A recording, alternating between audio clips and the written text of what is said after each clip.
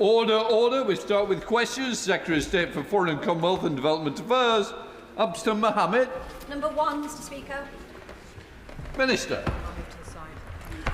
Mr Speaker, in November I made the first ministerial visit to Yemen in 6 years. I met the President and the Prime Minister to reaffirm the UK's unwavering support for a unified and stable Yemen. We support their commitment to reform and we continue to focus on delivering humanitarian assistance to all those in need in Yemen and using every diplomatic lever alongside our international partners to advance peace. The recent escalation of tensions in southern Yemen threatens to undermine those goals. We therefore welcome calls by Yemen's President for a dialogue addressing these issues and Saudi Arabia's offer to host a conference. We will continue to support efforts to achieve a swift diplomatic resolution.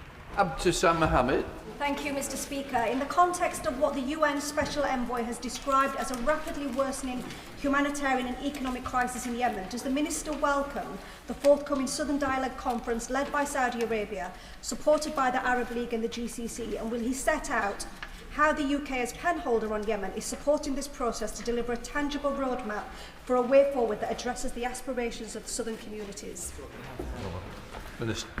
Mr Speaker, I do welcome Saudi Arabia's Southern Dialogue Conference. It's supported by the Arab League and the GCC, and it is a vital step amid a worsening humanitarian and economic crisis. As UN penholder, the UK is actively supporting this process through sustained engagement with Saudi leaders, the UN Special Envoy and regional partners to help shape a credible roadmap that reflects southern communities' aspirations. David Mundell. Thank you, Mr Speaker. In his statement on the 5th of January, the Minister referenced the United Arab Emirates then call for a ceasefire. What discussions has there been since then with the United Arab Emirates, and is that still their position?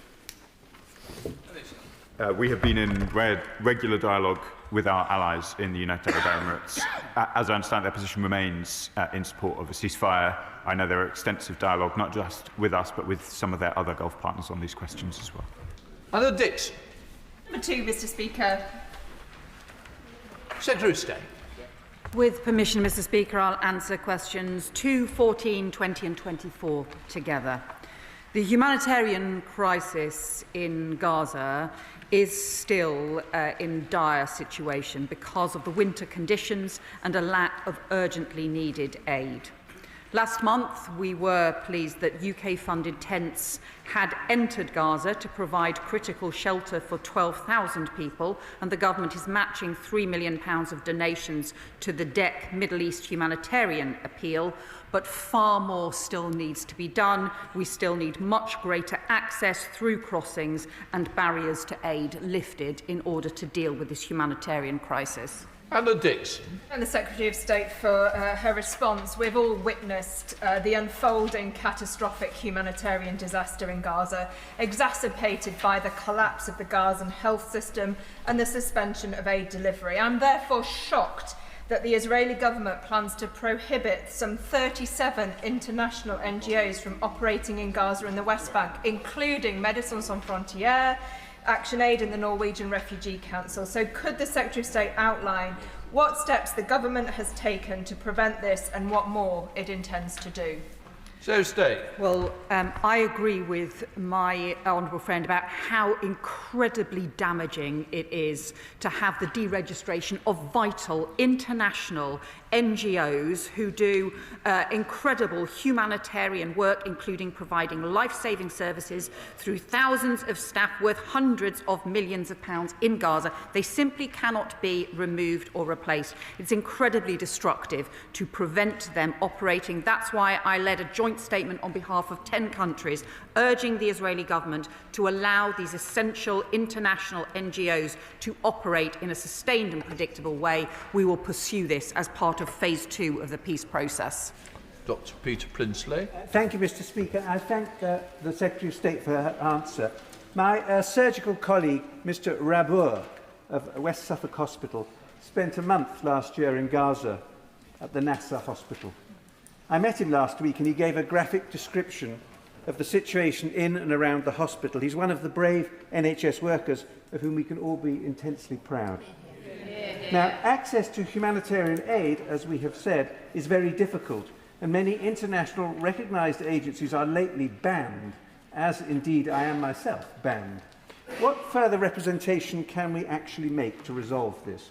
For surely it is in the interest of all people in Israel and in Palestine for this fragile peace to be preserved. Secretary of State.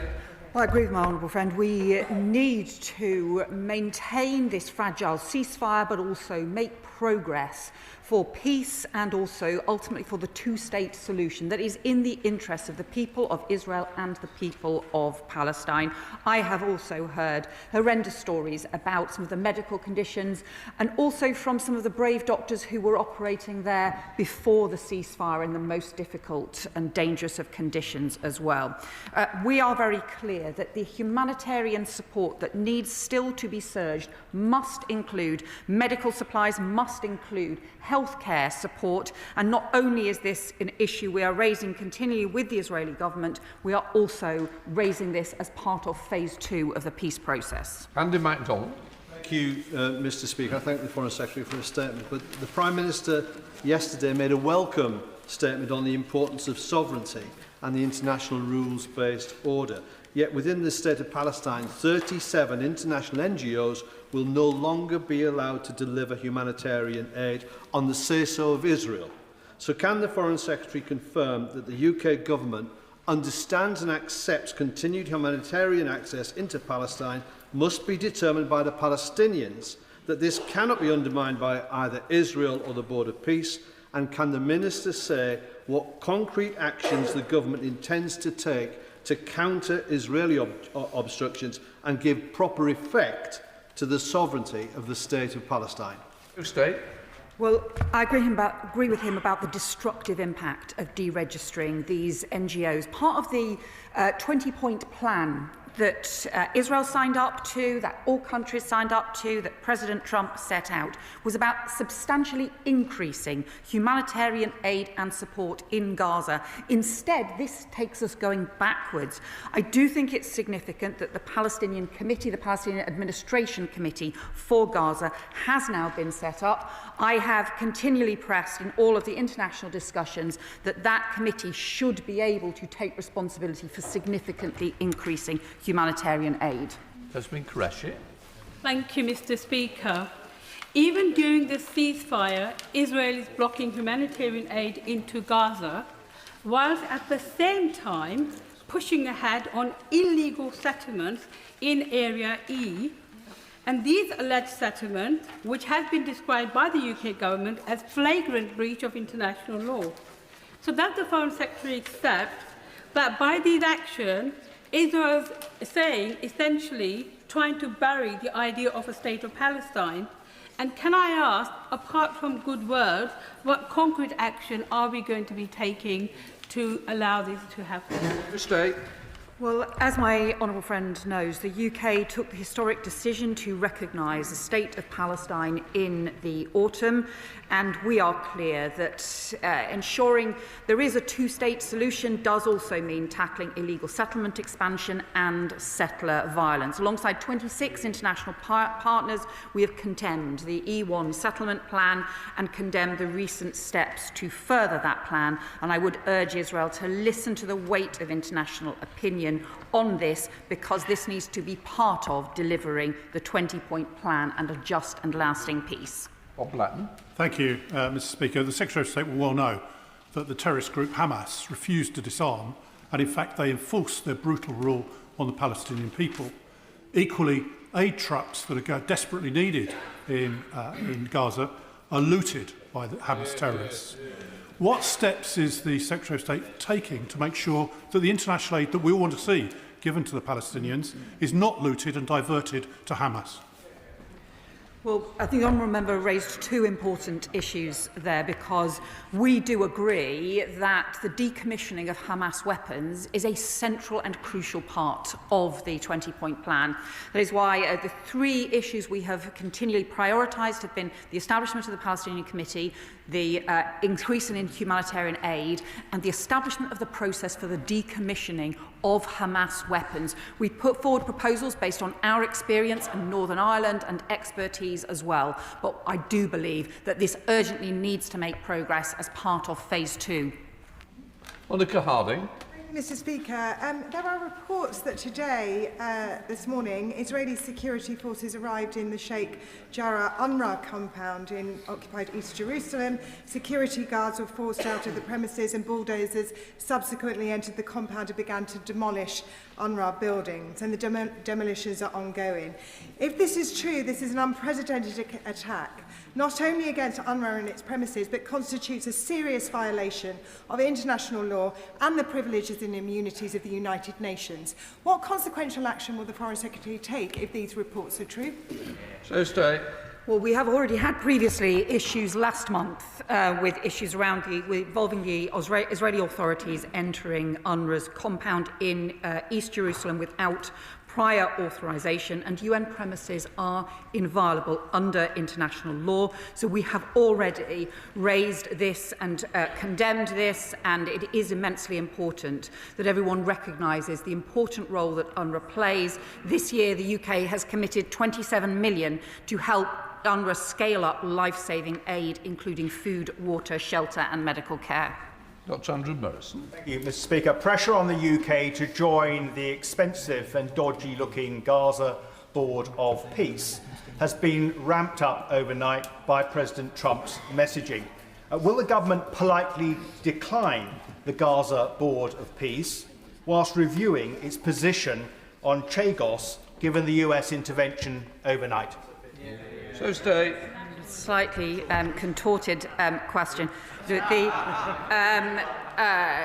On the issue, as the Honourable Member will know, that the Board of Peace proposal was originally part of the 20-point plan around Gaza.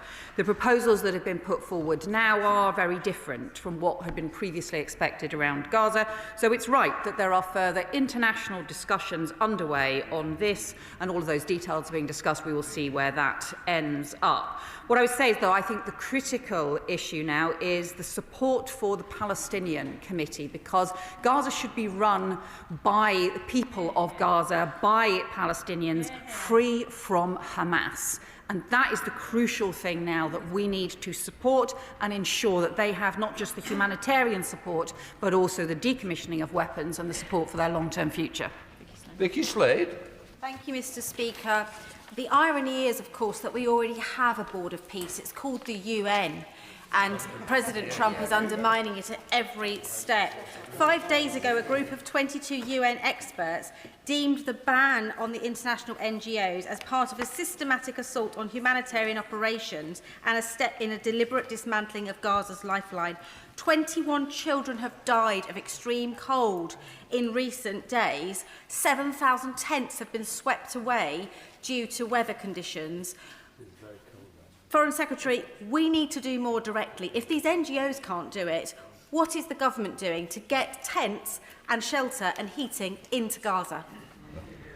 Well, nothing can replace the UN or its charter. Let us be clear about that. It's the bedrock of multilateral cooperation and international law. And I met the Secretary-General of the UN this weekend to reaffirm our support for the UN and the work that it does as part of the marking 80 years of anniversary of the United Nations this weekend. On the humanitarian issues, look, over 3,000 people have been affected by a new wave of heavy rains and strong winds across the Gaza Strip, even just over the last week, with huge concerns about hypothermia, collapsing shelter structures as well. That's why I also discussed with Tom Fletcher from the OCHA about what more we can do to ensure that support is being got into Gaza, and this has to be a priority for phase 2 of the peace process. Thomas.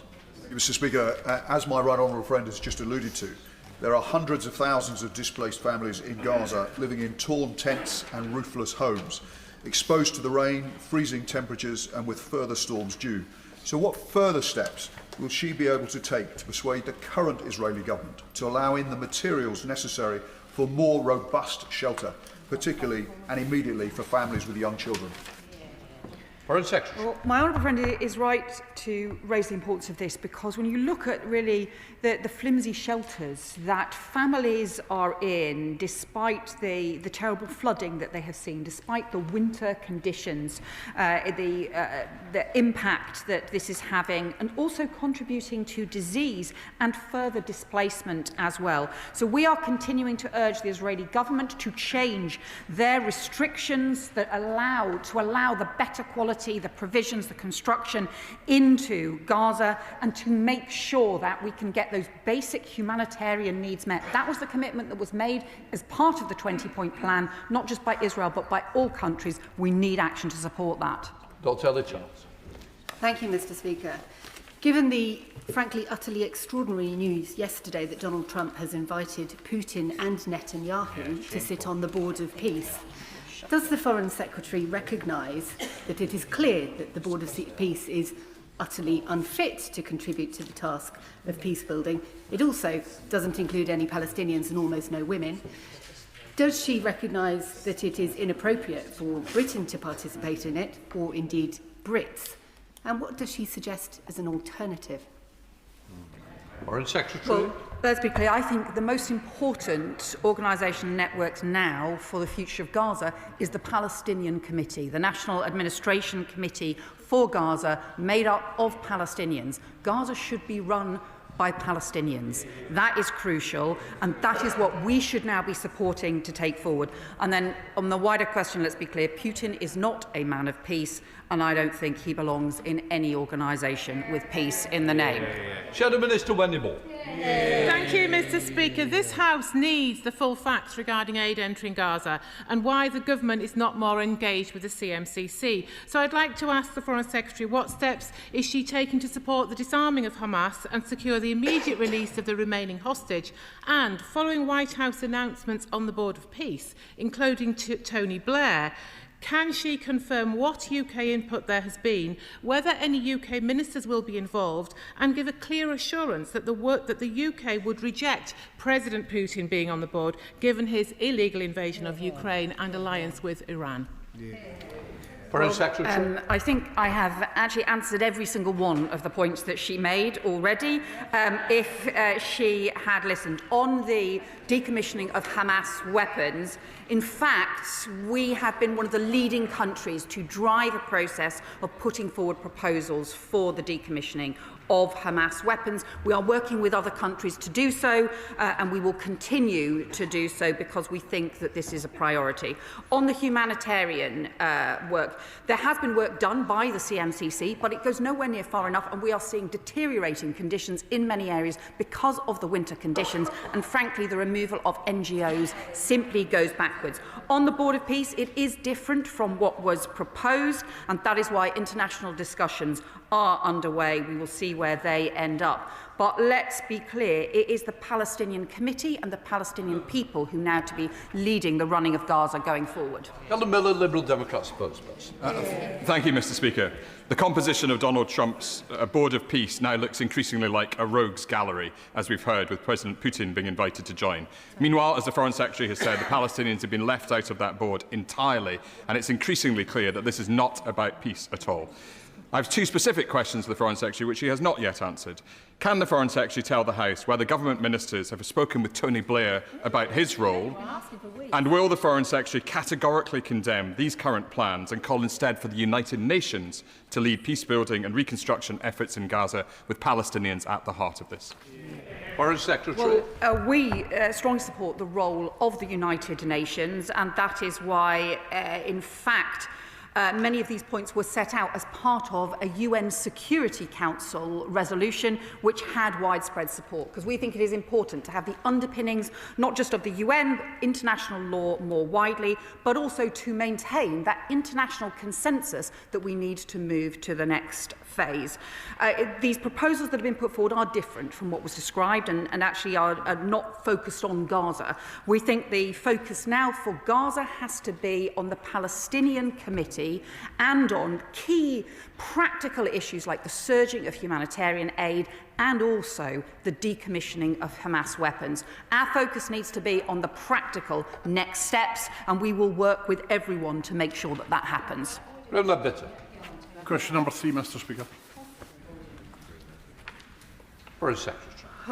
Mr Speaker, as I set out in the House yesterday, we continue to support the people of Greenland and to make clear that the sovereignty of Greenland is a matter for the future of Greenland, is a matter for the Greenlanders and for the Danes alone.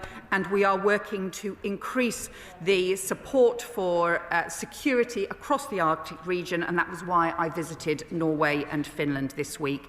And Mr Speaker, can I apologise that if, with your permission, that was a grouped answer to questions 3 and 7 together. Thank you, Mr Speaker. Yesterday, the Prime Minister attempted to justify the hesitant approach to Greenland, the US and the EU as an attempt to preserve the national interest. Yet there was nothing in the national interest about Brexit, a false hope deal that has left us far away from our European friends, desperately clinging to a US administration who don't care about our national interests. So does the Secretary of State agree with me that the UK are nothing but a cork in the ocean, bobbing around at this moment of international crisis, neither here nor there, and all because of a disastrous, isolationist, self-sabotaging Brexit? Foreign Secretary. What I say is the UK works with our NATO allies, some of whom are part of the EU, some of whom, like us and Norway, for example, where we have some of our closest partnerships, are not. But we believe that this is about strengthening our Arctic security, because the Arctic is the gateway for the Russian Northern Fleet to threaten the UK, to threaten Europe, but also to threaten the US and Canada as well. So Arctic security is a transatlantic security issue. Manderson. Speaker, and I thank the Foreign Secretary for her statement yesterday. I welcome the renewed recognition of the Arctic's strategic importance to Europe's collective security and the need for NATO as a whole to develop a more credible deterrence posture. Can she provide a further update to the House on how the government is using its diplomatic influence within NATO to drive a more coherent long-term strategy for Arctic security rather than relying on individual national responses? Foreign Secretary. I welcome my honourable friend's question. We have proposed a stronger role for NATO on Arctic security. So just as NATO currently has a successful Baltic sentry and an Eastern sentry, we are arguing for an Arctic sentry that brings together the operations, the intelligence sharing, the coordination for countries right across the Arctic, and also countries like the UK, who are heavily affected by Arctic security, even though we are not part of Arctic security. And that is why we are substantially increasing our presence in northern Norway and working with Norway on new groundbreaking frigates. Colin Miller, Liberal Democrat spokesperson. Thank you, Mr Speaker. With his threats against Greenland and now against her partners, including the UK, Donald Trump has driven a presidential motorcade through NATO and the entire system of post-war security. I'm pleased that the Prime Minister yesterday made his objections to Trump clear, but words are not enough. We must show President Trump that his actions have consequences and that we will do this in concert with our allies, as we are much stronger when we stand together. Yesterday, the Prime Minister ruled out the idea of preparing retaliatory tariffs to use only in the event that the President carries through with his threats on the 1st of February. Does the Foreign Secretary agree with me that we should take no options off the table when dealing with a corrupt bully like President Trump? Foreign Secretary.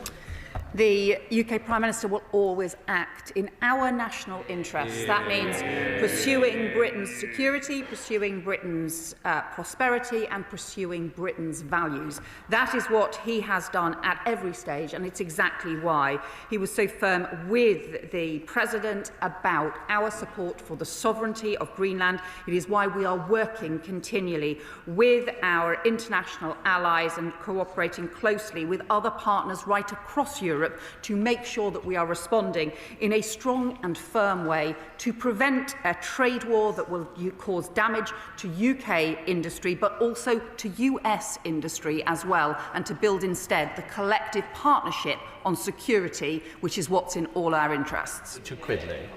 Mr Speaker. Minister. Thank you, Mr. Speaker. There is no place for forced labour in our global economy, especially when the victims are so often women, children and persecuted minority groups. We are working through a range of multilateral bodies, including the G7, the UN and the OSCE, to eradicate forced labour from supply chains. And we are currently reviewing the effectiveness of our rules around the responsible business conduct to ensure the UK continues to set the global standard in the elimination of forced labour. Richard Quidley. I thank the Minister for his response. However, the UK's Joint Committee on Human Rights has warned that without stronger action, we risk falling behind the EU and the US and even becoming a dumping ground for goods produced with forced labour. Will the government commit to introducing legislation that sends a clear and unequivocal message that the UK stands firmly against Uyghur forced labour and will not allow such products into our market? Minister. Can I thank my honourable friend for his question? We are clear that no company in the UK should have forced labour in its supply chain. We are committed to promoting and protecting human rights, including in Xinjiang, and we continue to work with international partners to hold China to account for their human rights violations. The government's review of responsible business conduct is considering a range of policy options to tackle forced labour. Sir Alex Shelbrooke. Thank you, Mr. Speaker. But, Mr. Speaker, as his right honourable friend, the Energy Minister, insists that we must move as quickly as possible to renewables, may I ask the Minister what steps does he have in place to ensure that the 90% of processed materials for renewables do not include slave labour and human rights abuses? Minister. Can I thank him for his question? We, of course, support voluntary human rights due diligence in businesses as recommended by the UN in its guiding principles on human rights. And as I've already mentioned in answer to my honourable friend, as part of the government's review on responsible business conduct, these will be part of the options we take forward as His Majesty's government. Number 5, Mr. Speaker. Minister. Well, thank you, Mr. Speaker. And we work closely with our international partners to deter and disrupt those responsible for malicious cyber activity. And to date, 42 international partners have supported UK activity to expose cyber threats. 74 countries are members of the Counter Ransomware Initiative led by the UK, and 27 countries have publicly endorsed the UK and France Pall Mall Code of Practice, which aims to tackle cyber proliferation intrusion tools. Mr. Speaker, the Minister will remember that when the Russia-backed Lockbit cybercrime network was smashed in 2024, it was the direct result of intensive collaboration between the United Kingdom, Europe and the United States, working together to defend Europe from Russia's hybrid attacks, which only seek to weaken our role in the world. Is this not a reminder that we are all safer on both sides of the Atlantic when we work together and never forget where the real threats to our national security come from? Minister.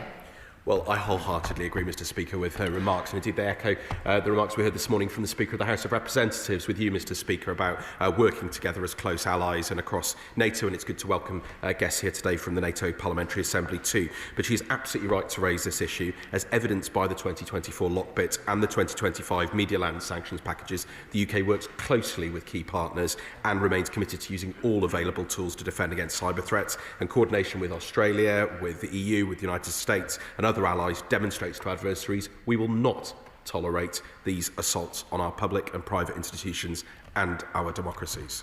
Jim Shannon. Thank you, Mr. Speaker. Can I thank the Minister as always for his very comprehensive response.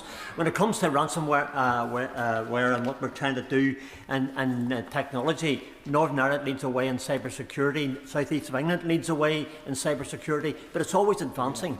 The Minister has responsibility to ensure that we're protected, I know that. At the same time, we need to ensure that the technology moves forward to equal our enemies or to outdo them.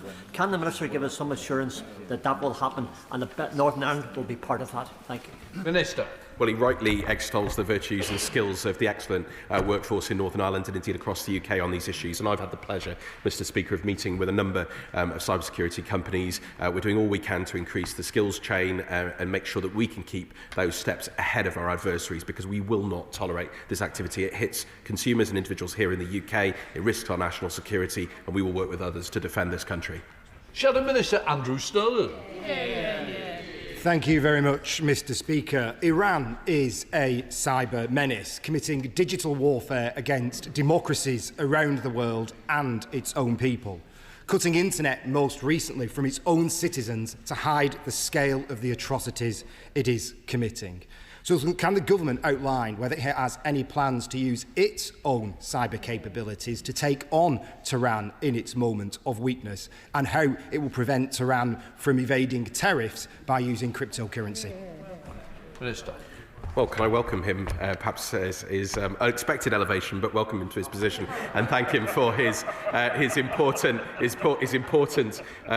question, which is on a very, very serious matter, which is the threat from our adversaries. And he is right to point out Iran. There are, of course, many others who are attempting to damage our national security, to hit consumers and individuals here in the UK. He will understand I'm not going to go into operational details on any matter relating to our cyber defences, but he can be assured that we keep the activities of our adversaries very, very closely in our mind, and we are taking steps to make sure we can defend this country against all threats from wherever they come.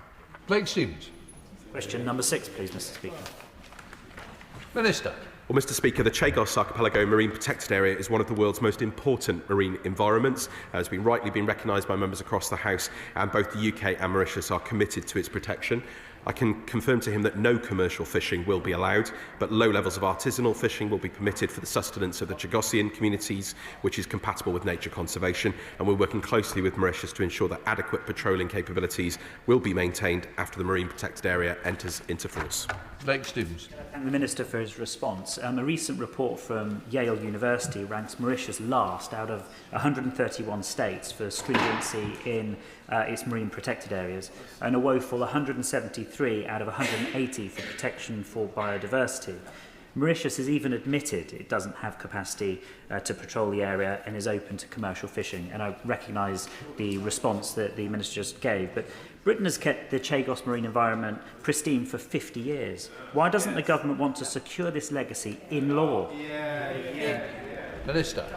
Well, with the greatest respect, because I know he raises these issues with sincerity, I was just very, very clear, and it was on the 3rd of November that Mauritius announced the creation of the Chagos Archipelago Marine Protected Area, and they've confirmed that no commercial fishing will be allowed in any part of the MPA. We're working very closely with them on the issues around patrolling, working very, very closely to protect the environment. These are important issues, and I can assure him that we are absolutely seized of them.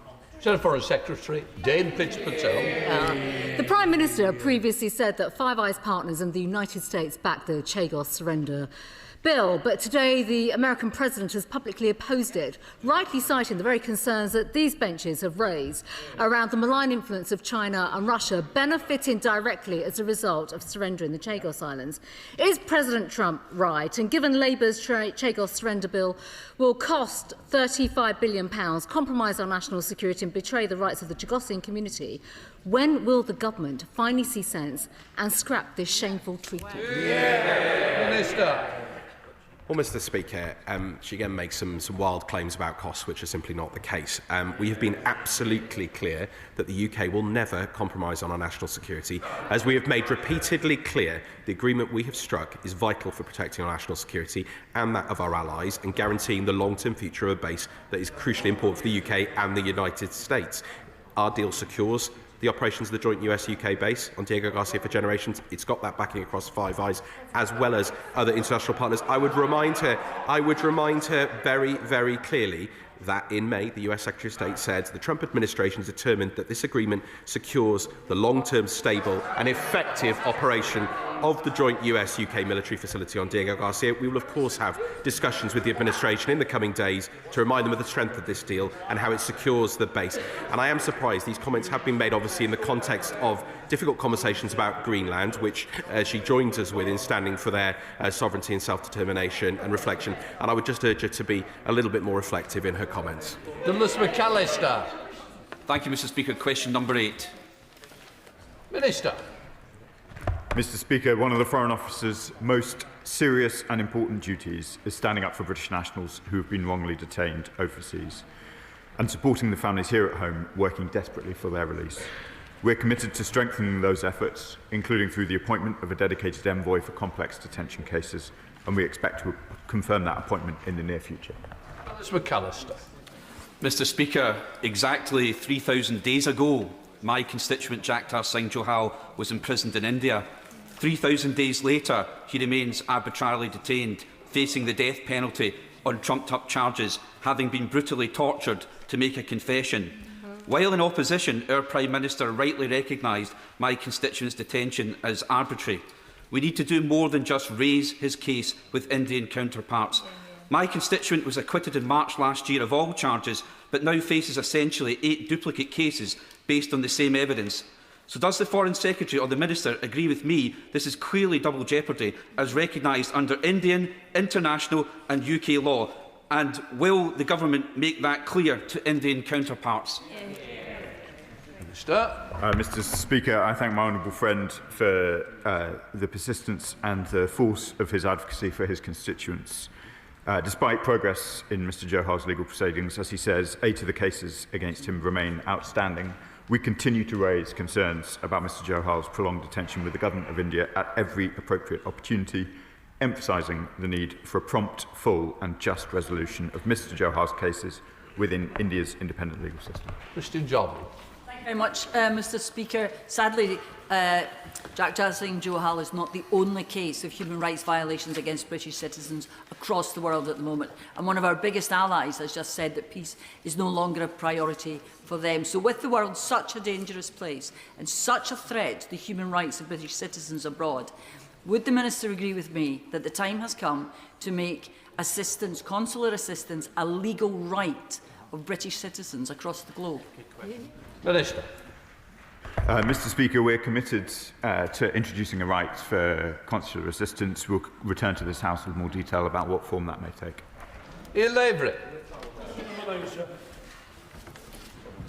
Minister. Mr. Speaker, we have consistently called on all parties to comply with their international humanitarian law obligations in Palestine, and where this government has had concerns about Israel's commitment to those obligations, we have taken decisive action. That has included stopping exports to the IDF that might be used in Gaza, suspending negotiations on a new free trade agreement, and last month voting in favour of a UN resolution which welcomed the ICJ's advisory opinion on Israel's obligations to allow life-saving humanitarian assistance to reach Palestinian civilians. Thank you, Mr. Speaker. In July 2024, the ICJ ruled that the Israeli occupation and settlements were illegal and must be ended and dismantled.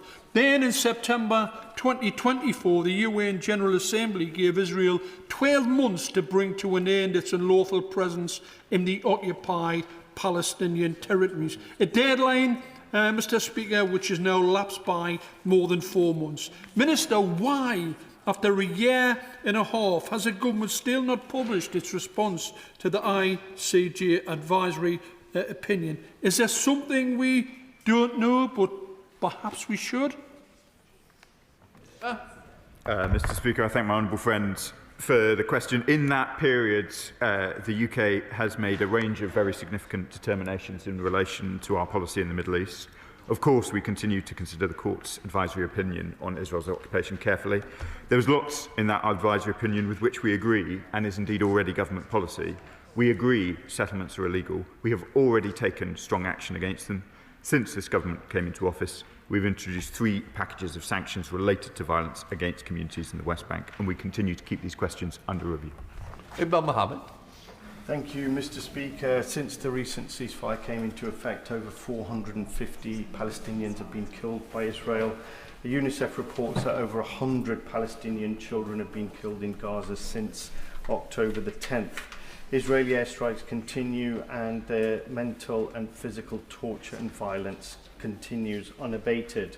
Can the Minister tell the children that are still alive in Gaza what action the UK government will take to force Israel to comply with international law and to allow essential humanitarian aid into Gaza, but also to make this ceasefire a real ceasefire and stop the killing? Minister. Mr. Speaker, I know how deeply so many of our constituents, indeed so many members in this House, consider these issues, raise these issues. We are continuing to take action in the way that the Foreign Secretary has already set out this morning, and those actions will continue. It is vital that the ceasefire holds, that we make progress in the 3 areas set out by the Foreign Secretary already, and that is the priority of these ministers. Thank you, Mr. Speaker. Question number 10, please. Minister. Thank you, Mr. Speaker. We are committed to international development, but we must modernise our approach to reflect the world we live in and the threats our country faces while maintaining economic stability at home. We are committed to meeting the ODA budgets that have been set out, but with less money we must focus on greater impact. Every pound must deliver for the UK taxpayer and the people we support, while we will sharpen our focus on humanitarian, health, climate and nature, underpinned by economic development. Thank you, Mr. Speaker. I thank the Minister for his answer. The United States government has cut funding for research and development into life-saving health solutions that help the world's poorest people. In this context, the UK has the opportunity to embrace world-leading scientists who are no longer welcome elsewhere. So will the government seize this opportunity to both continue progress on life expectancy in the global south and boost the UK's economy by increasing its spending on global health research and development? Thank you, Mr. Speaker. I can't comment on the US decision. It's a matter for the administration. In terms of our own support in the ODA context, as I've mentioned, one of those focuses now moving forward will be on health. And of course, we've announced previously to the House additional funding to tackling life-limiting conditions, particularly in the continent of Africa. So the work around health and life-saving work carries on. The conflict in Sudan is affecting millions of people, including thousands of women affected by horrific sexual violence. I've been hearing from aid workers on the ground who are working with those women. Can the Minister assure the House that despite aid budget cuts, support for the women victims of sexual violence in the conflict of Sudan will not be cut? Minister. Can I thank my honourable friend for her question, Mr. Speaker? I know what a huge issue and important it is to all members across the House.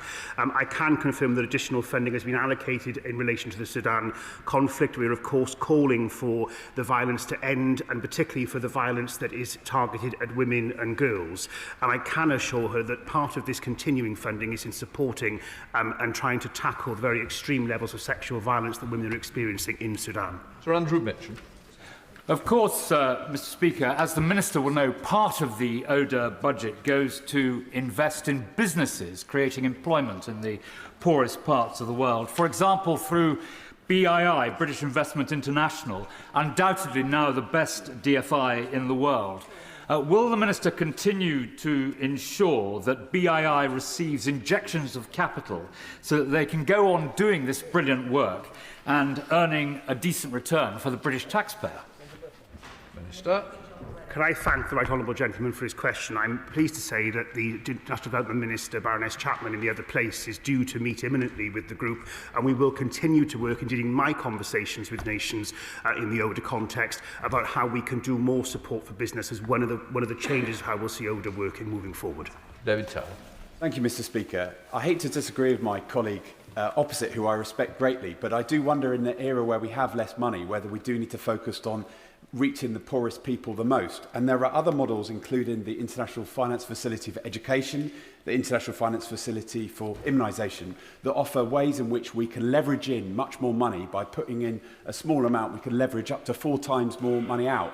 So would ministers meet with me and a Treasury Minister to discuss proposals like this so that we can look at innovative forms for development finance in an era of less ODA? Minister. Can I thank my honourable friend for his question, Mr. Speaker? I'm, of course, more than happy to meet with him as diaries allow. Gareth Hamilton. Number 11, please, Mr. Speaker. So stay. Mr. Speaker, the UK continues to support the Ukrainian people in the face of unrelenting Russian aggression, including the targeting of Ukraine's energy, infrastructure and civilians. On Friday, we were proud to mark the anniversary of the 100-year partnership that we agreed with Ukraine last year, and we will continue to provide support, both military and economic, and for their energy security as well. Good, that was. Thank you, Mr. Speaker. The Association of Ukrainians in Great Britain, Bolton branch, is situated in my constituency of Bolton North East, helping families settle and keeping those community ties strong.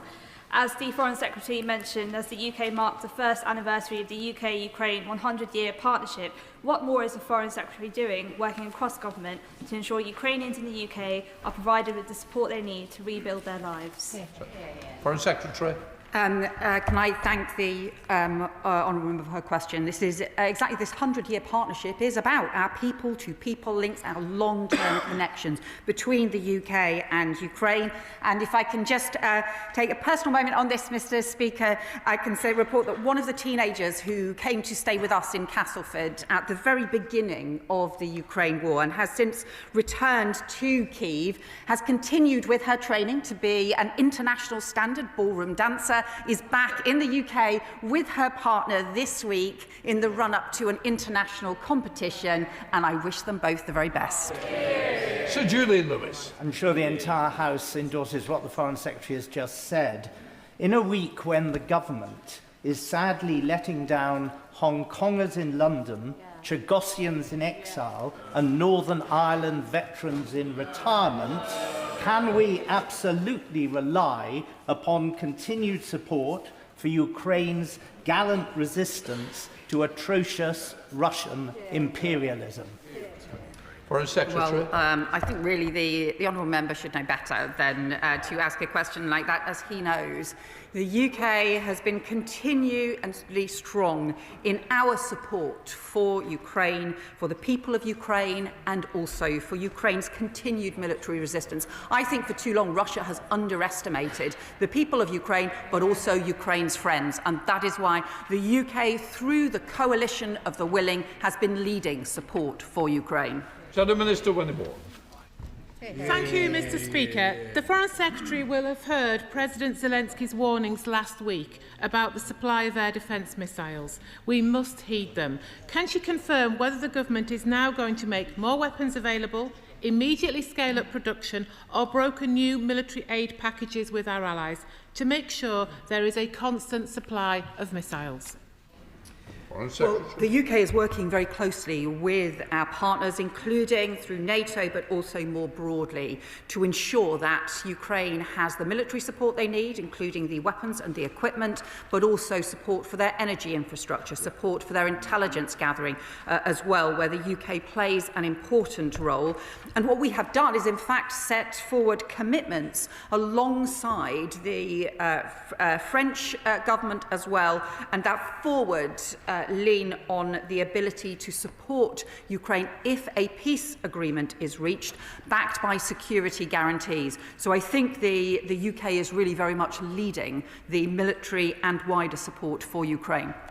Dan Carden, starting topicals. Topical number 1, Mr. Speaker. Secretary. Mr. Speaker, in a few weeks' time, we will reach the 4th anniversary of the Ukraine war, and extreme efforts have been made over recent months to pursue a just and lasting peace, but still we have seen no sign that Russia is willing to make peace. And in the early hours of today, Russia attacked Ukraine with 34 missiles and 339 drones.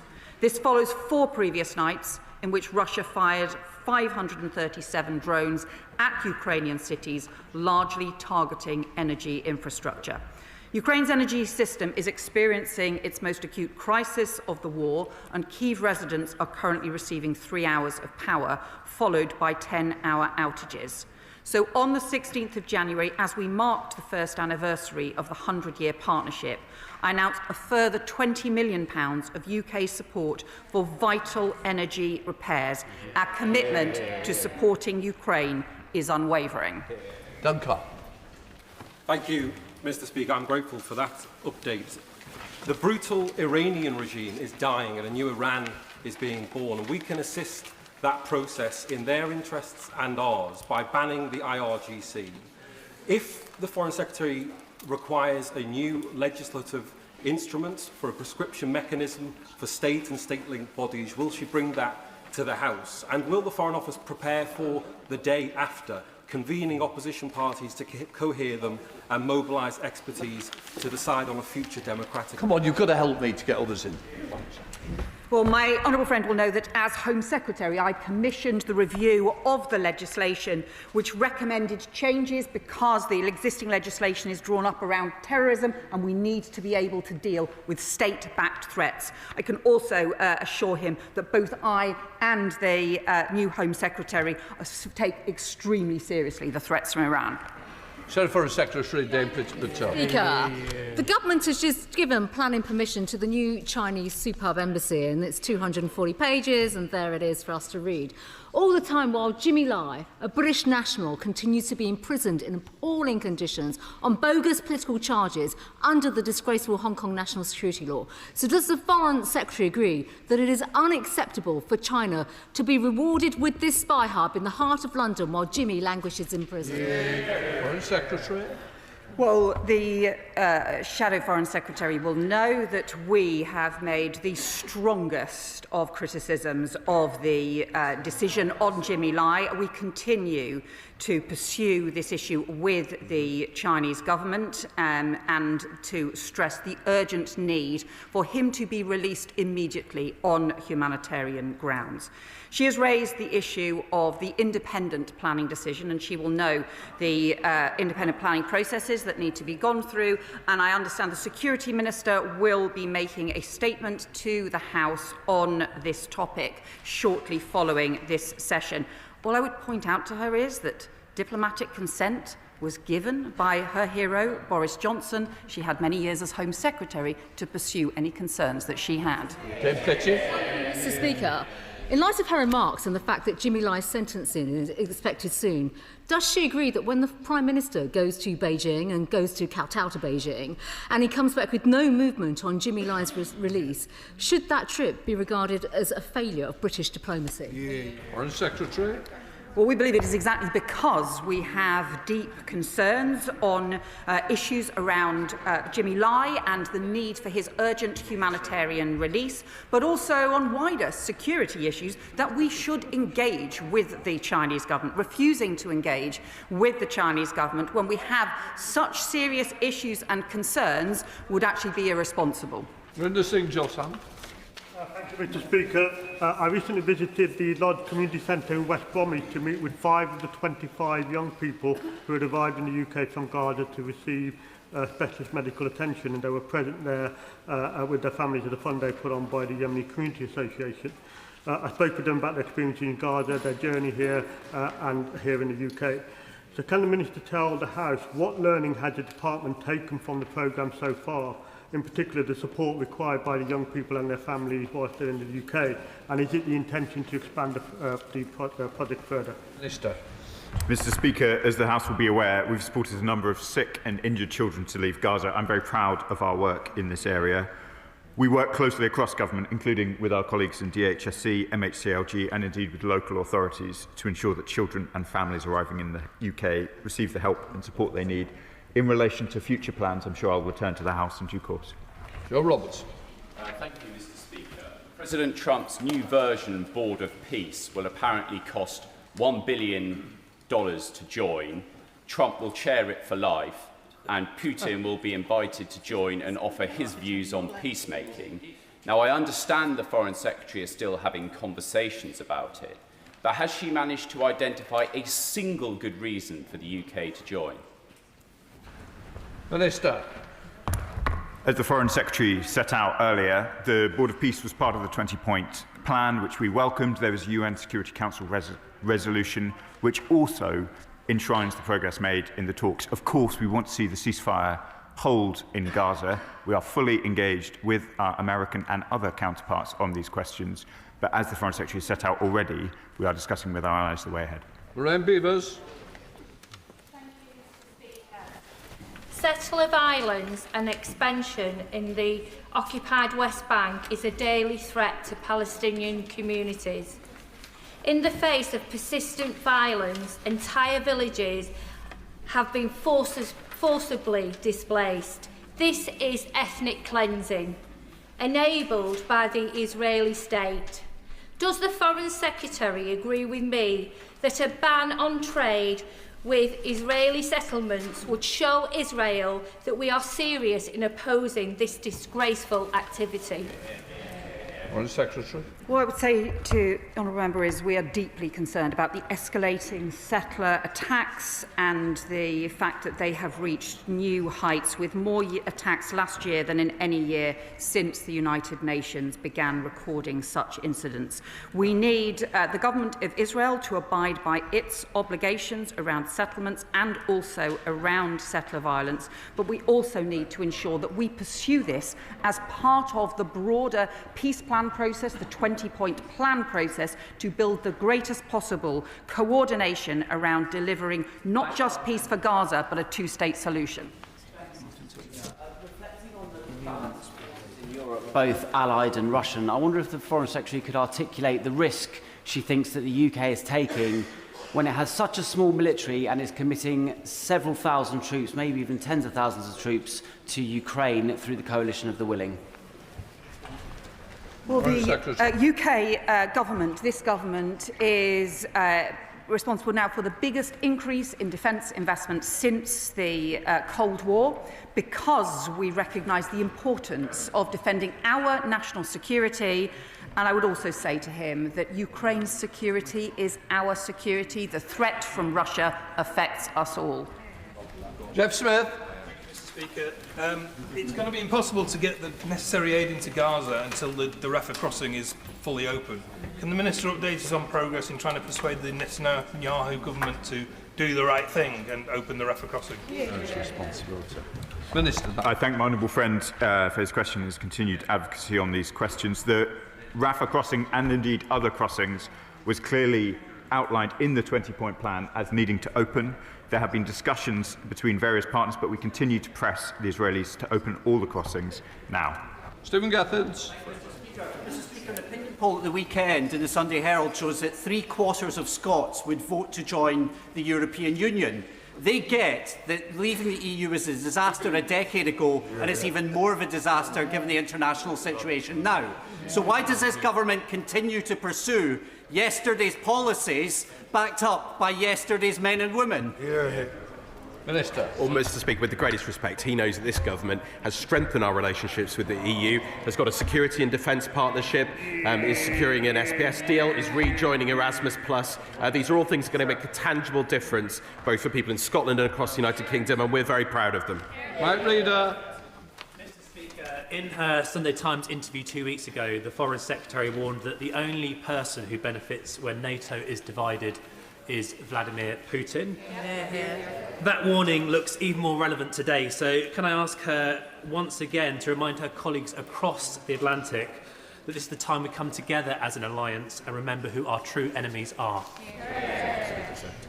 Well, I gather that their sentiment was expressed by the Speaker of the House of Representatives, US Speaker of the House of Representatives, Mike Johnson, who has been with us in Parliament over the last few days. I think there are many people on both sides of the Atlantic, across Europe and across North America, who recognise the importance, the vital importance of our NATO alliance, of keeping all of us safe.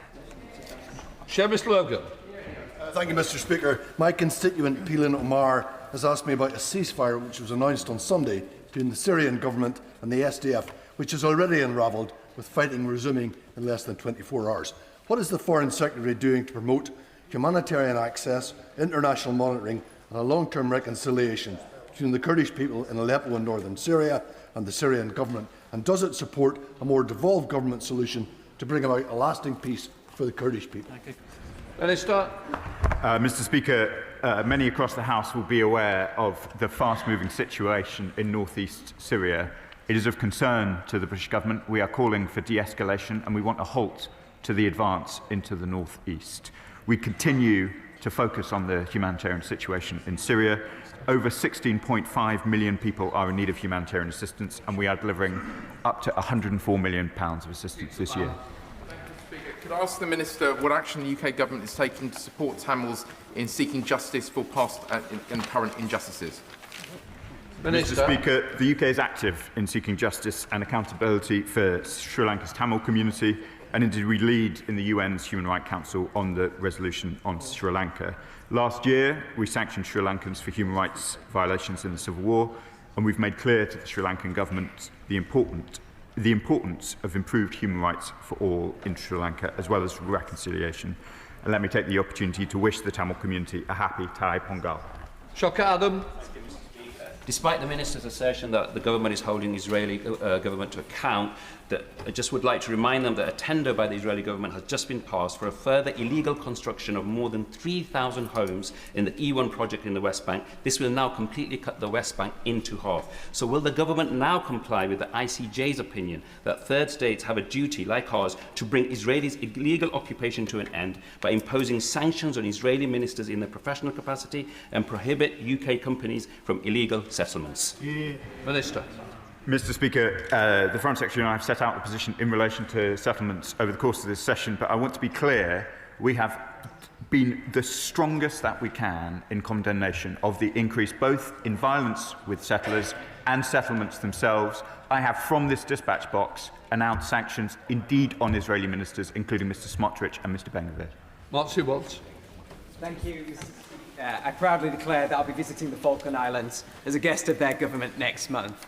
What can the UK government do to alleviate EU tariffs of between 6 and 18% on their fishing exports so that the Falklands government have more money to spend on health, education and their treasured environment? Minister. Well, Mr. Speaker, we remain strong defenders of the Falkland Islands as part of our great British family globally. And I was pleased to speak with the new Legislative Assembly just the other day. It's, of course, the Brexit deal that the previous government negotiated that left the Falklands out when it comes to tariffs. But we continue to work very closely with them on a range of trade and tariff issues and have done so successfully in relation to the United States. Jeremy Corbyn. Thank you, Mr. Speaker. The Israeli occupation of the West Bank has resulted in almost 1,000 deaths over the past year and a half.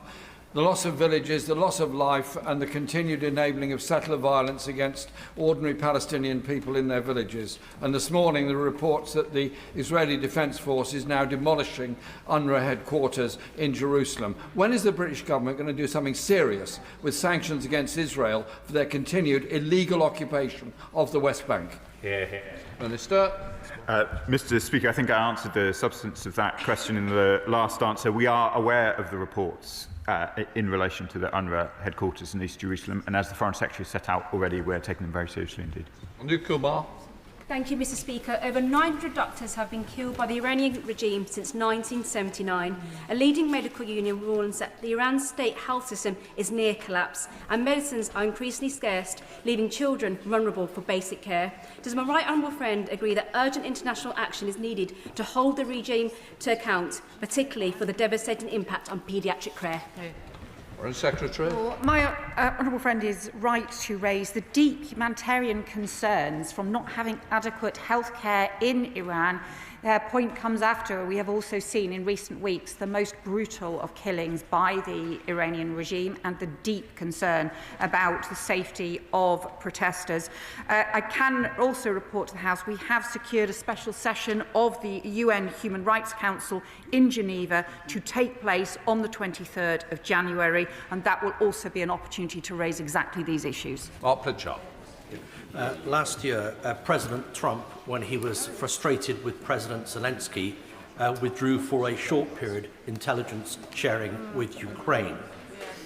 Can the Foreign Secretary, overseas GCHQ and MI6, assure the House and my constituents that should such a threat at some point develop from the White House, that intelligence sharing will be withdrawn, even for a temporary period, with the United Kingdom, that the Foreign Secretary will remind the US President and her counterpart that this Five Eyes partnership keeps Americans safe every single day of the week as well?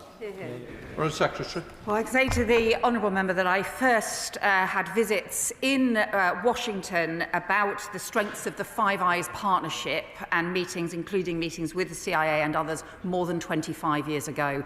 Our Five Eyes partnership runs back many generations now and is deep and important, and also continues to take incredibly seriously the threats from Russia in Ukraine. Marshal de Cordova. Thank you, Mr. Speaker. With 2 out of 3 FCDO funded programmes dedicated to disability inclusion coming to an end this year, what targets will this government set to ensure that its remaining programming will prioritise and can be accessed by disabled people, 80% of whom live in the Global South? And can the Minister also offer some assurances that there will be sufficient capacity within the FCDO to support disabled people across the globe? Minister. Can I thank my honourable friend for her question? The UK has long promoted global disability rights, and our global programmes are supporting disability inclusion in health, education, employment, plus access to innovative assistive technology. In addition to our work mainstreaming disability inclusion across FCDO's priorities, the UK is co-chairing the Global Action on Disability Network to strengthen international coordination on disability rights and accelerate this progress, including in the Global South. James Wilde. Thank you, Mr. Speaker. The Iranian regime is killing protesters in their thousands, and the communication blackout is enabling abuses to happen away from the public view. The Minister said yesterday they must restore the internet. What is the government doing with partners so we can hear the voices of these freedom fighters? Minister. As I said to the House yesterday, Mr. Speaker, we treat the blackout of the internet in Iran as a breach of the human rights of the Iranian people. We continue to work on this with our partners for the reasons that my ministerial colleagues have set out. I won't give further commentary on operational business. To Danny Chambers. Mr. Speaker, allies do not threaten each other, either military or economically, and so the whole House will be troubled by comments from the Trump administration over the last couple of days. What is the Foreign Secretary doing to communicate with our NATO allies to the Trump administration how unacceptable this is, and what are we doing to ensure the integrity of our NATO alliance? Foreign Secretary. Well, the honourable member will know the Prime Minister has spoken to the President. I have spoken to Secretary of State Rubio. As I set out in the statement yesterday, tariff threats are no way to treat allies, but it is also important now we strengthen our international cooperation on issues like Arctic security, whilst respecting sovereignty and collective security, and that means the sovereignty of Greenland at its heart. John Whitby. Speaker, Israel is the only country in the world that automatically and systematically prosecutes children in military courts, trying between 500 and 700 Palestinian children this way each year. According to Save the Children, these children are at serious risk of contagious disease, hunger and abuse. Can the Minister reassure me that the government is doing all it can to put pressure on the Israeli government to end this practice? Minister. Mr. Speaker, we are deeply concerned about the detention of Palestinian children by the Israeli military, and indeed about the allegations that he refers to.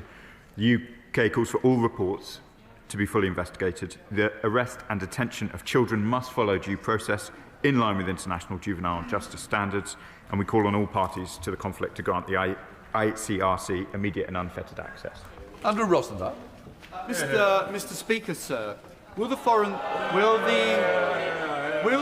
Secretary explain that if, and rightly so, she supports the self-determination of the Greenlandic people as part of the Kingdom of Denmark, why does she not also support the self-determination of the Chagosian people to remain a British overseas territory?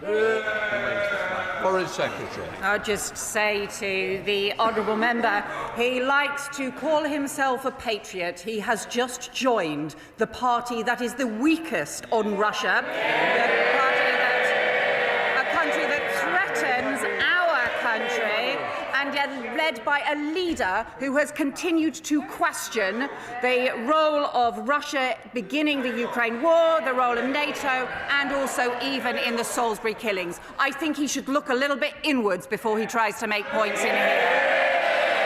Chair of the Select Committee, Sarah Champion. Thank you, Mr. Speaker. Foreign Secretary, given the scale of the FCDO planned budget reductions and significant staffing cuts, what assessment has been made of which policy areas will be deprioritised as a result of these measures? What redundancy mitigation steps have been undertaken in line with the 2016 civil service protocols? And how these changes are expected to impact both UK personnel serving overseas and country-based staff? Well, my honourable friend will know as that we have been doing extensive work to ensure that the Foreign Office is focused on the key priorities and also in delivering for the national interest. She will know too that there was an expansion in the staffing, including the UK-based staffing of the Foreign Office quite significantly over the previous 5 years, and actually it is right that we ensure the Foreign Office is now most focused on both the national security issues, the prosperity issues, and also many of the issues she and her committee are concerned about around international development as well. And will continue to provide information to her committee on this. More. Mr. Speaker, a 14-year-old child, the son of my constituent, Mr. Greaves, has been detained by the French state for 440 days. He's a British citizen with no dual nationality. He has had no schooling in that period of time, and most concerning of all, has not even received a single welfare visit by the British Consular, despite having been chased many times. So will the Foreign Secretary intervene personally in this case and meet with me to be able to secure a welfare visit? Mr. Speaker, I'll be happy to meet with the honourable gentleman to discuss the case. Alex Sobel. Thank you, Mr. Speaker. Last week, Uganda held elections. There were wide-ranging accounts of people being prevented from going to polling stations, ballot stuffing. In one polling district, there were more votes cast than there were electors. Now there's widespread violence, and the son of the so-called president of Uganda has threatened to murder the leader of the opposition, Bobi Wine, who lost the election. What can the Foreign Secretary tell me about the veracity of the elections, what she's doing to protect British citizens in Uganda and to ensure the safety of members of the NUP there as well? Can I thank him for his question? We have consistently advocated for peaceful and credible elections and encourage any disputes to be addressed through peaceful and legal means. In relation to the opposition leader, we've engaged across the political spectrum to advocate for peaceful elections, and including for the opposition candidates to be able to campaign freely and safely, and we continue to do so, including through our High Commission. Dr. Pinkerton. Thank you, Mr. Speaker.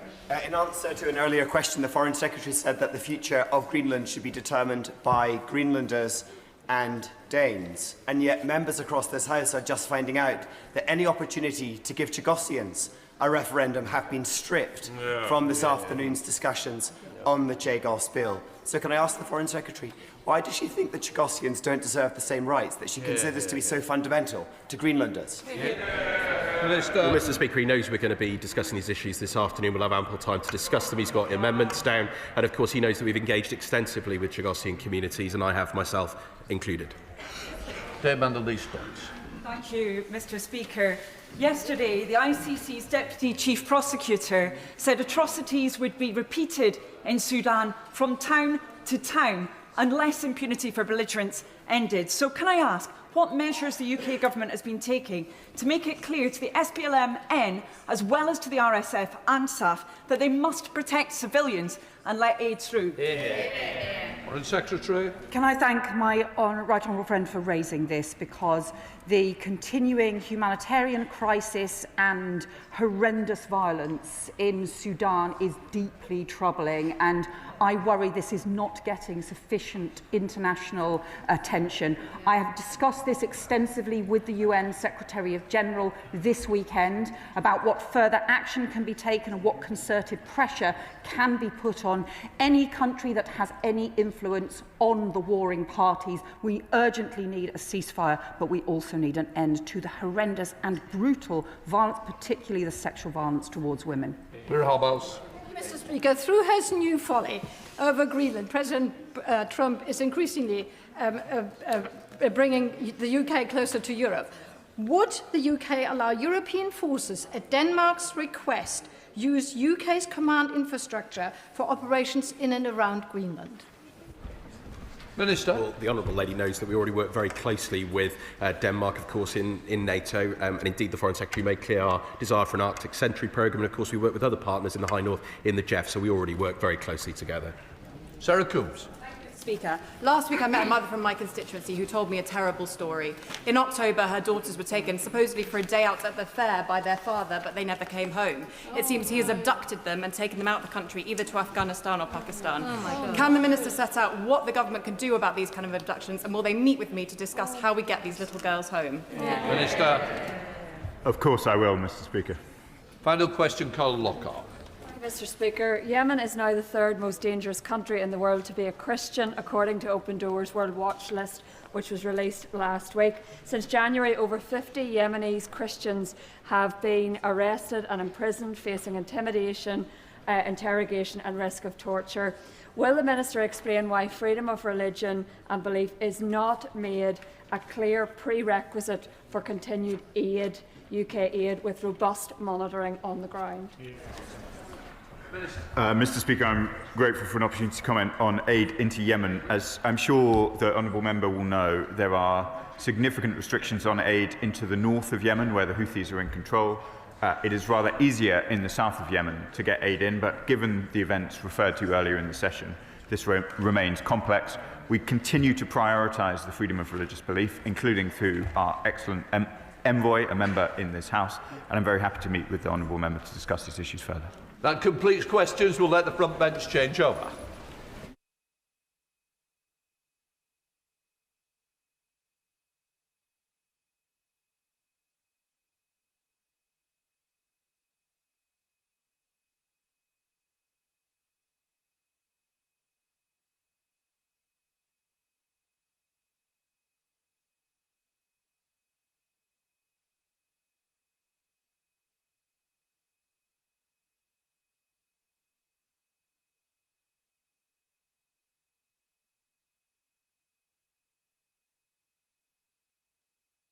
Right, we come to the first statement. Secretary of State, Liz Kendall. Thank you. With permission, Mr. Speaker, I'd like to make a statement on the next steps this government will take to keep children safe online and give them the childhood they deserve. Last week, I said in this House that AI and technology have huge potential to create jobs and growth, diagnose and treat disease, transform our public services, and so much more besides. But this government knows we will only seize this potential if the benefits of technology are felt by all, not just a few at the top, and above all, if people know they and their children are safe online. We've already made significant progress on this crucial issue. The Online Safety Act brought in one of the most robust systems globally, with groundbreaking steps to tackle illegal content and activity and to protect children from harmful and age-inappropriate content. But we have long known there is more to do. My first act as Secretary of State was to make online content that promotes self-harm and suicide a priority offence. So platforms must take proactive steps to stop users seeing this material in the first place and to swiftly take it down if it appears. Hear, hear. We have also made intimate image abuse and cyber flashing priority offences. And we've introduced an offence in the Crime and Policing Bill to criminalise AI models which have been optimised to create child sexual abuse material. 8 days ago, in response to the abhorrent and illegal spreading of sexualised deepfake images of women and children without their consent by Grok, I said we would uphold British values and British laws. That we would fast-track legislation making it an offence to create non-consensual intimate images, and that I would make this a priority offence under the Online Safety Act too. Since then, I am pleased to say X has announced it will ban the generation of intimate images of real people, something that will be carefully monitored, but which I and the government have welcomed. But, Mr. Speaker, the story does not end there. I know up and down the country, parents are grappling with how much screen time their children should have, when they should give them a phone, what on earth they are seeing online, and the impact all of this is having. Yesterday, I met with bereaved families who have suffered the most unimaginable tragedy as a result of what their children have experienced online. One of the most devastating discussions I've ever taken part in, and I pay tribute to their courage and dignity. I know that many parents are deeply worried about a whole range of other impacts on their children. The consequences for their mental health, their concentration and sleep, their sense of self-esteem, their ability to learn and to explore the online world without fear. We are determined to help parents, children and young people deal with these issues with a lasting solution that gives children the childhood they deserve, enhances their well-being and prepares them for the future. Last year, the government said, in response to the private member's bill on protecting children online, from my honourable friend, the member for Whitehaven and Workington, now Minister for Children and Families, that there would have to be further action on these issues. Since I was appointed to this role, I have been urgently considering this issue because keeping children safe online is a top priority for the government and me personally. So today I can tell the House we will bring forward a swift 3-month consultation on further measures to keep children safe online. This will include the option of banning social media for children under 16 and raising the digital age of consent to stop companies using children's data without their or their parents' consent. The consultation will include a range of other options too, such as whether there should be curfews overnight, breaks to stop excessive use or doom scrolling, how we ensure more rigorous enforcement of existing laws around age verification, and action to address concerns about the use of VPNs to get around important protections. We will consult with parents, the organisations representing children and bereaved families, technology companies, and, crucially, with children and young people themselves, because their views and voices must be heard. We will look closely at the experience in Australia, which, as many people know, has just introduced a ban on social media for the under-16s.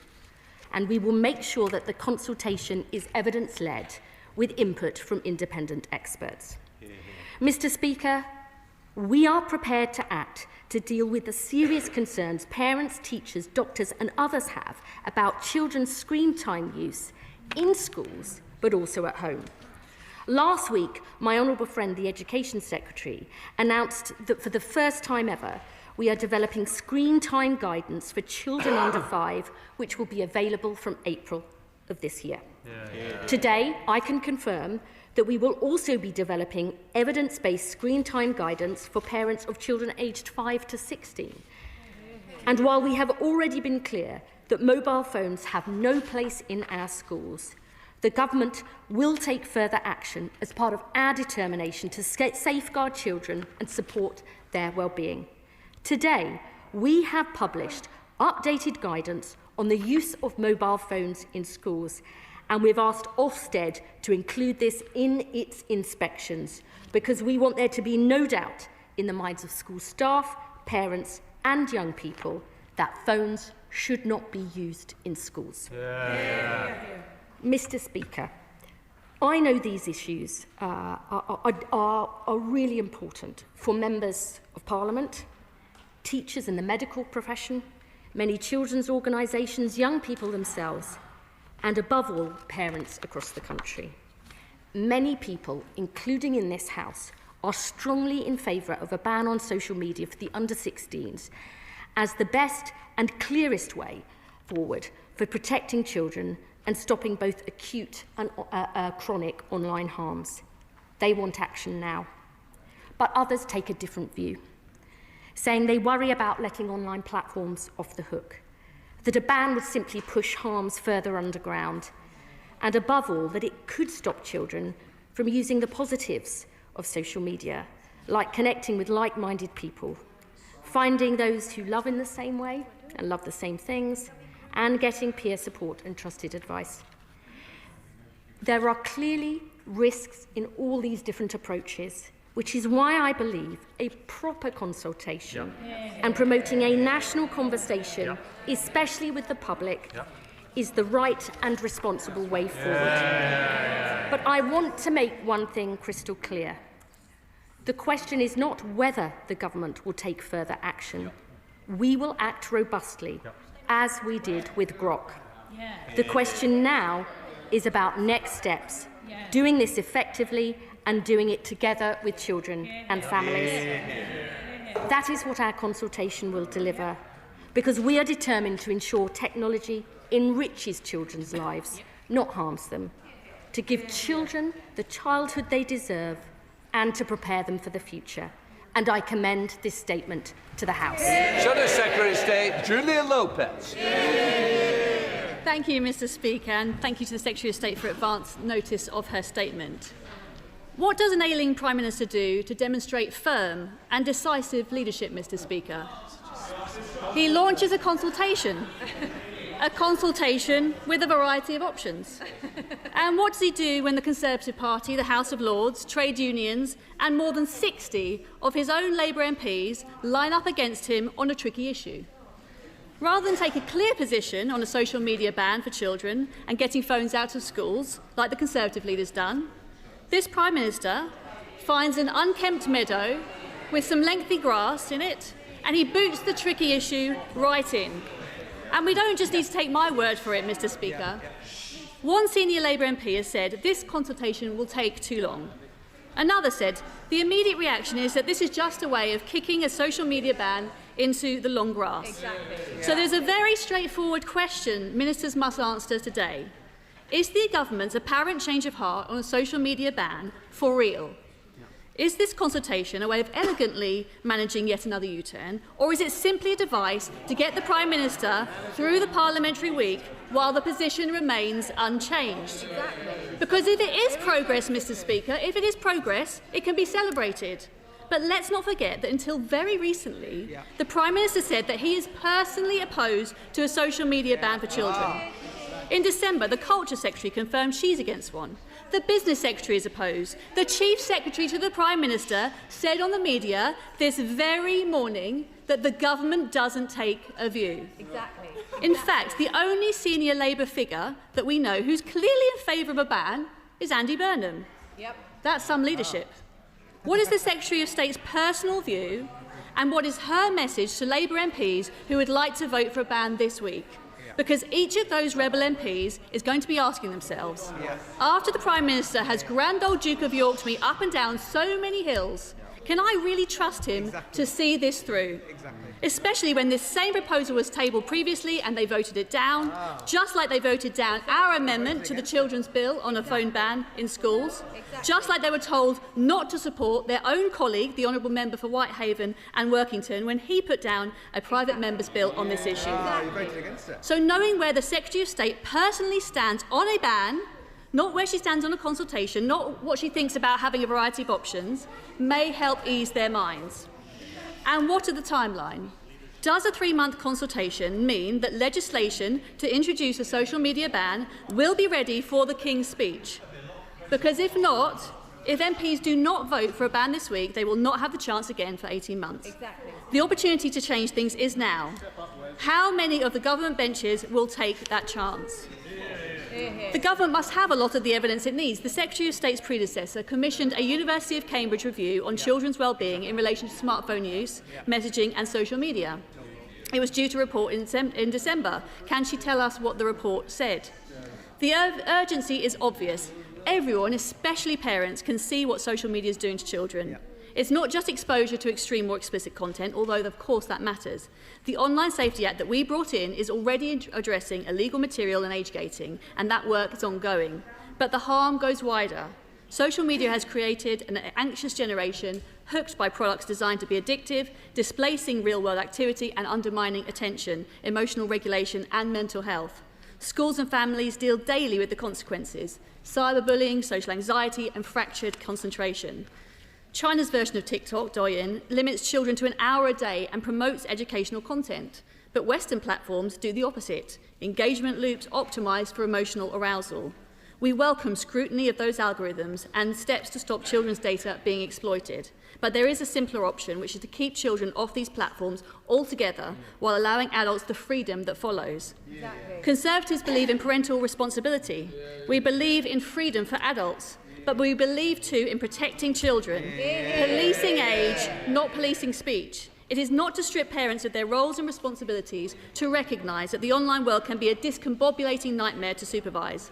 It is not to be a modern-day Mary Whitehouse to worry deeply about children being exposed to images and topics they are simply not equipped to deal with. Hear, hear. This consultation also includes a rethink on phones in schools, and I see the Education Secretary is in her place, after months of her telling us that it was a gimmick and unnecessary, despite most secondary school pupils saying that phones are still used extensively. By when will phones be banned in schools, and how quickly will Ofsted enforce this? And are they enforcing against guidance, or are they enforcing against the law? Because guidance is simply not enough. We must be upfront that the challenges of implementing any social media ban are real. We support the government as it navigates them because we want this to work. But can the Secretary of State make clear that digital ID will not be a requirement to pass age verification on social media sites? The truth is, Mr. Speaker, that the internet grew as a pioneer society with consequences we're all reckoning with. It now needs to be retrofitted with very clear rules for children. They need to be protected. Other countries are taking the approach of a social media ban. Will this government in the UK do the same? Secretary of State. The Honourable Lady talks about leadership. Can I just remind the House that last week, when the Prime Minister and I showed strong and firm leadership on X and Grok, she claimed the issues were a legal grey area when they're not, and she compared our stance to that of the mullahs of Iran, which would be laughable if it was not so offensive. She asked whether we have published the research by Professor Orban. Yes, we have. We have published that today, and we are going further with some... I want to hear the Secretary of State. The two front benches having this private conversation isn't helpful. Ms Kendall. I mean, if she doesn't like me repeating her words back to him, she shouldn't say them. She asked whether we have published the research from Professor Orban. Yes, we have published that today, and I should say we have gone further with some short, sharp trials on different interventions, the impact that they may have, because I think it's really important. The evidence is evolving. We need to go faster on that, but it will not cause delay in our action. She mentions Ofsted. I mean, maybe she doesn't understand that the Chief Inspector of Ofsted has actually welcomed the new guidance today, which I think is a really important step forward. No. I want no more, and I genuinely mean this. This is continuing from it. I just don't like... For somebody who's meant to be looking after education, I think we all need to set examples. Liz Kendall.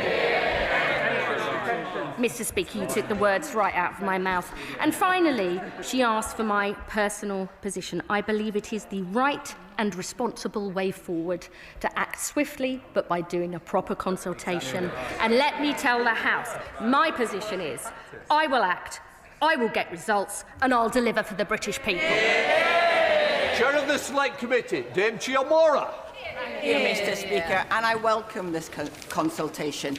We know that technology has changed childhood. We believe it has changed child socialisation. We think it may have changed brain development, perhaps even motor neuron skills, but there is little concrete evidence beyond the individual terrible stories and, of course, the profits of the big tech platforms. And that is why my committee will soon be launching its digital childhood inquiry to examine these issues, hopefully in time to respond to the consultation. But can I urge the Secretary of State not to assume that a ban will be the answer to the challenges that technology poses. We need to make tech work for all of us now. And so can I ask her to review her department's refusal to accept the recommendations of my committee's inquiry into social media and algorithms, particularly with regard to platform responsibility, user control, digital advertising and social media business models. I want to thank my honourable friend for that powerful and sensible question. I really welcome the review that her committee is doing. I think that's a hugely important issue, and that we see this not only about social media, but the use of phones and the issues for children of the world that we now live. I think that's very important. She will know when I gave evidence to her committee that I am constantly reviewing our position on all the very important points she raised and her committee raised during their last report, and in particular that my honourable friend, the Minister who's joint with DCIT and DCMS, is actually taking forward the question of advertising, social media, digital platforms, to look at the impact that that can have, and that is a firm commitment from the government. Victoria Collins, Liberal Democrat spokesperson. Thank you, Mr. Speaker. Last year, I carried out a Safer Screens tour in Harpenden and Berkhamsted, hearing directly from young people, because for us, it is those children, those young people at the heart of this. Teenagers shared concerns about extreme content pushed by algorithms, but also about being glued to their screens alongside their younger siblings. One said, "It's as addictive as a drug, and I feel the negative impacts every day." Another pleaded, "Help, I just can't stop." Last week, over 1,700 parents emailed me calling for the social media ban. One mother said that social media for her 2 boys fills me with dread. Another highlighted how anxiety, reduced attention, online bullying and exposure to harmful content are becoming common topics among families. Parents, teachers, experts and young people themselves are crying out for action. That's why the Liberal Democrats have long raised this as a public health issue. We pushed to raise the digital age of data consent to 16, tackling addictive algorithms. We voted to ban phones in schools and called for health warnings. Now, the Liberal Democrats have tabled an amendment in the other place to ban harmful social media for under 16s based on a film cell age rating extending to 18. We also reset the default age of social media now to 16 with strong age assurance, because enough is enough.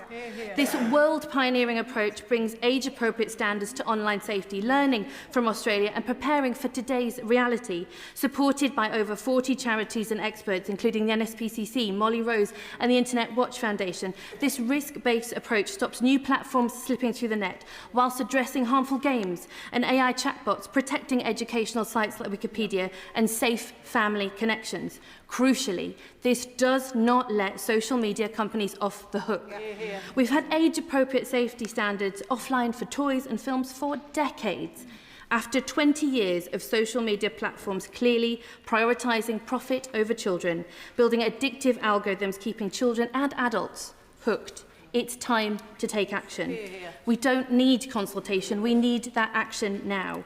But at least in this consultation, we must look at how we implement a ban on harmful social media for under 16s, not if. I urge the government to consider a ban on harmful social media with swift timelines, addressing this growing public health crisis, and action on our proposals now. Our children's future is something not to be played with. I thank the Honourable Lady for her question. I think she explains very well the views of children, young people, but also parents grappling with these issues. I disagree. I think we do need a sharp consultation on this, because there are different views, but we definitely want to act. And I am very interested in the idea of that sort of age classification. I think I'd be more than happy to talk with her more about that, because I think that we all see in our own children the different things. If we can help them cope at different ages, I think that's, and I'm sure many honourable members will raise different options, and I am, of course, more than happy to discuss that with them. Ellen Hayes. Thank you, Mr. Speaker. I welcome the launch of the consultation today and the government's commitment to an evidence-based approach. One area on which the evidence is clear is that mobile phones have no place in schools. Many schools have managed to implement a ban, but those which have not, or which have only implemented a less successful version of a ban, often speak about the challenging nature of the dialogue with parents and with children as they seek to implement a ban. And they say that having a statutory ban, requiring them to ban phones by law, would help. So can I ask the Secretary of State why a statutory ban is not being announced today, and can she confirm that it is not off the table? I thank the Honourable Lady for her question. My schools, they're not my schools, but I feel they say very similar things. The Education Secretary, I know, has heard the Honourable Lady's question. There are different models set out in the guidance. The outcome for us is absolutely clear, that there's no place for phones in schools, and I'm sure that we will hear more views about that, but I think this is an important next step. Damien Hines. Thank you very much, Mr. Speaker. The evidence is not perfect. The evidence will never be perfect on this subject, and that is because This is an effect that is happening right around the world at the same time. There is no control group, but countries are now acting. It's not only Australia. Other countries are moving in this direction as well, and I welcome this announcement today. There will be definitional decisions that she will need to make. So yes, fair enough, have a consultation to get to the definition of what are social media, what counts as an addictive, compulsive design feature, although I'm not sure that was in her statement today. 12-week consultation, fine. What I'm really troubled about, though, is the possibility that then the period after the consultation stretches, as it sometimes does, in an open-ended way, and we do not get this action that we need. Will she commit to a deadline after the close of the consultation?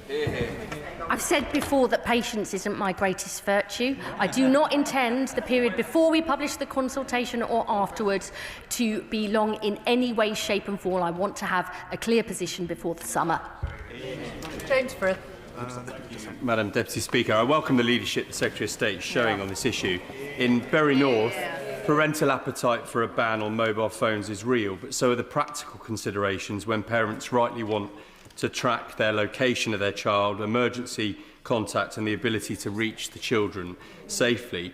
Does she agree that the existence of this anxiety is not about the technology itself, but the design for use, particularly social media platforms that are shaping our children's childhoods with excessive screen time, endless feeds absorbing the equivalent to a full-time job's worth of hours of our young people's lives every week? So will the government's approach focus on shaping healthier digital environments, rewarding first-mover tech companies that lead on safer design rather than simply leaving the burden on families? We absolutely want to focus on children's health and well-being online, and I think it's really important that we see more competition in this sector with different options being available for children and young people, and I hope by having this consultation we get that debate going, we get that action going, because it is extremely difficult for parents to manage this situation. Their worries are the worries that we all share as members of Parliament, but also as parents ourselves, and we are determined to get this right and to swiftly act. Dame Caroline Dinage. Thank you very much, Madam Deputy Speaker. The arguments here are very well rehearsed, and this is long overdue. Last year we did a survey in my Gosport constituency, and 80% of parents agreed that social media is making bullying worse for their children. But last week the Culture, Media and Sports Select Committee took evidence from child psychologists about children's TV and video content, and among many of the things that they told us, they explained the learnings from Australia, that it is critical to plan for whatever gap is created if we reduce screen time for young people. There must be safe places for them to go and activities for them to use their time. So what is the Secretary of State doing to work on a cross-government basis to make sure that these issues are tackled as well?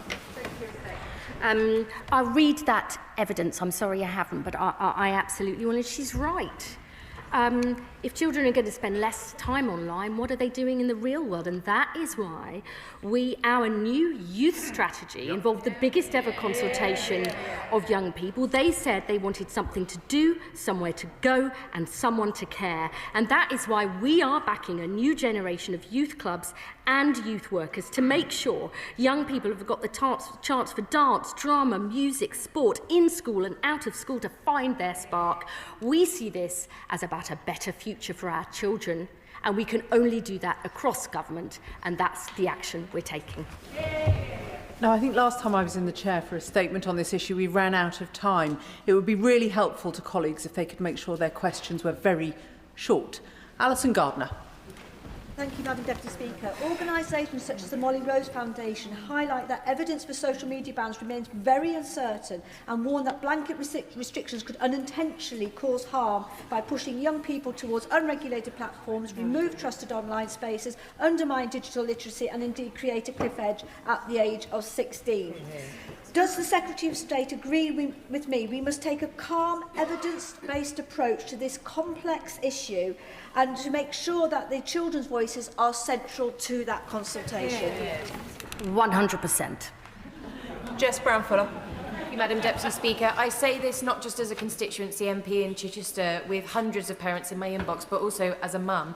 A review, however short, does kick the can down the road when we have the legislative vehicle for change in the other place right now.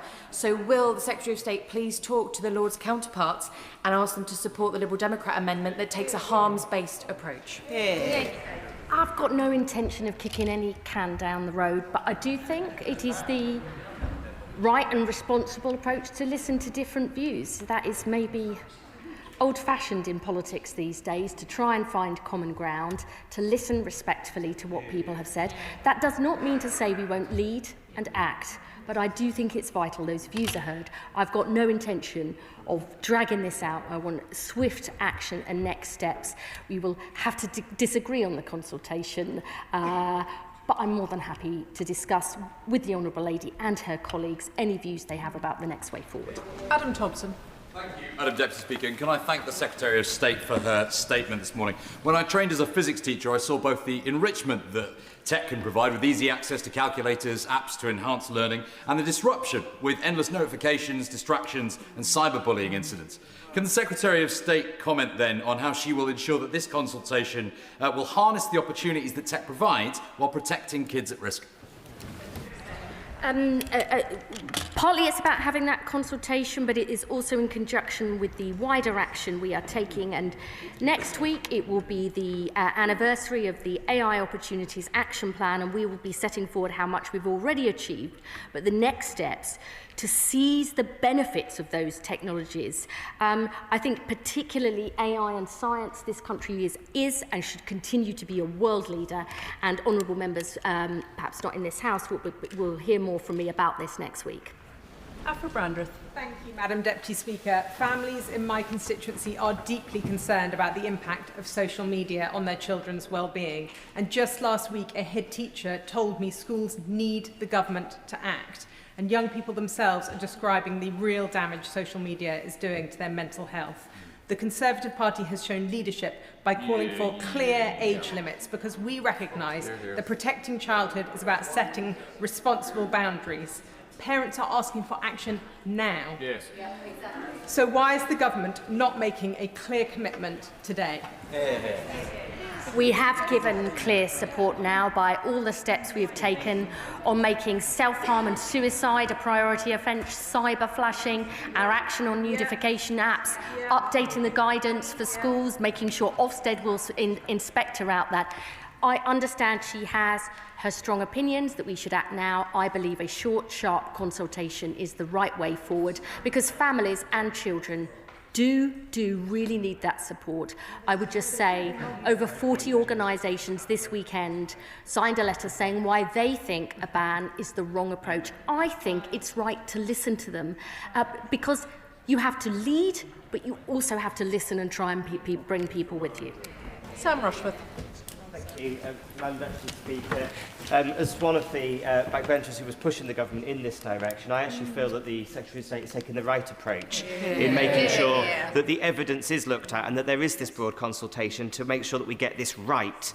But I would like to ask the Secretary of State what we can do to ensure that the voices of children and young people and parents in Bishop Auckland are included in the consultation. So I'm certainly going to do this in Leicester West. My constituency is to actually hold events in our schools with parents, with the organisations that represent children and families. We can get cracking on that now and or during the consultation, and I want to hear members' views about, so we make sure we get the consultation and the questions right and then take that out into the country.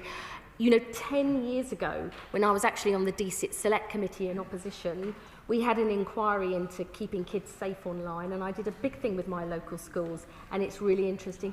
At the time, young people were saying, you know, they wanted to be online for some of the benefits, but they already saw the problems, the bullying, the harassment, what was happening to their younger children. They are savvy.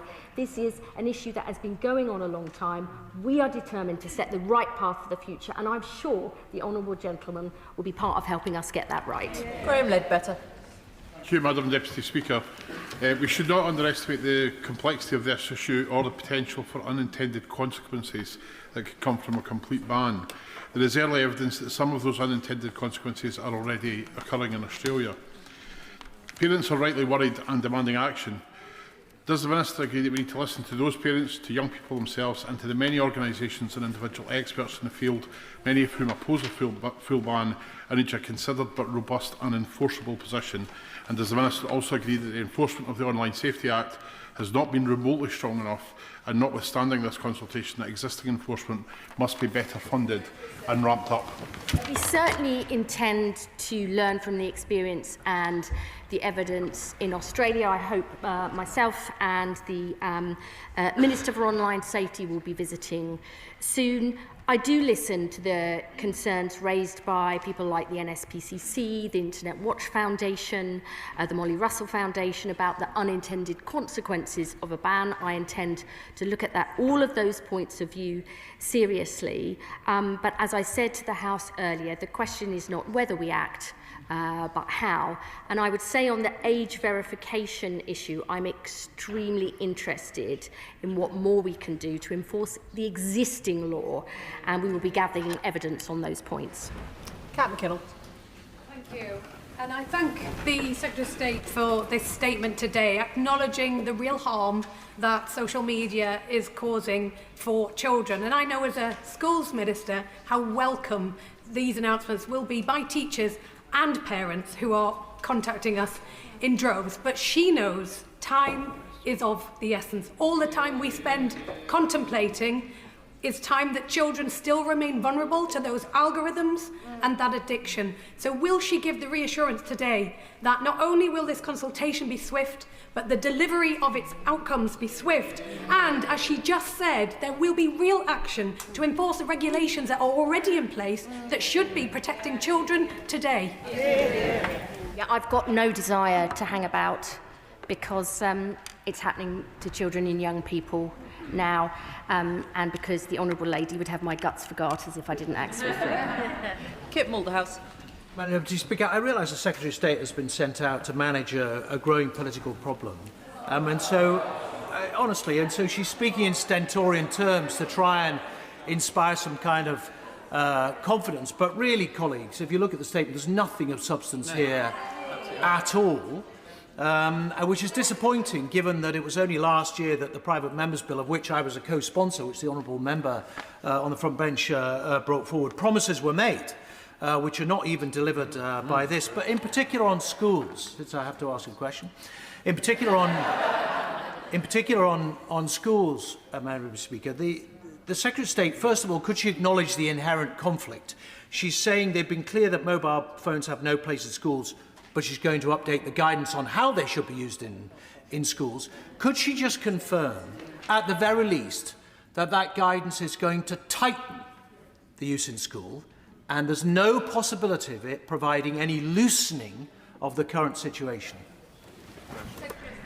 If you'd read the guidance which has been published, it's about how people can effectively introduce that ban. And I would say the statement today goes further than the Private Members Bill that the Honourable Gentleman recommends. And last but by no means least, I have been focused on this, as I just said, in 2016. I've been working on this issue. So if he doesn't mind, I will diplomatically reject that comment. Thank you, Madam Deputy Speaker. I really welcome the leadership and commitment of the Secretary of State today. I run a work experience programme, Your Voice, Your Future, which encourages young people to get involved in politics and in government. Some of the participants produced a very powerful campaign called Rise Above the Rumours. It was all about how the rapid spread of misinformation online is harming young people's mental health and fuelling division. Can the Secretary of State say how young people in my constituency and across the country can get involved? Rise above the rumour is quite a good tagline. I would suggest, I know that she will probably hold events with her schools, primaries and secondaries, get them to have the full debate, put forward their views, maybe even vote on what they want, and I would definitely look at the results. Monica Harding. Thank you, Madam Deputy Speaker. I have had almost 1,800 emails from my constituents in Esher and Walton urging for something to be done about this, and I declare an interest as a mother of 4 young adults and teenagers, and local head teachers and campaigners tell us repeatedly about the mental health issues about harmful algorithms, but the tech companies must be held to account.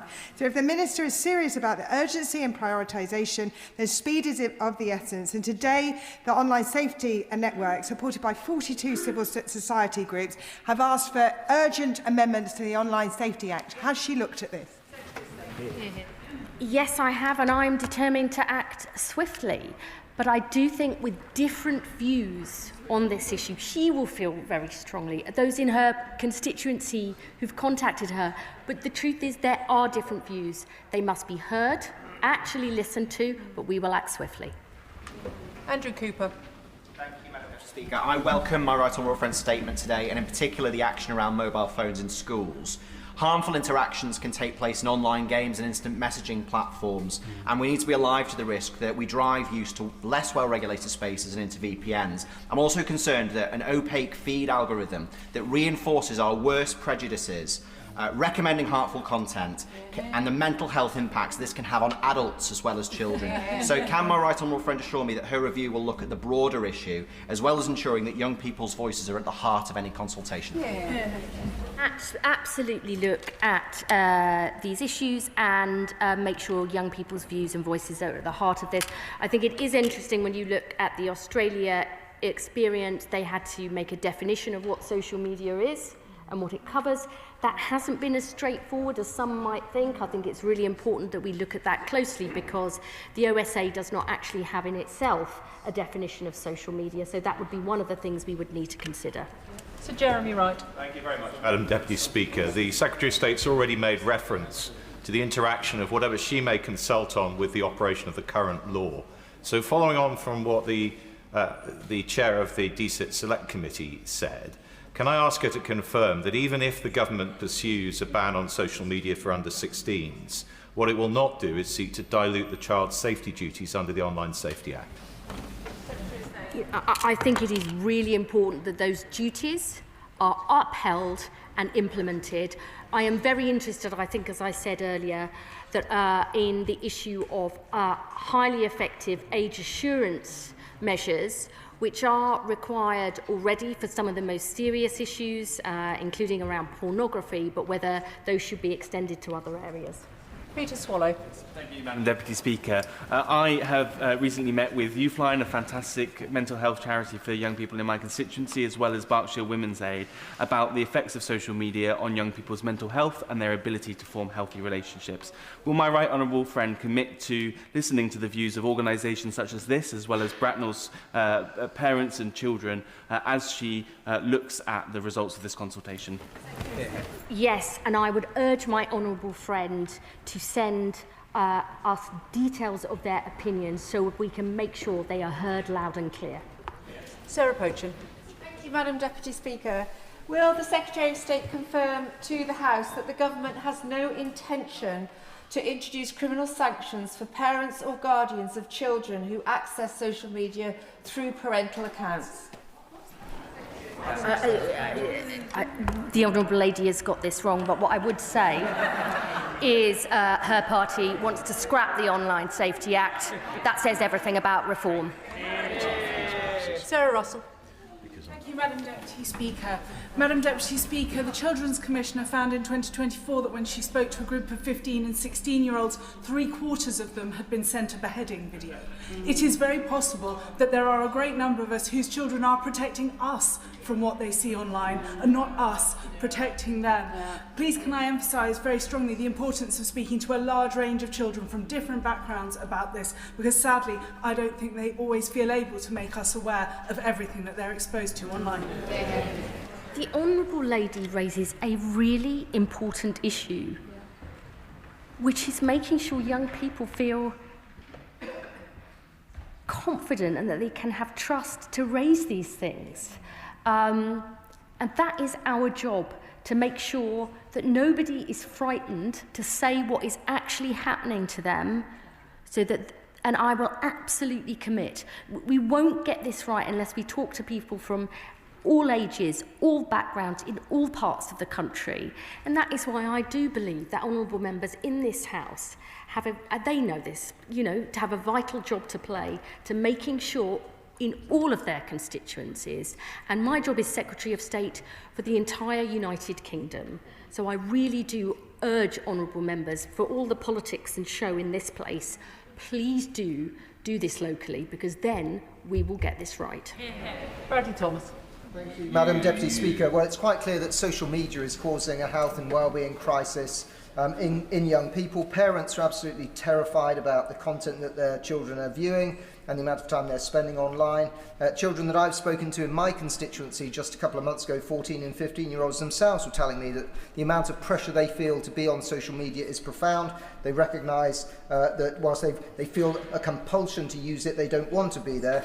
Will the government get off the pot with this, announce a ban?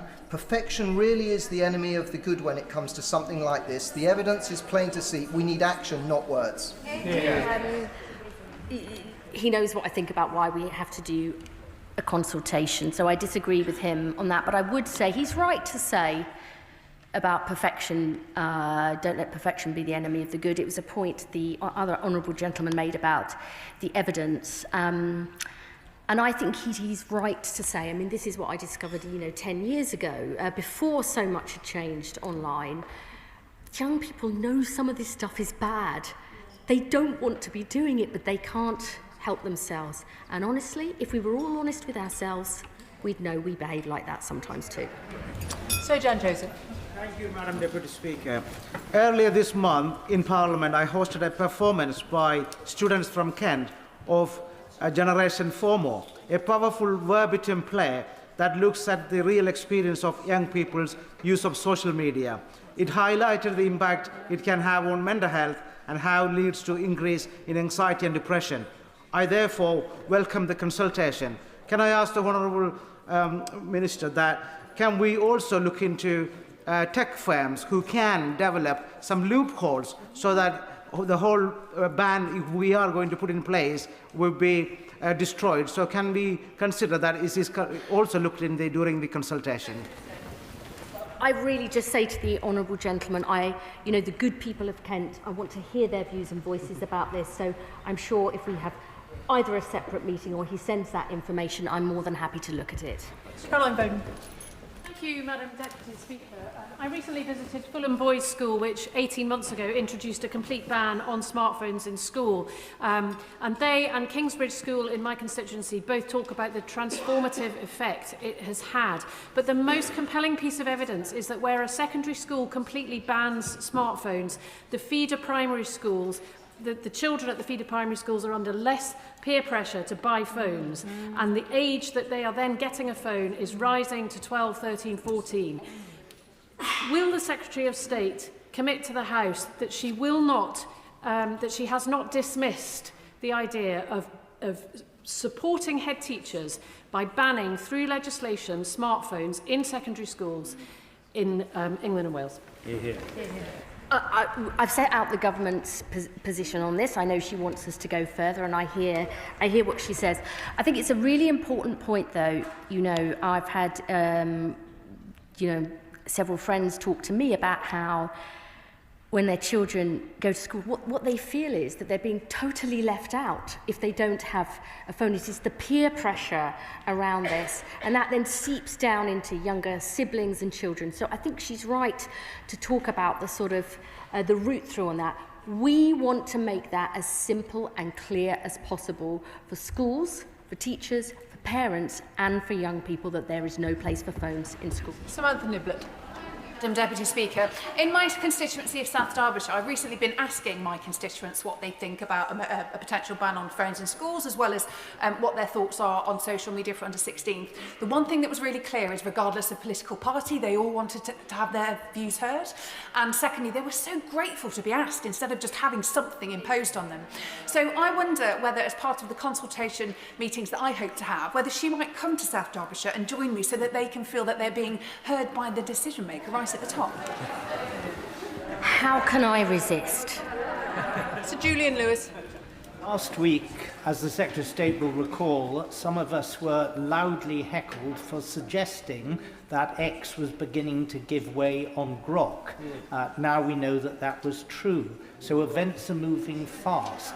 can the Secretary of State at least assure us that while this consultation is going on and anything that follows on from that, she will immediately instruct those civil servants who would have to prepare the arrangements for a practical ban to get on with the task provisionally so no time is wasted? Good question. I mean, deeds not words. I've always believed that, and I want to prepare for all of those options, because when we make a decision, we want to implement it as soon as possible. Marsha de Cordova. Thank you, Madam Deputy Speaker. Can I welcome the government's consultation on smartphone use, but also social media. Raising the minimum age is the right step forward towards protecting our children, as we know that it has led to devastating consequences. But we also know that excessive screen time is also linked towards myopia and dry eye disease. So I would like to ask the Secretary of State, when she brings forward guidance, whether it will take account of the risks associated with sight loss. It's my honourable friend, the Education Secretary, who is leading on the work on guidance on screen time use. I will definitely then raise that issue with her. I absolutely believe that those issues around screen time use, not just for young children under 5, although certainly my primaries are extremely worried about that, the implications for not just language development, but fine motor skills, communication, confidence, all of those issues are important, but I will definitely raise the point about the impact on people's eyes with my right honourable friend, the Education Secretary. David Chadwick. Thank you, Madam Deputy Speaker. Over the past year, I've spoken to hundreds of children in local schools across my constituency as part of my Safer Screens tour, and it's been very distressing to hear from them some of the material that they've been exposed to, particularly that the social media companies haven't come back to them when they've reported this harmful content. So can she confirm if she agrees that there should be a ban on harmful social media platforms with a default age of 16? He knows I've set out that we're going to consult on the age of 16, but I would just remind the House that the Online Safety Act has very strong things against illegal content for people of all ages, harmful content for children. We need to make sure that that is effectively enforced now, whatever decision is made around this consultation. Alex Barros-Curtis. Madam Deputy Speaker, may I thank my right honourable friend for the announcement of this consultation. Parents and carers, families, schools and children themselves are looking for help and leadership on the issue of keeping children safe in the digital world. With respect to the consultation, will she assure me that it will cover two particular facts? One, the concept of misinformation that is levelled throughout social media, and the other, that it will consider all options that deal with the addictive nature of social media, including algorithmically personalised feeds. I would say to my honourable friend that this is very much about keeping children safe online. I've said we will look at the issue of raising the digital age of consent and the positive impact that that could have on how companies use those algorithms and the many issues related to it. I'm of course happy to discuss further with my honourable friend, but this is absolutely focused on children, this consultation. Stella Creasy. Thank you, Madam Deputy Speaker. I think many young people watching us in this chamber would think that questions of addiction and perhaps online harms are not simply age-related. But this debate does reflect, I fear, for many parents and carers, a lack of confidence in the Online Safety Act and Ofcom in particular to deal with the rapid nature of technological change. Can the Secretary of State tell us what conversations she's had with Ofcom about what more powers and more action they could take now, particularly in relation to this question of AI chatbots, please? She will know that I have already said that I've looked seriously at the issue of AI chatbots, that those that use live search are covered by the Online Safety Act, those that share user-to-user content are covered by the Online Safety Act, but there are some, if it's just an interaction with the individual without live search or user-to-user, are not, and that I am absolutely considering how we fill those gaps. I've said if further action is taken, we will take it, and I also know that Ofcom will understand, not just from members of this House, but from the public, that the expectation of swift and effective enforcement is paramount. Gavin Robinson. Deputy Speaker, and can I thank the Secretary of State for the statement that she has made, and can I place on record my thanks and gratitude to Rosalind McLean and Charlotte Carson from a local campaign group around smartphone-free childhoods. Can I say she is right to bring forward a consultation and engage with young people, but indicate that my parliamentary colleagues in the other place will tomorrow, if the proceedings allow, support an amendment that would lead to a ban for under-16s. Can I ask specifically, in the consultation, is she proposing a social media ban for under-16s? Is she simply asking for views as to what age a ban should be set, or is she giving options? We are including the option of a ban for those under 16. That will be clear, as we will propose raising the digital age of consent and looking at the other issues I listed in my statement. I understand the Honourable Gentleman's party's approach in the other place we take. We do want this consultation to happen. They will have their strong opinions, but we do think this is the right and responsible way forward, but to do it as swiftly as possible. Yasmin Qureshi. Thank you, Madam Deputy Speaker. May I place on record my appreciation to the Secretary of State for standing up to the richest man in the world. Whether it is standing up to act or introducing statements on online harm, which weeks ago by the Minister and Member for Birmingham Yardley, it is this government that is taking protection of children seriously.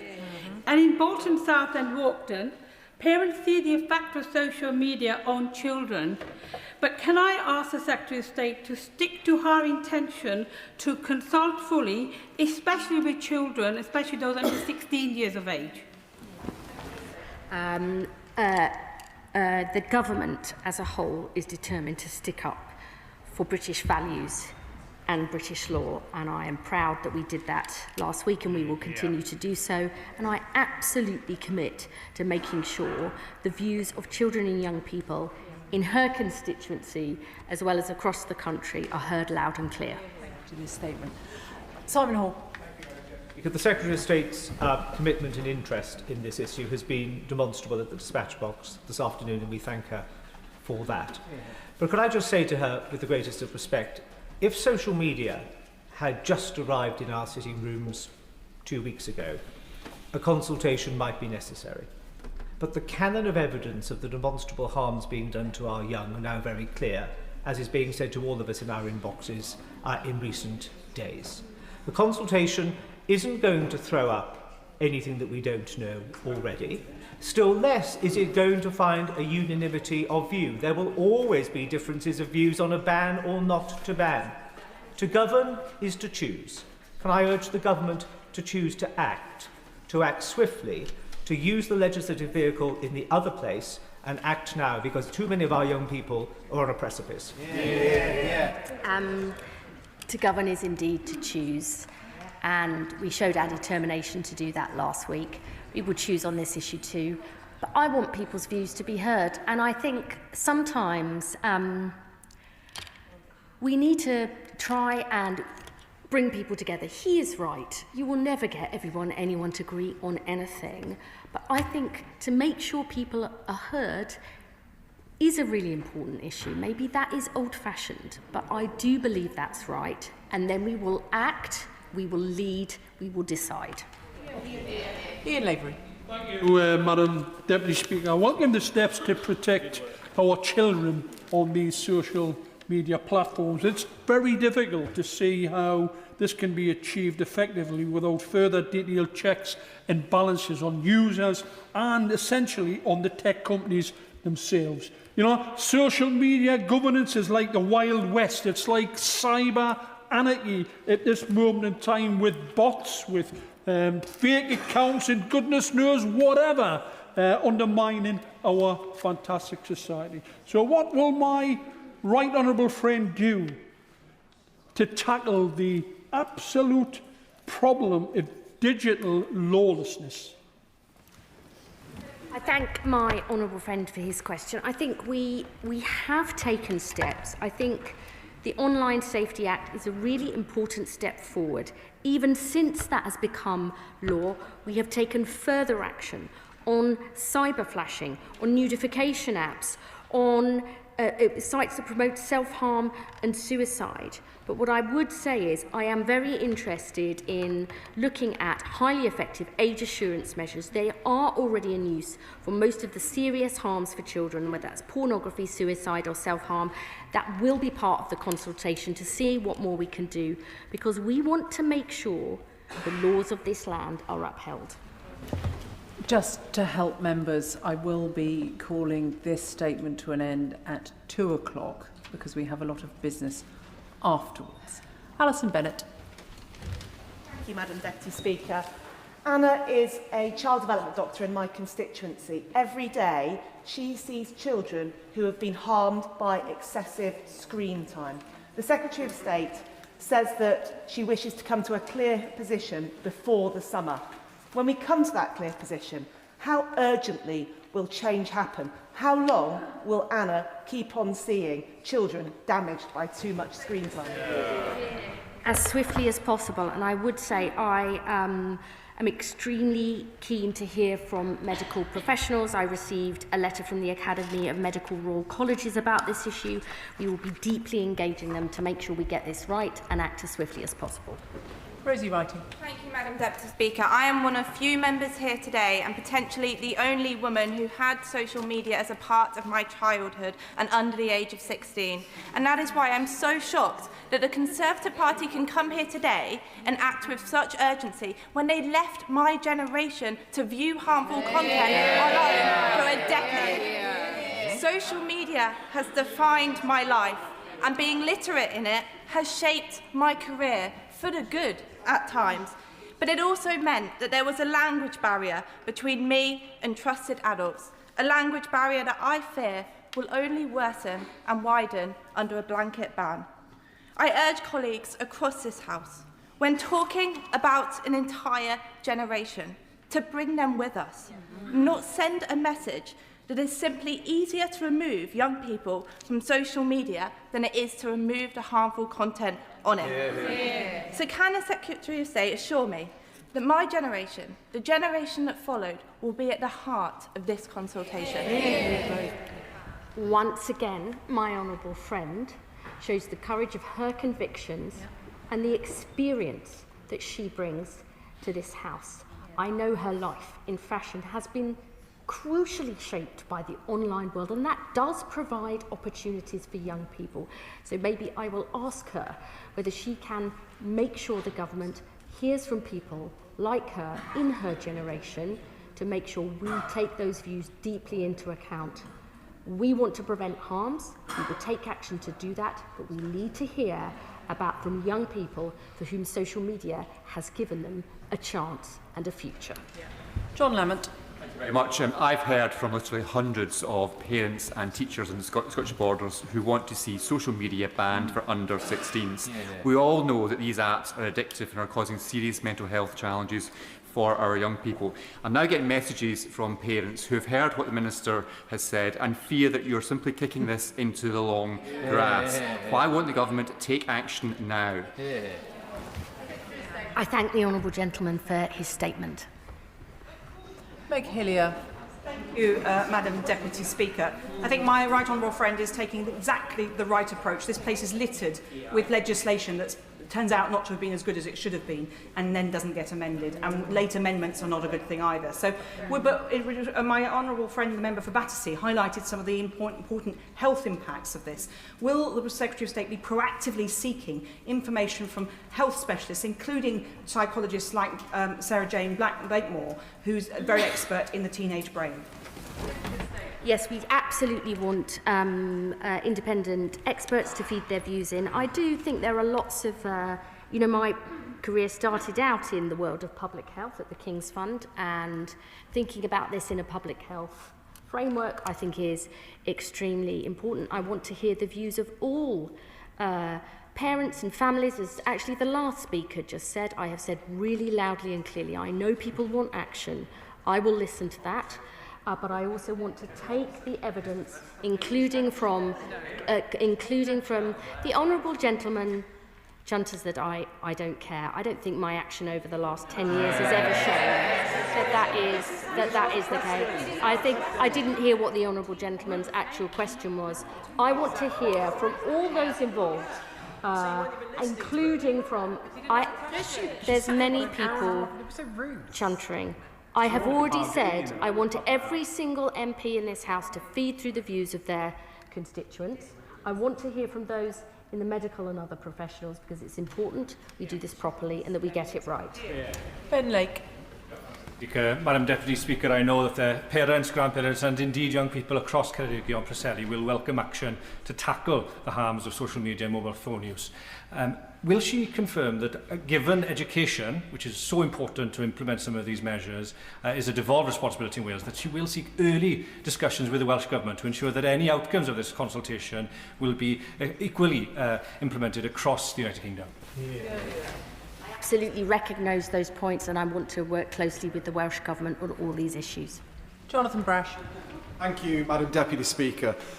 It is clear that social media harms our children, and I am firmly of the belief that when a child is being harmed, it's the government's duty to act. I support a ban. But even the most cursory engagement with Hartlepool parents shows me very clearly there is a range of views amongst parents on this issue. Can the Secretary of State fathom what possibly could be the objection to listening to parents? Not really. Sir Alex Shelbrooke. Madam Deputy Speaker, and Madam Deputy Speaker, we do have censorship on films, and those films are censored not necessarily for violent content or sexual content, but sometimes psychological content, and policing that may be difficult. So I think that when the report comes through, the consultation the Right Honourable Lady has described, it will take time to put that report together. And I think what's concerning us is that when and how could action be taken, because we'll be past the King's Speech. So if the Right Honourable Lady concludes that there has to be a social media ban for under 16s, what mechanism is that going to come into place in a short space of time? The mechanism depends on, he knows this, the mechanism depends on the policy that we put forward. I want to do this properly and thoroughly so that we have, when we take a decision, that it works, it doesn't have unintended consequences, we've thought all of that through and we have a policy that lasts. It is really important that we get this right. There are strong, different views across the House. Many honourable members have their own strong opinions. Good, that's what this place is all about. I am trying to take the country forward to try and build consensus, but you will never get everybody to agree. Leadership is required, and that is what we'll deliver. Natasha Irons. Mr. Speaker, can I welcome this government's national conversation about the impact of screens and tech on our children? As part of our inquiry into children's TV and content on the Culture Media Select Committee, we've heard evidence that not all screen time is equal. So content that is for engagement, it can be beneficial for a child's development, but content that's designed for attention, like fast-paced images just bombarding children, can be harmful. So can the Secretary of State ensure that the consultation includes looking at quality and purpose of the content our children are consuming on video sharing platforms like YouTube? And can she look at what more could be done to ensure these platforms support the right type of content for our kids? Absolutely.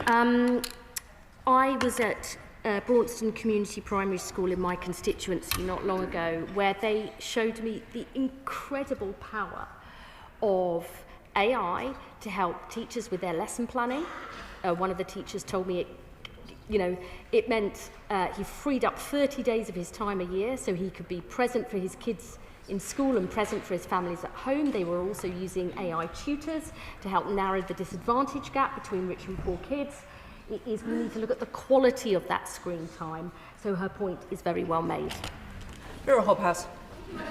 Deputy Speaker, after more than a year raising the issue in this House, illegal drugs, including spice, are still blazingly sold to children online. If that is not harm, I don't know what is. What is the government doing to make sure all powers under the Online Safety Act are used to stop this appalling harm to children done in this way? And that's very much about Ofcom. And if the current legislation cannot deal with it, will she consider that a new consultation covers how to deal with this and stop this pernicious trade?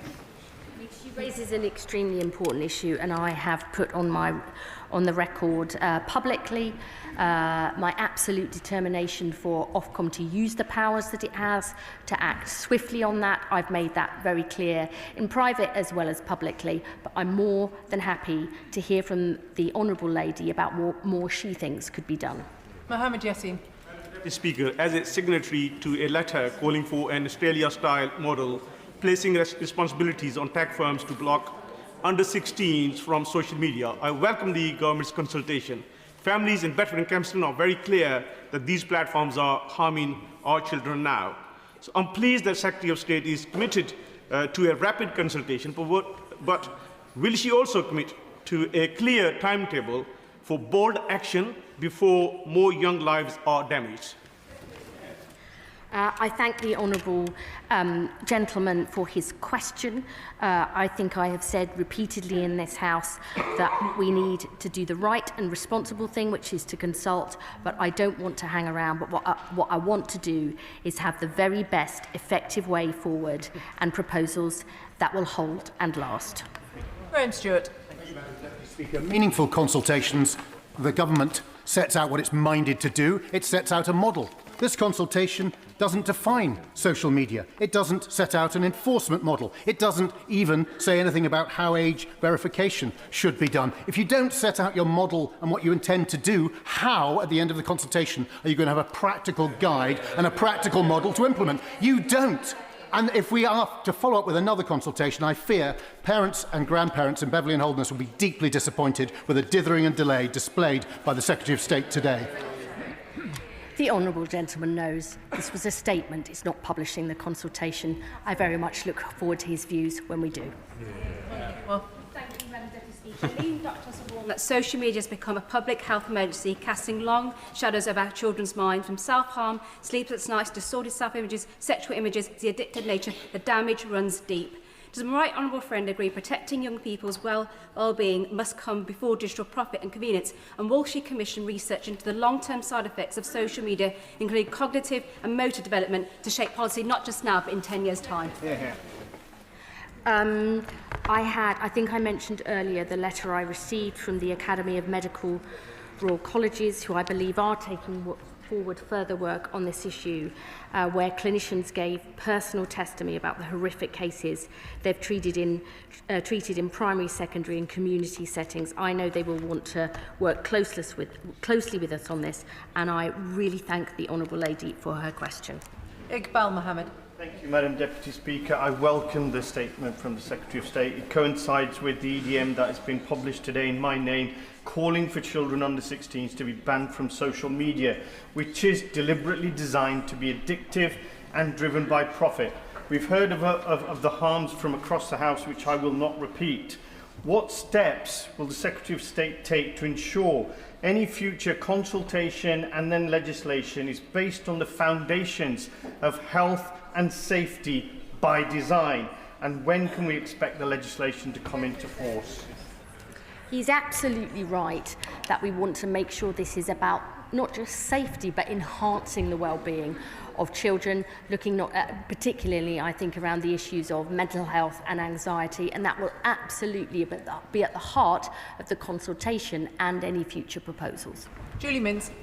Madam Deputy Speaker, it is 20 years since I co-authored the first Code of Practice on new forms of content on mobile. In that intervening 20 years, we've seen the proliferation of over-the-top services that bypass the network-level filters that we introduced as part of that Code of Practice.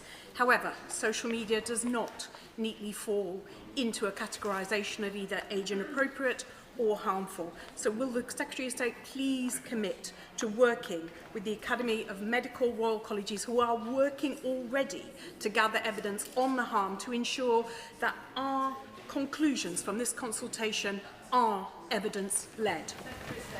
Yes. Final question, David Reid.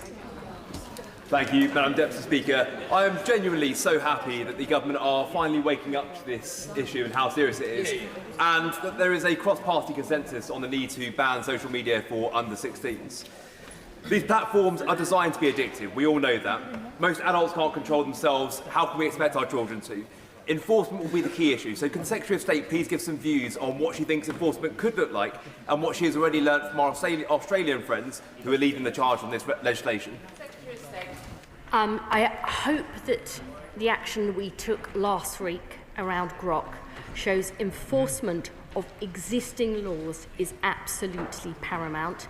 We will definitely be learning from the experience in Australia, not just in terms of how they develop the policy, their definition of social media, but also the enforcement issues. And I would more than happily report back to the House. May I also just say once again, Madam Deputy Speaker, there were many colleagues who didn't get in. Others who, I'm sure will want to feed in their views. I really do want to hear from colleagues. We will certainly be organising events in the House for colleagues to come together, but they can also absolutely contact the department to put forward their constituents' views, because my job is as a member of this Labour government, but also the Secretary of State for the country. And I believe when we get this right, it will be a legacy of which we can be proud. Point of order, Sarah Pochin. Thank you, Madam Deputy Speaker. The Secretary of State said I had got it wrong, and I quote in response to my perfectly reasonable question. She did not explain in what way exactly I had got it wrong. Does she not agree that all members in this chamber... Order. When the Honourable Lady makes a point of order, she should address it to the Chair, not to the Secretary of State. The issue she has raised is not a point of order, not a matter for the Chair, but I'm sure she can follow up with the Secretary of State outside the chamber or in writing, which brings us to a statement on China from the Security Minister. Dan Jarvis.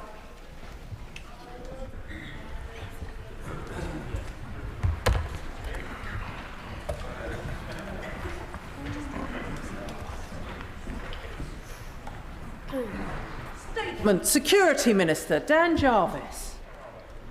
With your permission, Madam Deputy Speaker, I'd like to make a statement on the national security considerations of China's proposal to build a new embassy at the Royal Mint Court in Tower Hamlets.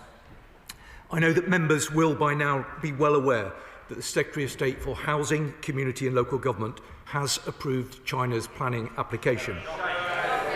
Some right honourable members have been briefed by my security officials, and some members will have seen the statement from the Intelligence and Security Committee, as well as the letter from the Director General of MI5 and the Director General of GCHQ.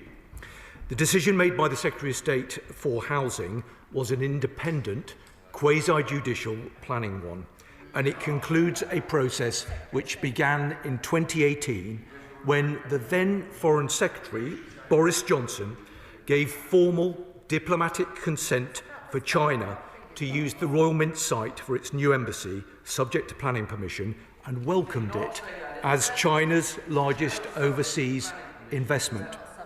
Now, given the potential for legal proceedings, it would not be appropriate to give a commentary on the grounds for the decision. In their decision, MHCLG notes that the package of security measures proposed would be proportionate to the proposed use of the site, and that no bodies with responsibility for national security, including the Home Office and the Foreign Office, have raised concerns or objected to the proposal on the basis of proximity of the cables or other underground infrastructure. Now, I know that some members have raised concerns regarding the security implications of the new embassy, and it is on that issue that I wanted to update the House. National security is the first duty of any government, and that is why the intelligence and security agencies have been absolutely integral to this process. The ISC, as the committee entrusted and empowered by this House to scrutinise the government's most sensitive information, have today released their judgment on the security implications. I thank them for their work and am reassured by the depth of their scrutiny throughout the process. The ISC concluded, and I'm quoting from their statement, on the basis of the evidence we have received and having carefully reviewed the nuanced national security considerations, the committee has concluded that, taken as a whole, the national security concerns that arise can be satisfactorily mitigated. And I can confirm today that the Home Office has received a letter from the Director of GCHQ and the Director General of MI5, which makes clear that, as with any foreign embassy on UK soil, it is not realistic to expect to be wholly able to eliminate each and every potential risk.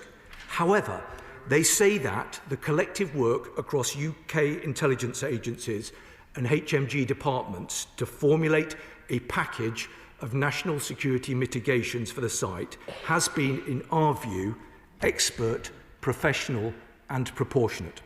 They judge that the package of mitigations deals acceptably with a wide range of sensitive national security issues, including cabling, and indeed they note that there are clear security advantages from the consolidation. Clear security advantages. Now, our security services have over a century of experience managing security matters related to foreign embassies on UK soil. This government and the last have been aware of the potential for a new embassy at this site since the Chinese government completed the purchase in 2018. The issues that continue to be raised in the media reports are not new to the government or the intelligence community, and an extensive range of measures have been developed to protect national security. We have acted to increase the resilience of cables in the area through an extensive series of measures to protect sensitive data. And I can confirm that, contrary to reporting, the government had seen the unredacted plans for the embassy. And this government has agreed with China that the publicly accessible forecourt on the embassy grounds will not have diplomatic immunity managing the risk to the public. Based on all of this and our extensive work on this matter, I am content that any risks are being appropriately managed. But let me be clear, the bill also brings clear national security advantages. Following extensive negotiations led by this government, the Chinese government has agreed to consolidate its 7 current sites in London into one site. That is why, following deep scrutiny by security officials, the government has been able to conclude that we can manage the security concerns related to the embassy. Whilst there are those who have, and no doubt continue to have, concerns about this embassy, it is a fundamental and normal part of international relations that countries agree to establish embassies in each other's capitals. While some would stick their heads in the sand and ignore the obvious need to engage, this government is engaging with China confidently and pragmatically, recognising the complexity of the world as it is and challenging them where we need to. Because for our security, our economy and our climate, China matters. And to be clear, this is not a question of balancing economic and security considerations. We don't trade off security for economic access. Now, of course, we recognise that China poses a series of threats to UK national security, from cyber attacks, foreign interference and espionage targeting our democratic institutions, to the transnational repression of Hong Kongers, and of course China's support for Russia's illegal invasion of Ukraine. That's why I announced a package in November to protect our national security, which set out the range of the work the government is taking forward to strengthen the security of our democracy against the threat from foreign interference and espionage. It's also why, for example, in December 2025, the UK sanctioned 2 China-based companies that have carried out cyber attacks against the UK and its allies. And it's why we have completed work to remove Chinese-made surveillance equipment from sensitive sites. It is why the UK has sanctioned 50 Chinese companies under the Russia sanctions regulations as part of our efforts to take action against entities operating in third countries over economic and military support for Russia. And it's why I will be hosting a closed event in February with Vice-Chancellors to discuss the risks posed by foreign interference from a range of states and to signpost our plans to further increase the sector's resilience. But taking a robust approach to our national security does also include engaging with China.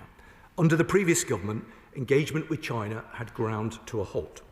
This made us no safer. Indeed, it is only through engagement that we can directly challenge China on its malicious activity.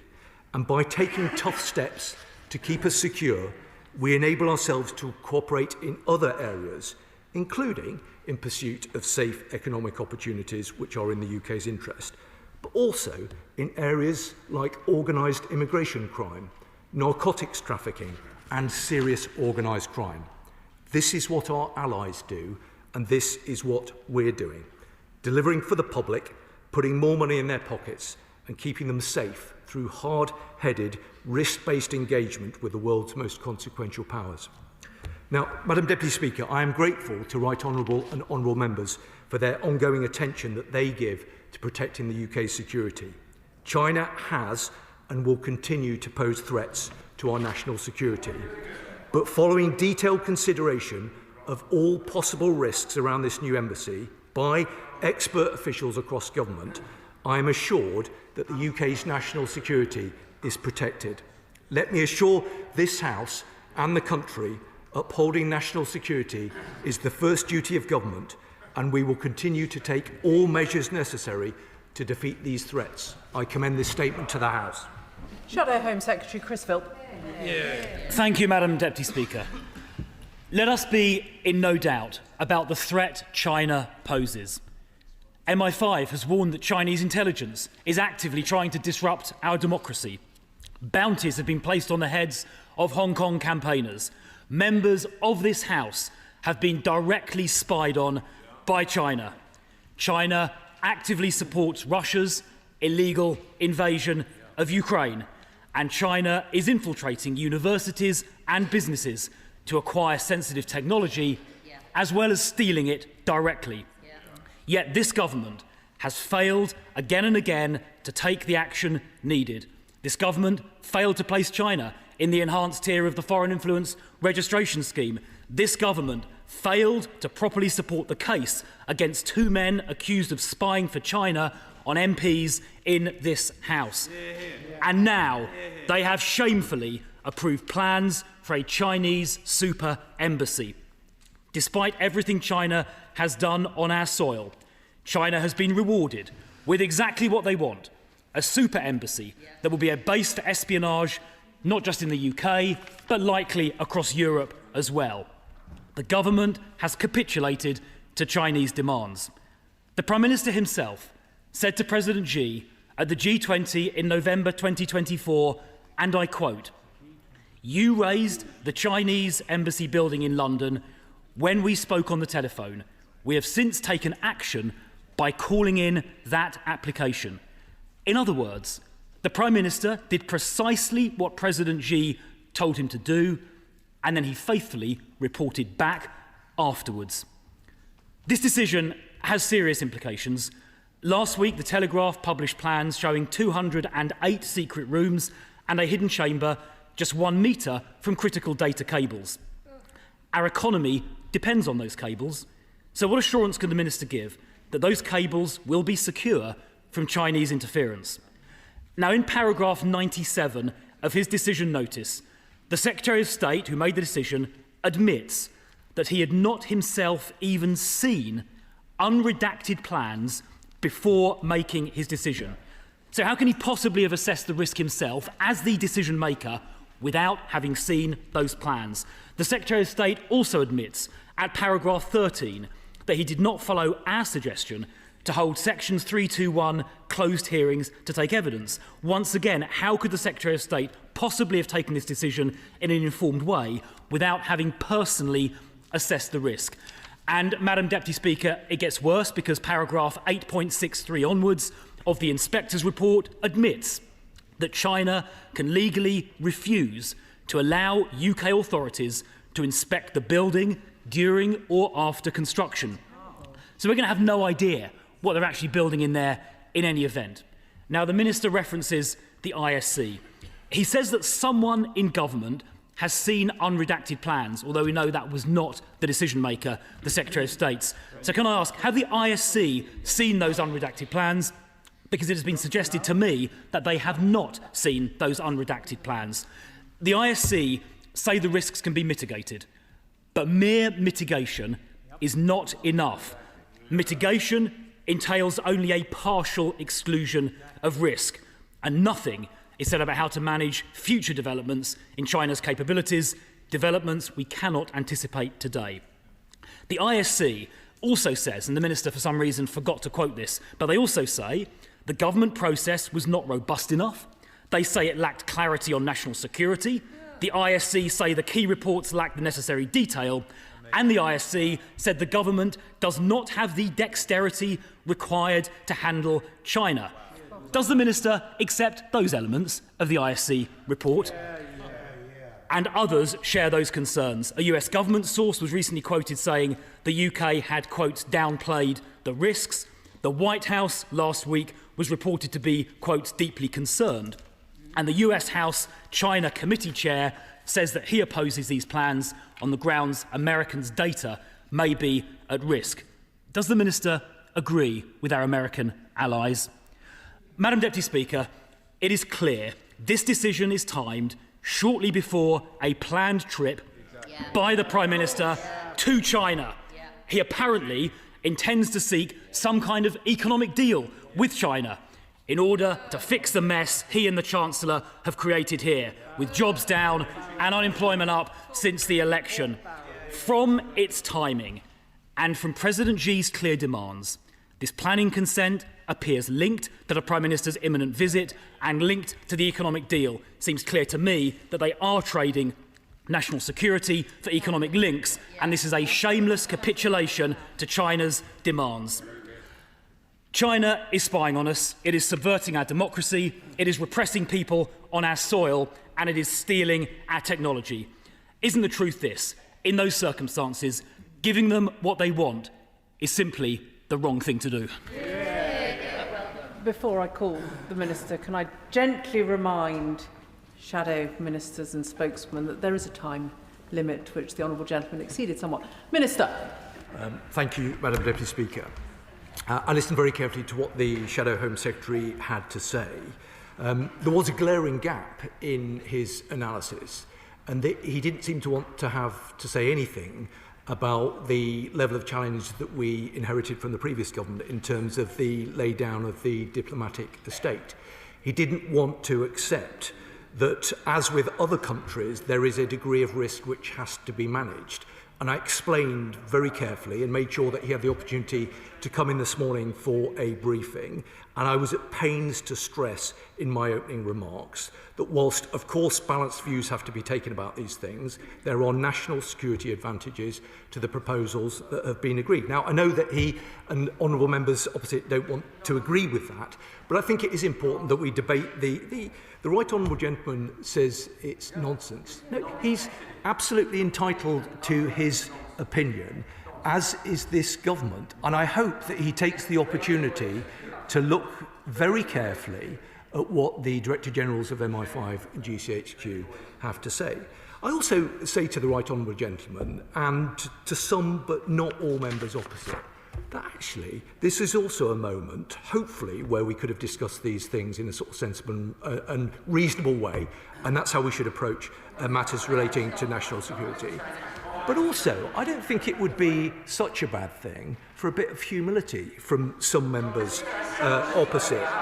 Not least because the attack that we heard from the Shadow Home Secretary, the attack that other honourable members have already engaged with, might have actually sort of landed a bit fairer and a bit truer if they hadn't spent 14 years in government, flitting between hot and cold, neither consistent nor credible on what is, after all, one of the most complex geopolitical challenges that we face. The party opposite went from golden age to ice age, from welcoming China with open arms to choosing to disengage almost entirely.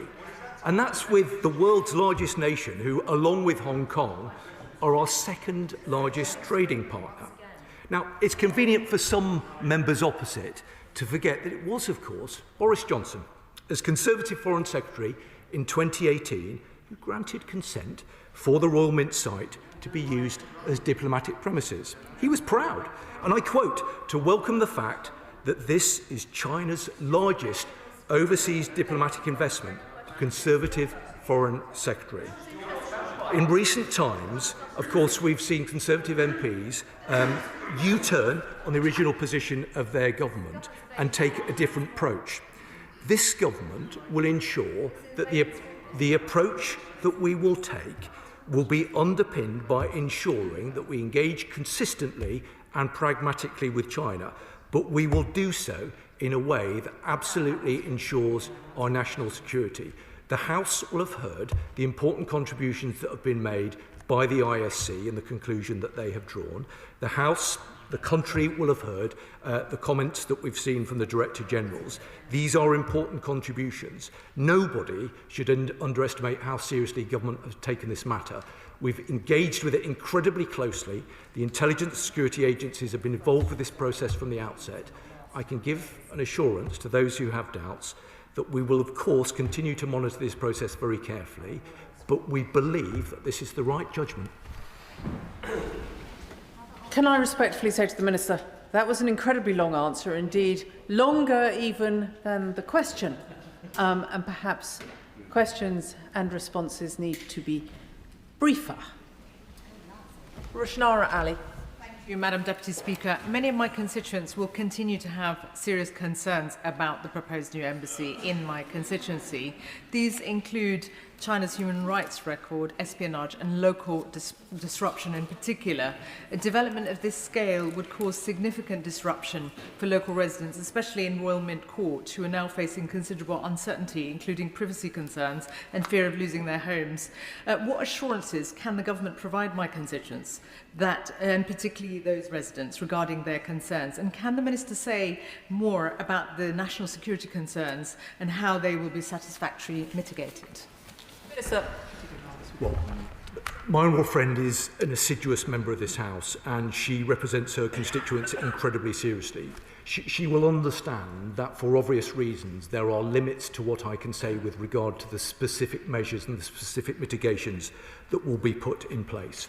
But I am grateful to her for entirely understandably raising the concerns that some of her constituents will have expressed.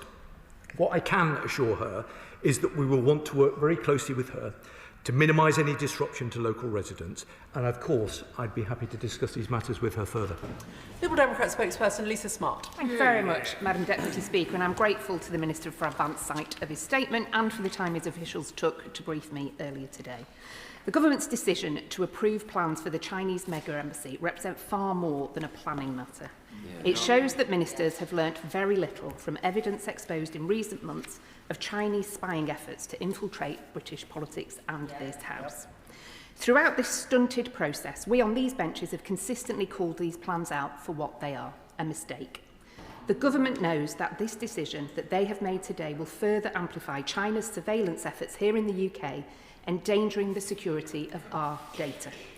Planning conditions are meaningless without proper enforcement. Given the unprecedented security concerns surrounding this site, how will the government ensure planning conditions are rigorously monitored and enforced, particularly in regards to the underground cables that the current plans come dangerously close to? But no amount of planning conditions can address the fundamental problem.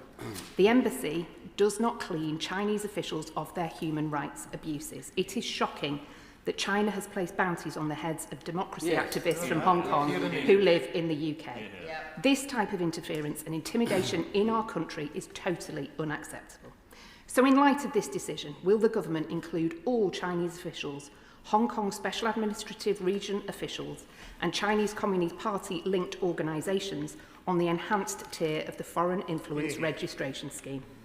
Beyond the security and diplomatic concerns, there are fundamental questions around our democratic freedoms. The previous Conservative government attacked our fundamental right to protest, and this Labour government has continued to erode these freedoms.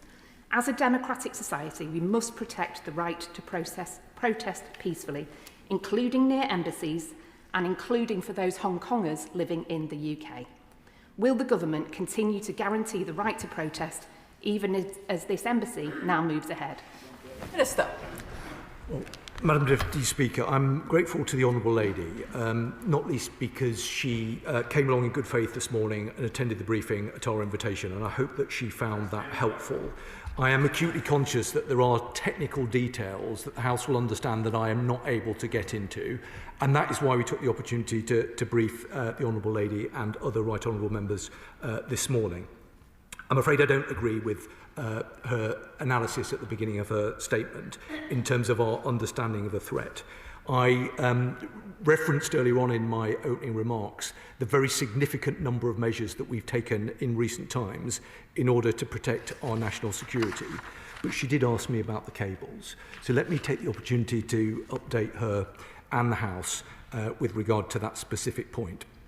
Let me say to her that the allegations that have been much discussed in the media are of course not new to us or to the security agencies.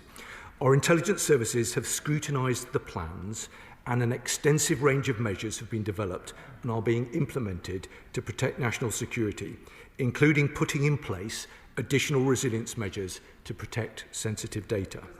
Now, the House will understand that the Honourable Member opposite asked me what that means.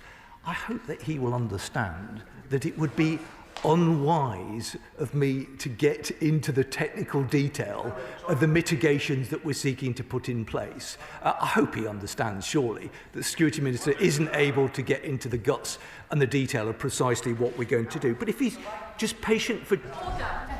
I'm simply not going to have this. There's too much chuntering and indeed yelling across the chamber from the sedentary position, and the Minister might focus on responding to the question that was asked by the Lib Dem spokesperson, not to heckling from the rest of the chamber.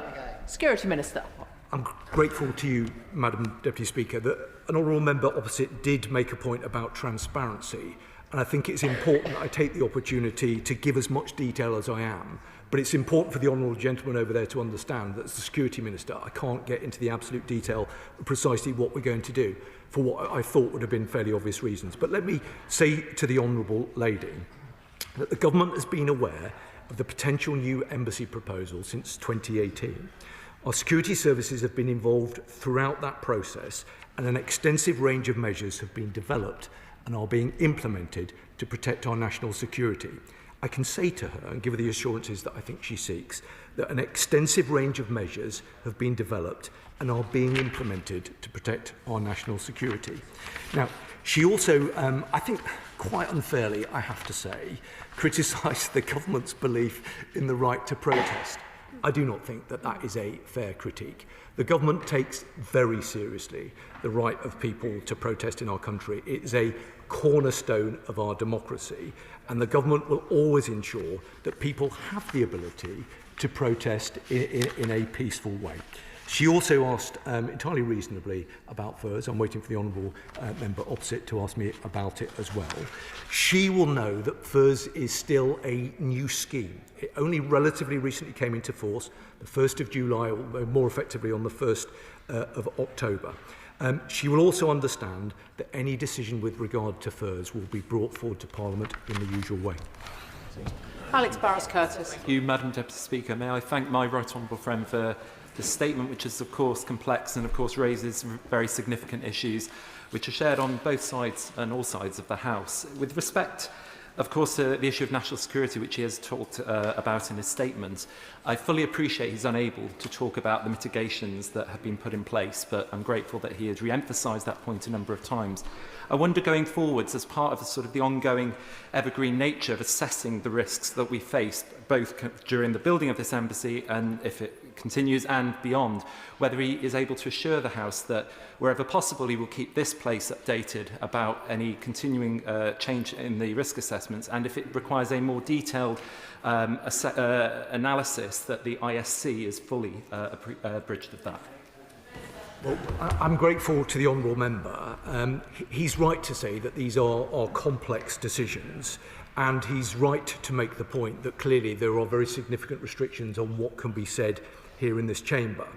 I can give him the assurances that he seeks. Ultimately, of course, it is for the Intelligence and Security Committee themselves to decide on whatever particular lines of avenue that they might want to proceed on. But I can say to him that we've given that committee very close assurances of the work that is being done, and they've had access to material in order to take their own view. And I make a commitment to him and to Right Honourable Gentleman sat at the back, who's the Vice Chair of that committee, that we will continue to engage with him in a constructive way. And where we feel it's necessary or appropriate to update the House further, of course we will do that. Vice Chair of the ISC, Sir Jeremy Wright. Thank you very much, Madam Deputy Speaker. As you and the House would expect, the Intelligence Security Committee has investigated the security implications of this proposal, specifically whether the intelligence community had sufficient opportunity to feed in any security concerns, and whether ministers had the necessary information on which to base a decision. And if you'll permit me, Madam Deputy Speaker, I want to quote directly from the conclusions we've reached, which represent our unanimous view as a committee. On the basis of the evidence we have received, and having carefully reviewed the nuanced national security considerations, the committee has concluded that, taken as a whole, the national security concerns that arise can be satisfactorily mitigated. I will say, though, Madam Deputy Speaker, that we have been concerned solely with the national security perspective here, not with the other arguments for or against a new embassy. And if I may say to the Minister, it has proved more difficult than it should have been to get straightforward answers to our basic questions. The process within government does not seem to us to be effectively coordinated, nor as robust as would have been expected.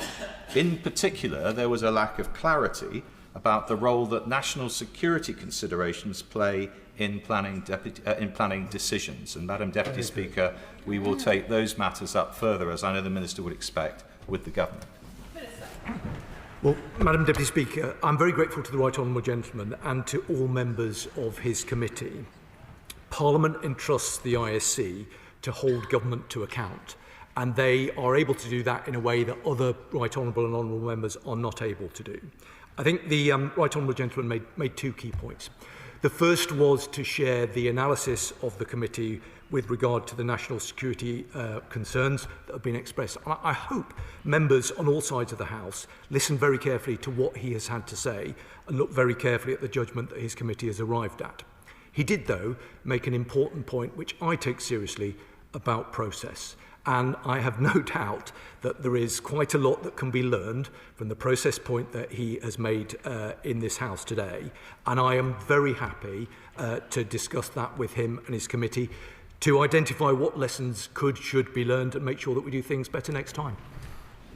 Derek Twigg. Thank you, Madam Deputy Speaker. Can I just place on record I support completely what the Deputy Chair of the ISC, of which I'm also a member, has just said, and say to the Minister that the process issue is something that needs looking at urgently, because the Deputy Chair was very clear about the problems we faced with that. But can I say to the Minister asking this, that obviously the very important letter today from GCHQ and MI5 heads to the Foreign Secretary and the Home Secretary, within that letter it says very clearly the collective work across the UK intelligence agencies and Her Majesty's Government's departments to formulate a package of national security mitigations for the site has been, in our view, expert, professional and proportionate. We'd like to comment on that. Minister. Madam Deputy Speaker, well, I'm grateful to him, and I reiterate the points that I've made about process. I have a huge amount of respect for the committee.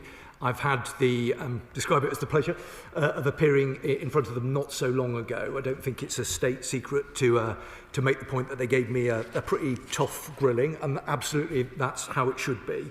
But the point he's made about process, I think, is an important one. I think the point that he's made also about the letter from the Director Generals is also important. It is a rare occurrence for Director Generals to make public comment. They are both people who are extremely professional. They are people that I have the pleasure of working with on a regular basis. They are both people of great integrity, and the House and the country should listen very carefully to what they have to say. They have made the point that collectively our security services have 100 years of experience in terms of dealing with the challenges from foreign embassies. That is not to be remotely complacent about the nature of the threat that we face now, because clearly it is very different from how it was in the past.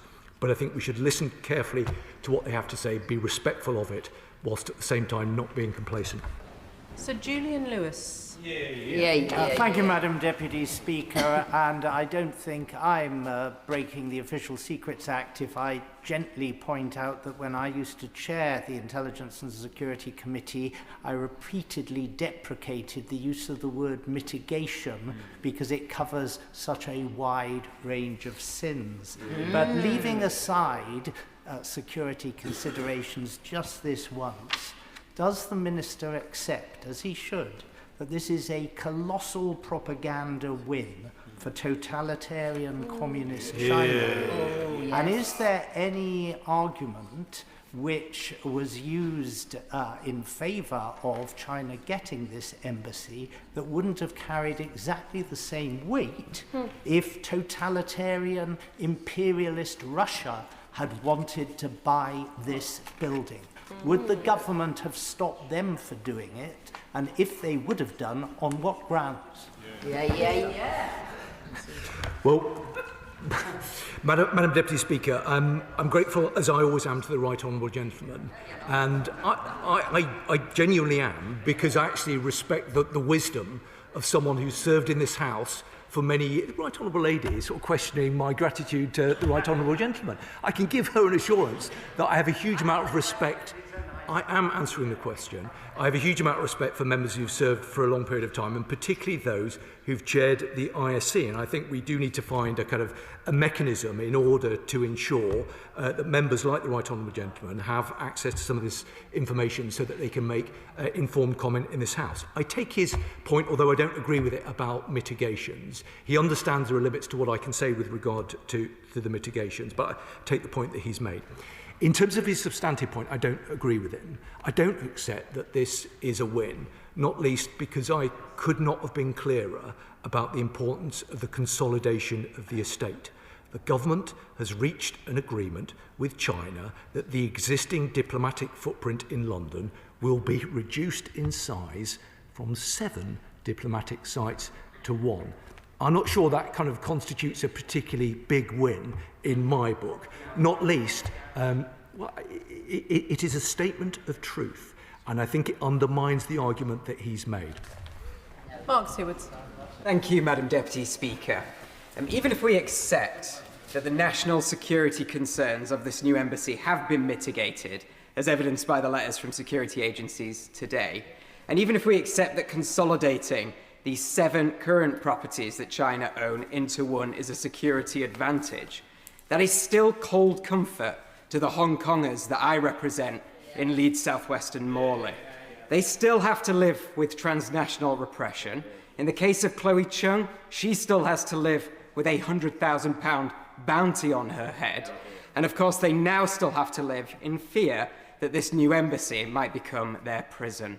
So can I ask the Security Minister, what assurances can he give Hong Kongers in my constituency, indeed the UK, that they will be protected from the ever-lengthening arm of the CCP? Minister.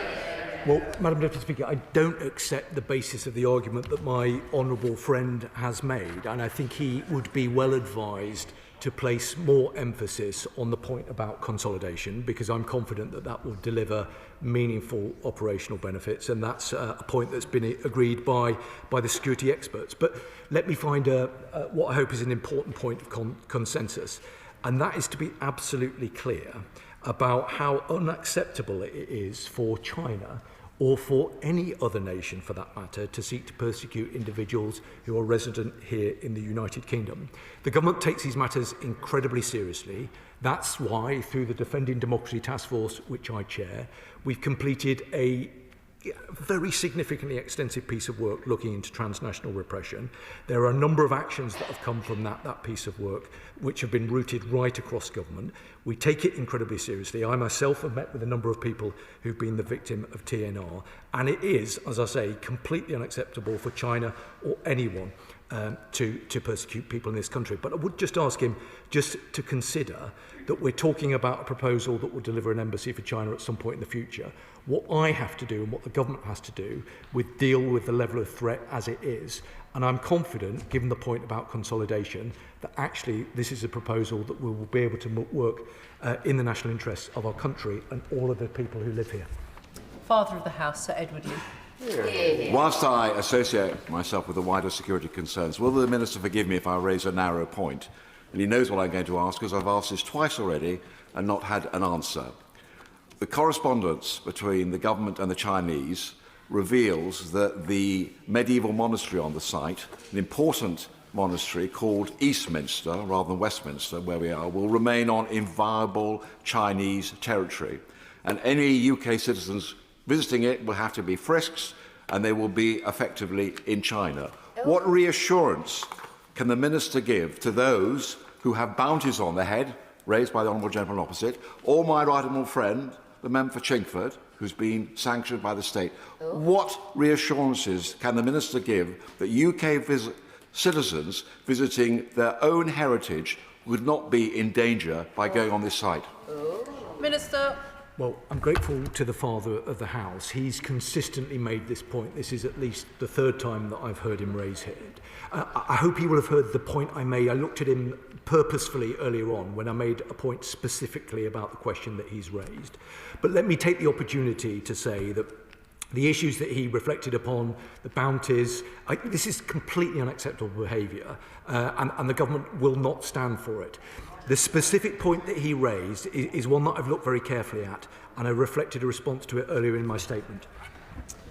Peter Swallow. Thank you, Madam Deputy Speaker. I have been sceptical about this new embassy, but I do take the points made by members from the Intelligence and Security Committee here today, as well as the advice, the response from GCHQ and MI5. I also, of course, have to listen to my own constituents, including the Bracknell Forest Hong Kong community, who tell me that they are concerned about the ongoing transnational repression that they are experiencing. My right honourable friend has already talked a lot about the work that the government has already done. Will he commit to continuing to engage with the Hong Kong community so that we can make sure that we continue to adapt our response to the emerging threats that they experience? Well, I'm grateful to him. He's consistently raised points on behalf of his constituents, and I can give him the assurances that he seeks. Let me say to him and the House that we condemn the Hong Kong police's efforts to coerce, intimidate, harass and harm those living in the UK and overseas. These acts of repression will not be tolerated here in our country. Now, I can say to him that along with other ministerial colleagues, I've taken the opportunity to raise these concerns directly with Chinese authorities, reaffirming that the extraterritorial application of Hong Kong's national security law is unacceptable and will not be tolerated here in the UK. I can give him the assurances that he seeks. I'm very happy to discuss this matter with him further. Luke Taylor. Thank you very much, Madam Deputy Speaker. Hong Kongers and other Chinese dissidents in the UK will be rightly concerned by this news today. And I want to make it completely clear that Liberal Democrats have serious concerns that this project will enhance China's ability to conduct transnational repression against Britons and Hong Kongers on British soil. So can I ask the Minister, what is the timeline for closing the 7 existing Chinese consulate buildings when the Royal Mint Court is opened?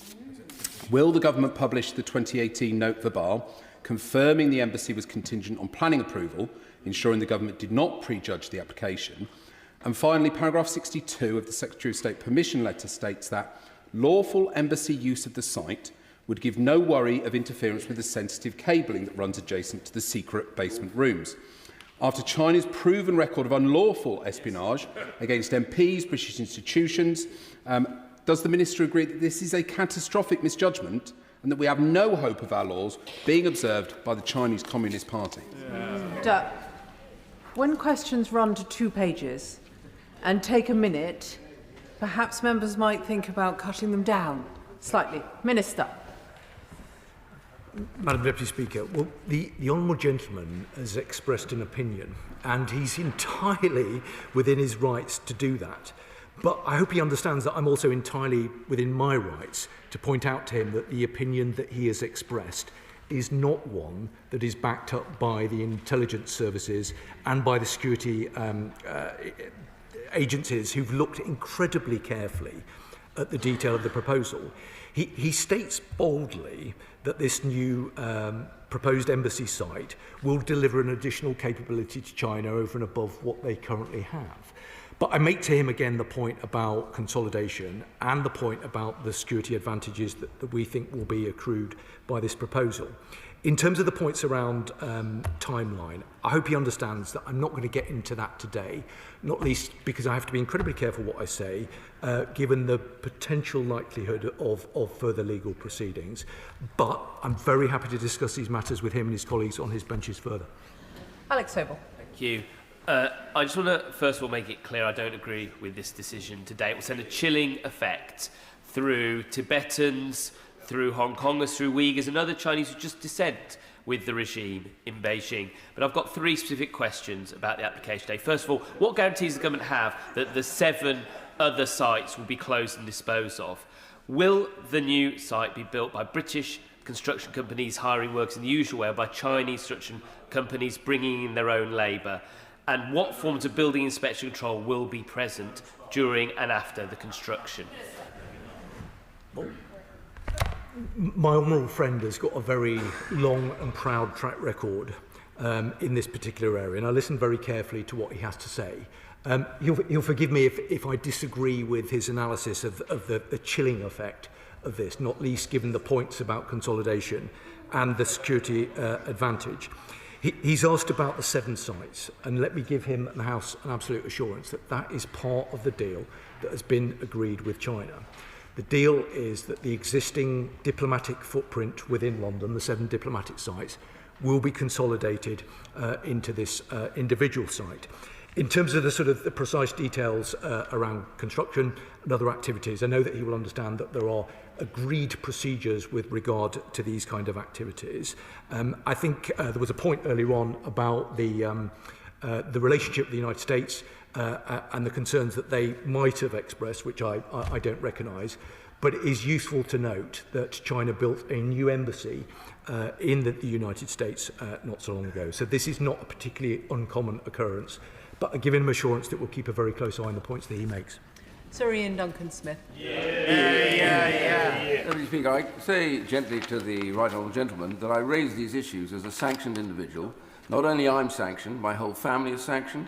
I have been trolled by operatives from the security service of China, and I am under constant regard by them all the way through. So I say this in a way on the basis of that. And I simply ask him this. When the Secretary of State issued his letter, he did give this quote, which was given earlier on, that this concern about cable should not present a problem for a lawful embassy use. Nothing about the Chinese is lawful here in the United Kingdom. Is it lawful for them to attack Hong Kongers who have fled here? Is it lawful for the pop-up police stations that go on pulling them in? Is it lawful for them to actually make sure that bounties are placed on their heads? Is it lawful for them to be asking British citizens sitting next door to Hong Kongers to bring them into the embassy so they may collect their bounty? These are all unlawful acts. The truth is, this Chinese embassy, with its 200 extra staff, will increase that. Every single place that China has had more people in its embassy, transnational repression has increased. Doesn't he agree with that? Minister. Madam Deputy Speaker, try though I might, there was never going to be a scenario where I would be able to satisfy the right honourable gentleman today in terms of what I've been able to say. He and I have exchanged on these matters on many occasions, and it's completely intolerable and unacceptable that he and members of his family have been sanctioned, and he knows the government's position with regard to that. He mentions the issue of law.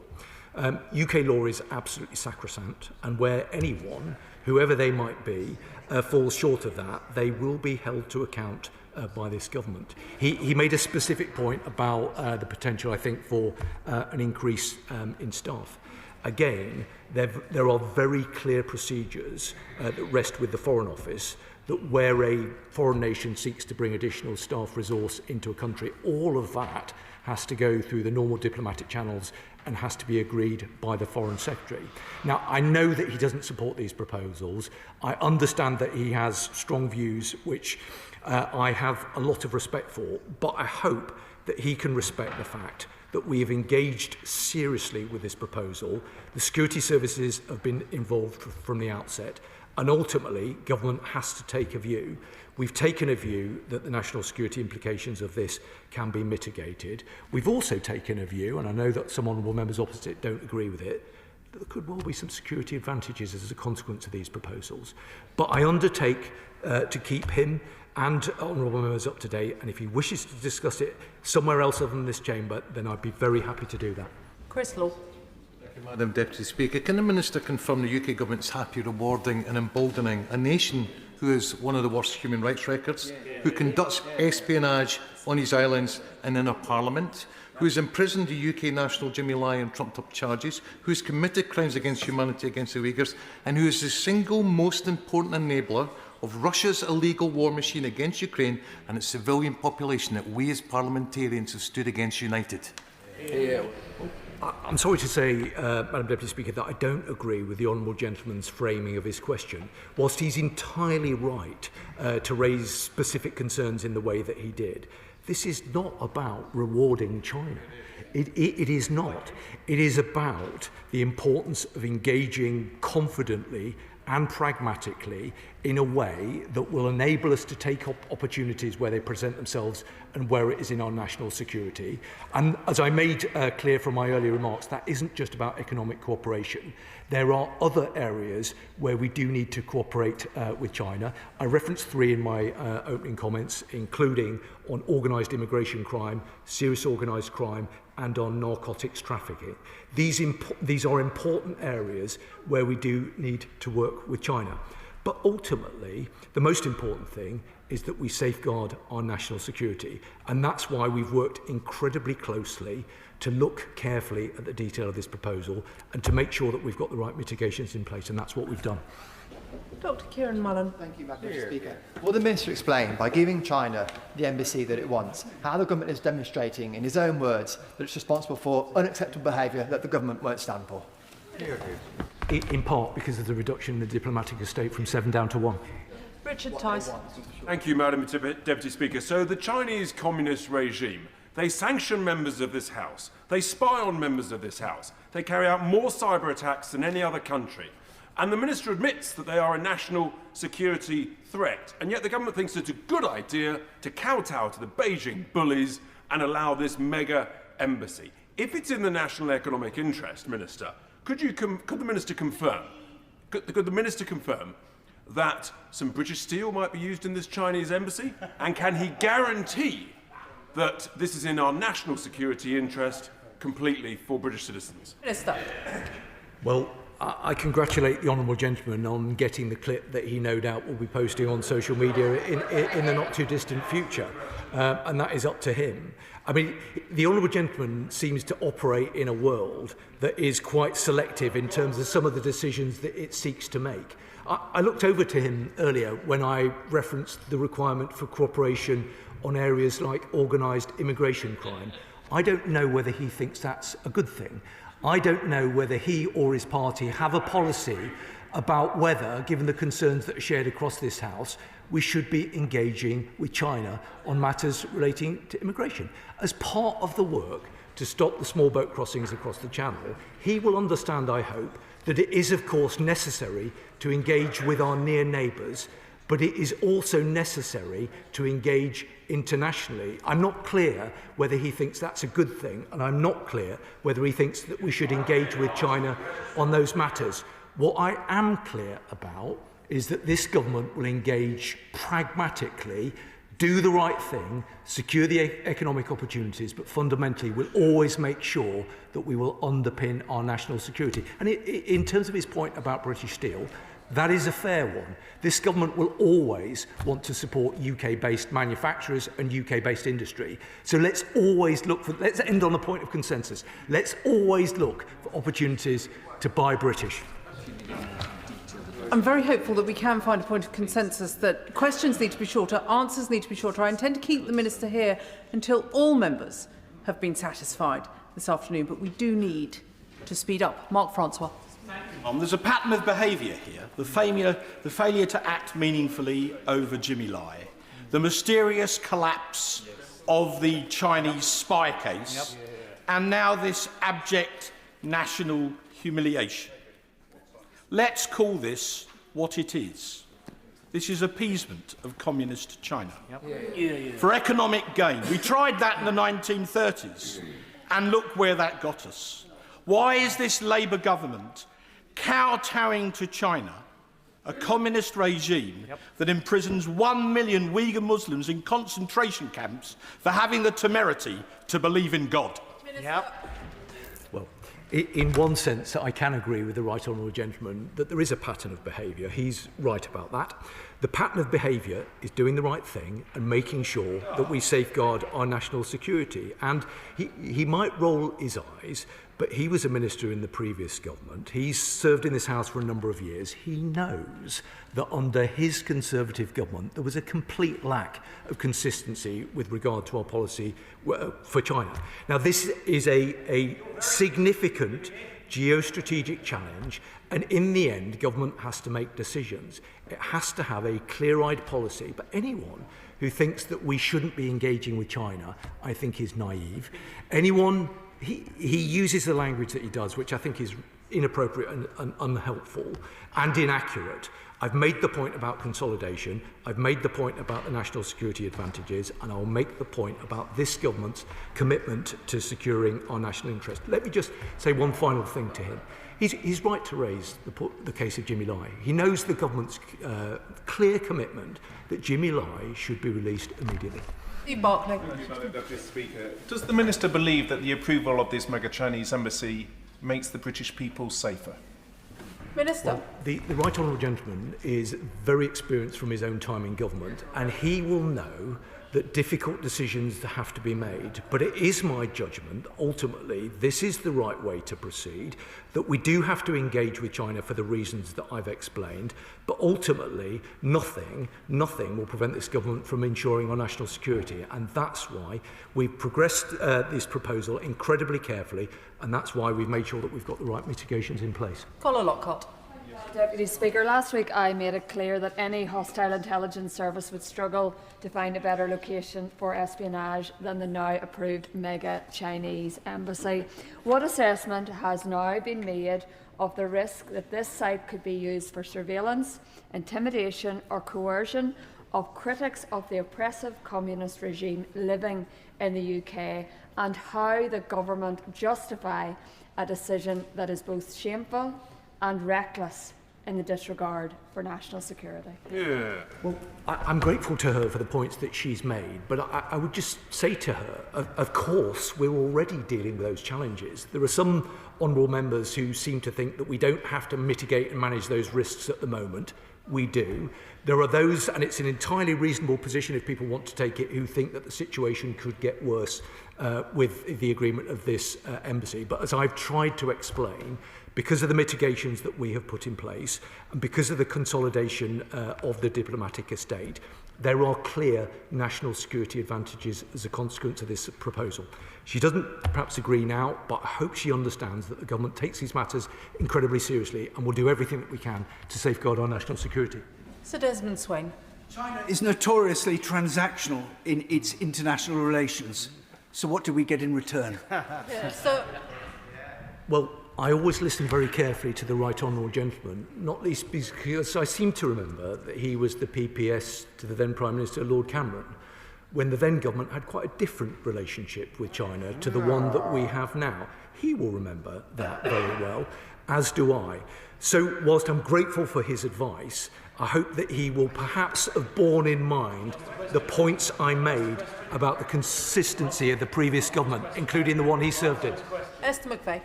Thank you, Madam Deputy Speaker. In light of what you said, I do hope you see this as a short question, and I do hope I get a short answer. Minister, do the security services have any concerns at all about the proposed new super Chinese embassy? Yes or no? Minister. The Right Honourable Lady has seen the letter that's been published today by the Director Generals. I don't know how much time the Right Honourable Lady thinks about matters relating to national security or understands the nature of the threat. Not at all. I'm seeking to explain to her that this government, like the last government, manage a range of national security risks. That will be the case whatever decision was taken around this proposal. Dr. Luke Evans. Thank you, Madam Deputy Speaker. I'm going to ask again. Does this make the British public safer? Yes, or no? Minister. Fundamentally, government is there to make the British people safer. And for the reasons I've explained, I'm confident that from a national security perspective, this is the right decision. Jim Allister. Isn't the plain truth, Minister, that this was a predetermined political decision from the moment the political decision was taken to call it in, when the government was facing, by due process, the Council refusing this planning application? And all that's gone on, doesn't it simply bring the whole planning process into disrepute? Yes or no? And when we consider today that the London Labour Group have condemned this matter, isn't one of their members right when he says, wrong embassy, in the wrong place, at the wrong time? Yes or no? Well, I don't agree with his analysis. I've been crystal clear about the fact that people are, of course, entitled to their opinion, and people will have different views. What sensible members of the public will be interested in is what the security professionals have said. The security agencies, the intelligence services, those people who really understand the nature of the risk and the threat.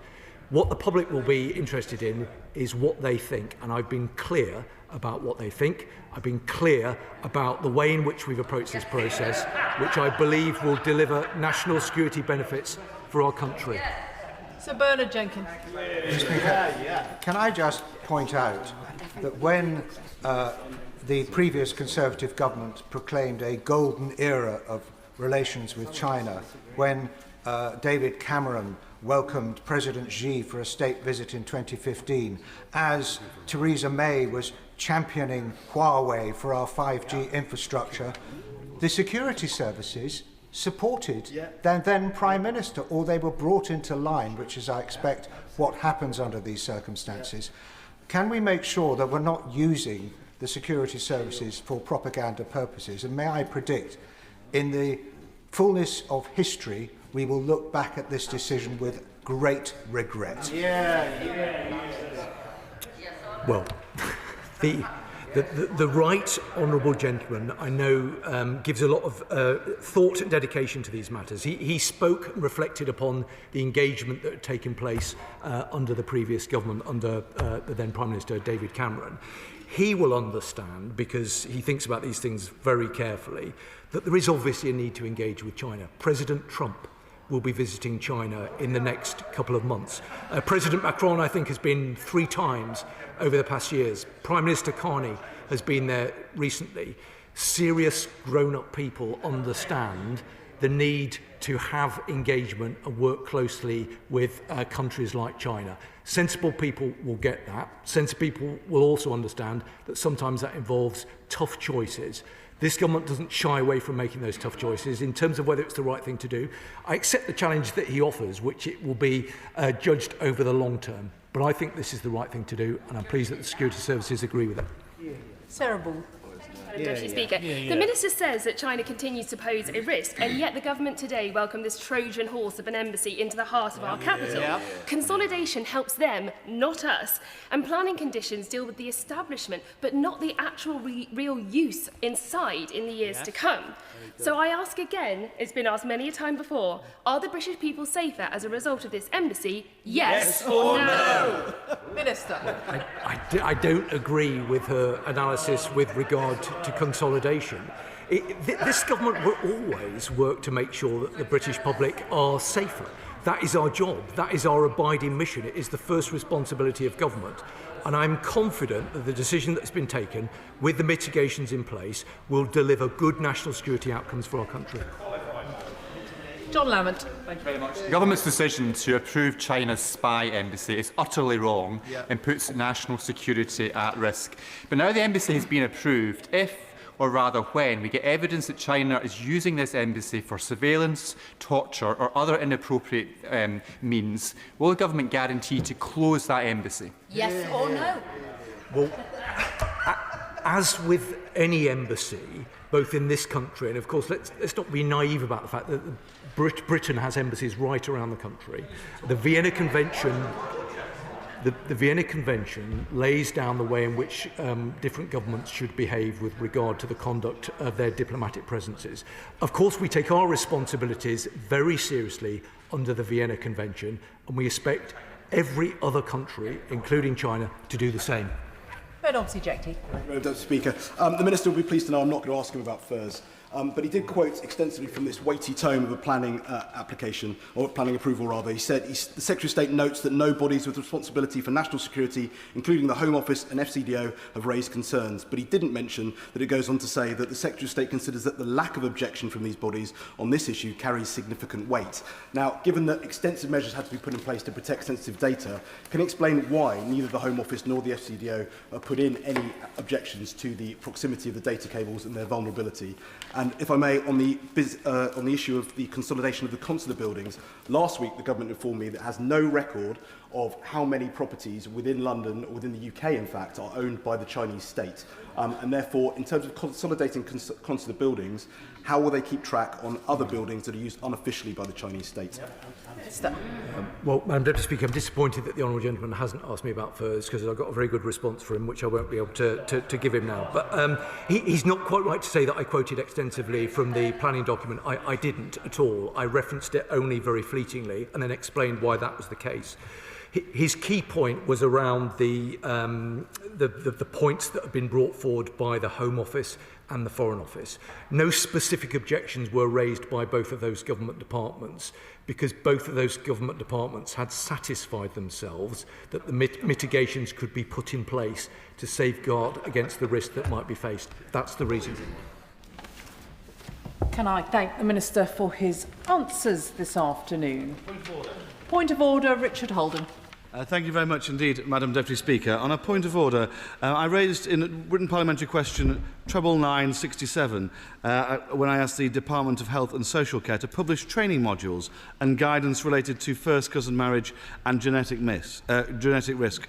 The Government Minister replied that these materials existed but would not be published to this House or more widely. In written parliamentary question 102-870, I asked the Minister if he would place those training modules again in the Library of the House of Commons, and the Minister said there were no plans to do so. This is astonishing, since that answer came after a Freedom of Information request to NHS England, which had already placed those very documents in the public domain. Can you advise me, Madam Deputy Speaker, on how a Minister might come to this House and explain why, yet again, Parliament has been denied information that was in fact releasable, as you have warned against on many occasions? Can I thank the honourable member for the advance notice of his point of order? He will know that as Chair I am not responsible for the answers that ministers give to written parliamentary questions, though he might also know that the Procedure Committee is currently holding an inquiry into this very issue, and I would encourage him to provide evidence and to raise his concerns with that committee. Which brings us to the 10-minute rule motion. Shaukat Adam. Thank you, Madam Deputy Speaker. I beg to move that leave be given to bring in a bill to make provision about the detection, treatment and monitoring of glaucoma by optometrists in England, and to make provision about the full integration of optometry and ophthalmology services for the purpose of glaucoma care in England and for connected purposes. I would also like to refer the members to my register of interest as a practicing NHS optometrist, and I would like to begin by thanking the Minister for being here for this valuable debate. As a practicing optometrist for many years, one of the hard takes of the role is this, that during a routine eye examination, one detects a condition that will forever change that person who is sitting in my chair's life, and the patient is blissfully unaware of it. because that's exactly what glaucoma does. It changes lives quietly and often without warning. Glaucoma is known as the thief of sight, and for a very good reason. Glaucoma damages the optic nerve at the back of the eye, with each nerve fibre representing a different point in the visual field. And because the loss begins in the peripheral vision, people often don't realise that anything is wrong until it's too late. So if members would like a glimpse of what an advanced glaucoma sufferer sees, could I ask them to just cover one eye completely and with the other eye look through an aperture created by your hands and touch your fingertips to your palms. And as the condition progresses, the aperture gets smaller, smaller and smaller until eventually nothing is left. Now imagine trying to navigate a busy high street, to cross a road, or even simply move safely around one's own home. This isn't simply theoretical. Let me give you just two very brief but very real examples from my experience. A woman who on two separate occasions, whilst driving, her car was hit by another car from the side before she finally came in for an eye test, unaware that there was a problem because she could see the number plate, she could see road signs perfectly clearly, but what she couldn't see was the side of her vision eroding. Oh, and secondly, a heartbreaking experience for me when a pensioner with a handbag packed with what looked like her life savings, cash in hand, explaining that she will spend whatever it takes if I could just give her a pair of glasses that would allow her to see her two loves. One was her love of painting, and the other was her love of her grandchildren. Unfortunately, no amount of money would be able to restore her sight, as glaucoma, as well as being silent, is usually irreversible. Glaucoma, in fact, is the leading cause of preventable blindness in the UK. Over 700,000 people are affected, and what is even more concerning is that more than half of them are undiagnosed. That's 350,000 people walking around, driving around, not knowing. This could be any one of us, someone we love, or someone we work with, as was with the case of a previous member of this House, Paul Tyler, a former Lib Dem member who was not diagnosed until a routine eye test. In its early stages, glaucoma rarely has symptoms, and there are rarely any warning signs, just a silent, slow death. By the time it's noticed, the damage is usually permanent, and the loss has far-reaching consequences. People lose not only their sight, but also their independence, the ability to drive, read, cook, or even leave their house. Falls increase, isolation grows, and then comes the emotional and mental health impacts, fear, depression, and loss of identity. Furthermore, with an aging population, we are facing a growing crisis. Glaucoma cases are expected to dramatically rise in the next coming decades. With a growth rate that outstrips the aging population, a study from 2017 suggested that over the next 20 years, glaucoma cases would rise by 44%. That's hundreds of thousands of more people needing care, follow-up and support. And I fear that data will prove to be an underestimate. So let me be blunt. Patients are losing their sight not because care doesn't exist, but because the pathway is broken and the follow-up is delayed. Just recently, I saw a patient who was referred to the hospital and diagnosed with glaucoma. That bit, absolutely fine. The initial appointment happened, but the follow-up was postponed. Then they missed an appointment. So by the time they came to see me again a year later, they had lost a significant amount of their visual field, to such an extent that even their central vision, their acuity, was affected. This anecdotal example corroborates with findings from major chains like Specsavers and others. The problem, current waiting list data only provides a measure of first appointments, not the ongoing care vital to chronic conditions like glaucoma. We need published data on follow-up waiting times because that's where sight is being lost. And here's the reality. Hospital ophthalmology is one of the largest outpatient specialities in the NHS, with 8.9 million appointments a year between 2023 and 2024 in England. It is estimated that glaucoma care accounts for about 20% of all hospital eye service appointments, with around 1 million visits annually across England alone. In 2024-25, it was reported that 600,000 people were on a hospital waiting list for an ophthalmology appointment. However, the ongoing care, such as the need for regular planned follow-up glaucoma patients, is often overlooked, with their numbers not hitting the headline like those waiting for an initial assessment or surgery. NHS hospitals cannot carry this load alone. Thankfully, Minister, this is where the government's own NHS 10-year plan, and in particular its ambition to shift care out of hospitals and into community and to focus on prevention, not sickness, closely aligns with the transformation needed in glaucoma care. There are over 14,000 qualified optometrists in England, providing more than 13 million NHS-funded eye tests. They are trained, regulated and ready to help. Community glaucoma services led by appropriately qualified optometrists with appropriate approved equipment have already demonstrated the ability to reduce hospital appointment referrals by up to 71%. If implemented nationally alongside an optometry-based glaucoma monitoring service, it may be possible to release 300,000 hospital appointments every year. That's not a one-time saving. Glaucoma is a chronic condition. These are recurring appointments for people who are living with, not cured of, the condition. Making full use of the skills and capacity already in primary care takes significant pressure off hospital services, enabling them to focus on tasks that can only be managed in a hospital. This could also save the NHS an estimated £12 million annually. At present, 10 ICBs have no glaucoma case-finding referral management services, and without this service, many patients in these areas who are referred to hospital could instead be retained in primary care optometry with appropriate commissioning rather than adding to the existing waiting list. And even what is more concerning, 21, half of the ICBs, do not commission a glaucoma monitoring service in the community and rely simply on the hospital eye service to follow up glaucoma patients for the rest of their lives. This is where sight loss occurs, as the hospitals simply do not have the required capacity. It's a postcode lottery, one that punishes the vulnerable, especially when people from Black and Asian communities are up to 4 times more likely to develop glaucoma and often have the least access to timely care. As opposed to Wales and Scotland, where a shared care service for glaucoma is commissioned by every health board, optometry-led and properly integrated between primary care optometry and ophthalmology.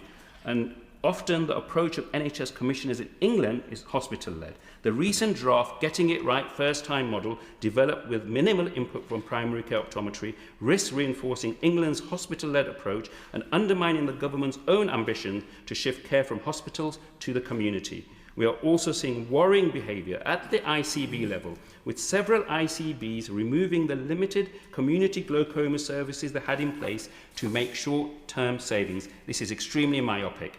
Given ongoing financial pressures on ICBs, we do not expect individual ICBs to make significant progress in commissioning optometry-led glaucoma pathways that fully integrate optometry and ophthalmology without clear direction from the government. The total cost of visual impairment in the UK is now estimated to be £26.5 billion, set to rise to £33.5 billion by 2032. Glaucoma alone accounts for £750 million of it. And this is just not a cost to the NHS, but also the cost of lost productivity, informal care, and diminished quality of life. This is a silent epidemic, but it is not inevitable. So what am I asking for? What can be done to begin to tackle this silent epidemic? Fundamentally, I am asking for a national direction from the DHSC to ICBs that they should commission a uniformed primary care glaucoma service that utilises qualified high street optician practices, and only by doing so will we end the current postcode lottery in glaucoma care. We already know what works, we already have the workforce, and we already have the technology. We now need clear direction and a political will. Thank you. The question is that the honourable member have leave to bring in the bill. As many as of that opinion say aye. Aye. Of the contrary, no. I think the ayes have it. The ayes have it. Who will prepare and bring in the bill? Marsha de Cordova, Jim Shannon, Brian Lesham, Jeremy Corbyn, Ayub Khan, Iqbal Mohammed, Mr Adnan Hussain, Paulette Hamilton, Mark Pritchard, and Adrian Ramsey, and myself. Shaukat Adam.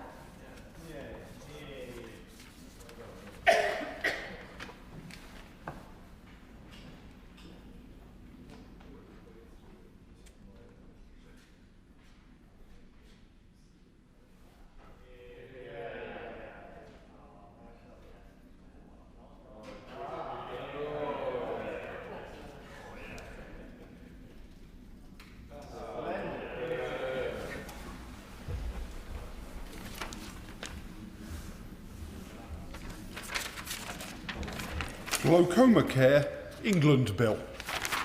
Second reading what day? Friday, 13th of March, 2026. Friday, the 13th of March, 2026.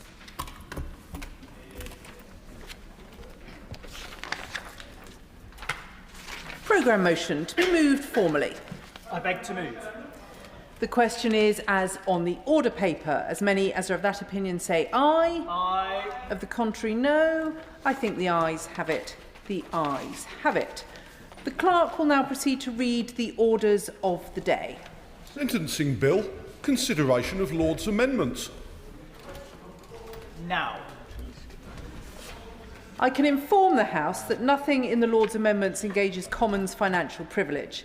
We will begin with the government motion to disagree with Lord's Amendment 7, with which it will be convenient to consider the other Lord's amendments and government amendments and motions as on the selection and grouping paper. I call the Minister to move the motion. Jake Richards. Thank you, Madam Deputy Speaker. And let me begin by putting on record the government's welcoming of the new Shadow Justice Secretary to his job.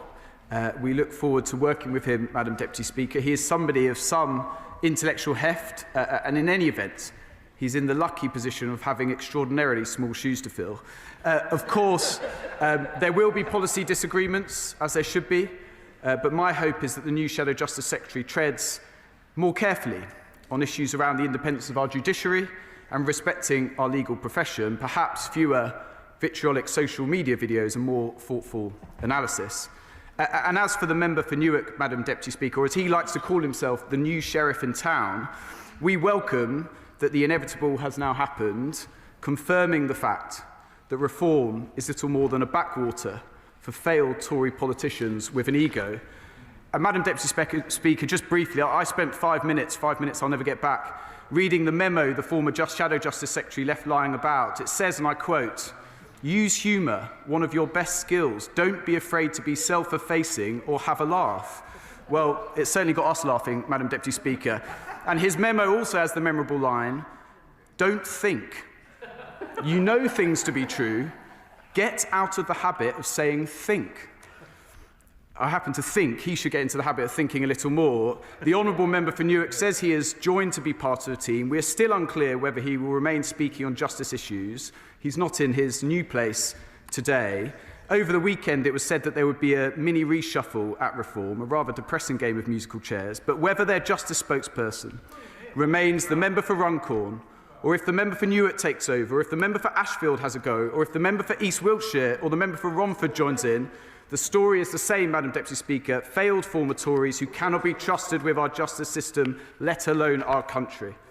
Now, Madam Deputy Speaker, this bill will make sure that we are never again in the position that this government inherited. Prisons at risk of running out of places entirely, leaving us with nowhere to put dangerous offenders, police without the capacity to make arrests, courts unable to hold trials, and a breakdown of law and order unlike anything we have seen in modern times. That's why this bill is vital.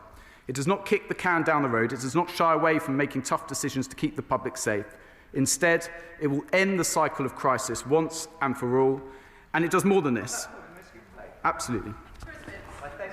Given way. He's given a powerful speech. He will recognise this is a bill that's of huge concern to residents of my constituency of Harlow, because obviously many of those who are waiting for justice to be served, they're victims of crime who are waiting years for their the person that's caused that offence to actually see a trial. So will you agree with me? It's really important this government gets on top of this backlog and gets people in front of courts as quickly as possible.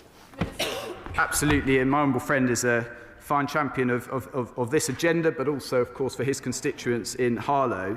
And as he knows, this bill does more than just fixing the crisis we inherit. It will confront reoffending, keeping our communities safe. And Madam Deputy Speaker, as my right honourable friend, the Deputy Prime Minister, set out in the very first debate on the bill in this House, it takes us back to the fundamental purpose of sentencing, punishment that works. Punishment that works for victims who deserve to see perpetrators face retribution, punishment that works for society, which wants criminals to return less dangerous, not more, and punishment that works to prevent crime. We want better citizens, not better criminals. That is what will deliver safer streets and protection from crime. This bill will restore the confidence of victims in the criminal justice system. And let me reiterate that nothing is worse for victims than prisons running out of places and crimes going without punishment, which is the situation we inherited when we came into government in the summer of 2024. Yes. Madam Deputy Speaker, can I thank the Minister for giving way, and the Minister has outlined very clearly what the Government and the Minister in particular is trying to achieve. There are some perceptions by the general public that certainly indicated in the press and the media that they feel that maybe the Government's going to be a bit soft on those who carry out crimes. But in the rehabilitative structure, which I am very much in favour of, and which I think maybe the Minister's in favour of as well, can he outline, please, what will be done to enable those when they leave prison to be rehabilitated and to ensure that they don't reoffend, because the rise in numbers of those who reoffend is incredibly worrying. I welcome the Right Honourable Member's intervention. I'll be setting out in the course of this speech and more generally what this government is doing to ensure that we can increase rehabilitation and crack down on reoffending. But I would just say gently to the Honourable Gentleman, he states that there is a suggestion that this bill is somehow soft on crime. By the end of this Parliament, there will be more offenders in prison than ever before. So I completely reject that assertion. Briefly, Madam Deputy Speaker, I just want to pay tribute to the campaigners that have informed large parts of this piece of legislation and the amendments that we're discussing today. We are introducing tough restriction zones that limit the movement of offenders instead of limiting the movement of victims. These new restriction zones, which will be given to the most serious offenders on licence and can be imposed by a court, will pin any offender down to a specific location to ensure that the victims can move freely elsewhere. This was campaigned for by the founders of the Joanna Simpson Foundation, Diana Parks and Hetty Barkworth-Nanton. Once again, I pay tribute to them and to all of those who have campaigned for this crucial change. And Clause 6 of this bill introduces a new judicial finding of domestic abuse in sentencing, which enables probation to identify abusers early, to track patterns of behaviour and to put safeguards in place. On this, I must pay tribute to the Liberal Democrats in particular, and in particular the Honourable Member for Eastbourne, for his tireless campaigning and willingness to work across party to deliver this. I know that all parties opposite support this crucial change. It is worth remembering more generally, Madam Deputy Speaker, that this legislation was carefully drafted as a result of an independent sentencing review led by the former Conservative Justice Secretary David Gork. I again take this opportunity. Great man, they're saying. They're voting against every single one of his proposals, Madam Deputy Speaker, but there we go. I take this opportunity to thank him again for all his work. It was a thorough, comprehensive and excellent piece of work. We are determined to ensure that the bill receives royal assent as soon as possible. There is an urgency to this process. And let me also remind the House that alongside this legislation, this government is building prison places at a faster rate than ever before. In our first year, we opened nearly 2,500 new places, and we are on track to add 14,000 by 2031. In the next 4 years alone, we will spend £4.7 billion on prison building, but we simply cannot build our way out of the crisis we inherited from the Conservatives. The pressures on the system demands that we reform sentencing, but let me also remind the House that nothing in this bill changes sentences for prisoners convicted of the most serious, heinous crimes who are serving extended, determinate or life sentences. And of course, this bill delivers vital reforms to our probation services. We are rebuilding the service the last government decimated. We are increasing investment up to £700 million by 2028-29, a 45% increase. And we are recruiting. We hired 1,000 trainee probation officers in our first year, and we're on track for 1,300 more this year. At this point, I want to pay tribute to all the hard-working probation officers in our country. They deserve full credit for what they do, and it has been important for us to find the extra resources to put into this service to grow the numbers and the support available. Absolutely. In government, the party opposite oversaw a disastrous privatisation of probation, which ended in a £500 million bailout by taxpayers. Our probation service plays such a critical role in the rehabilitation of offenders and keeping our communities safe. So can the Minister set out further how this bill will ensure that our probation systems are strengthened and fit for purpose? Can the Minister perhaps restrict himself to the amendments? Yes. Minister. Thank you, Madam Deputy Speaker. I welcome the intervention from my honourable friend. I'll be coming on to that issue shortly. Madam Deputy Speaker, I want to address Lord's Amendment number 7. Whilst we cannot support the amendment as drafted, we fully support the intention behind it to promote transparency and improve the experience of victims. We agree that robust processes are required to ensure the accuracy of transcripts, but placing a statutory duty on the judiciary to approve the release of all Crown Court transcripts could significantly increase workload and undermine efforts to drive down the Crown Court backlog. However, Madam Deputy Speaker, I'm delighted to say that we have tabled a government amendment that will expand the provision of Crown Court sentencing remarks to all victims who request them free of charge. This new clause puts victims firmly at the centre of the process, ensuring that every victim can request and receive relevant sentencing remarks for free. This clause delivers a major step forward for transparency, enabling victims to digest sentencing remarks outside of the pressures of a courtroom setting and free of charge. The details on timeframes and processes will be set out in due course, but I can confirm our intention to the House that this will specify that transcripts will be provided within 14 days of a request being made. This timeframe will support applications made under the unduly lenient sentencing scheme, and I can also assure the House that we are considering the opposition's amendments to the Victims and Courts Bill, which would extend this deadline to 56 days, extremely carefully. I'm grateful to members of this House for their engagement on this issue. This change represents a profound step forward for victims and for transparency in our justice. I know that the honourable members for Richmond, Warrington North and Lowestoft have been campaigning on this issue for some time. They deserve great credit, in particular the member for Richmond, if I may.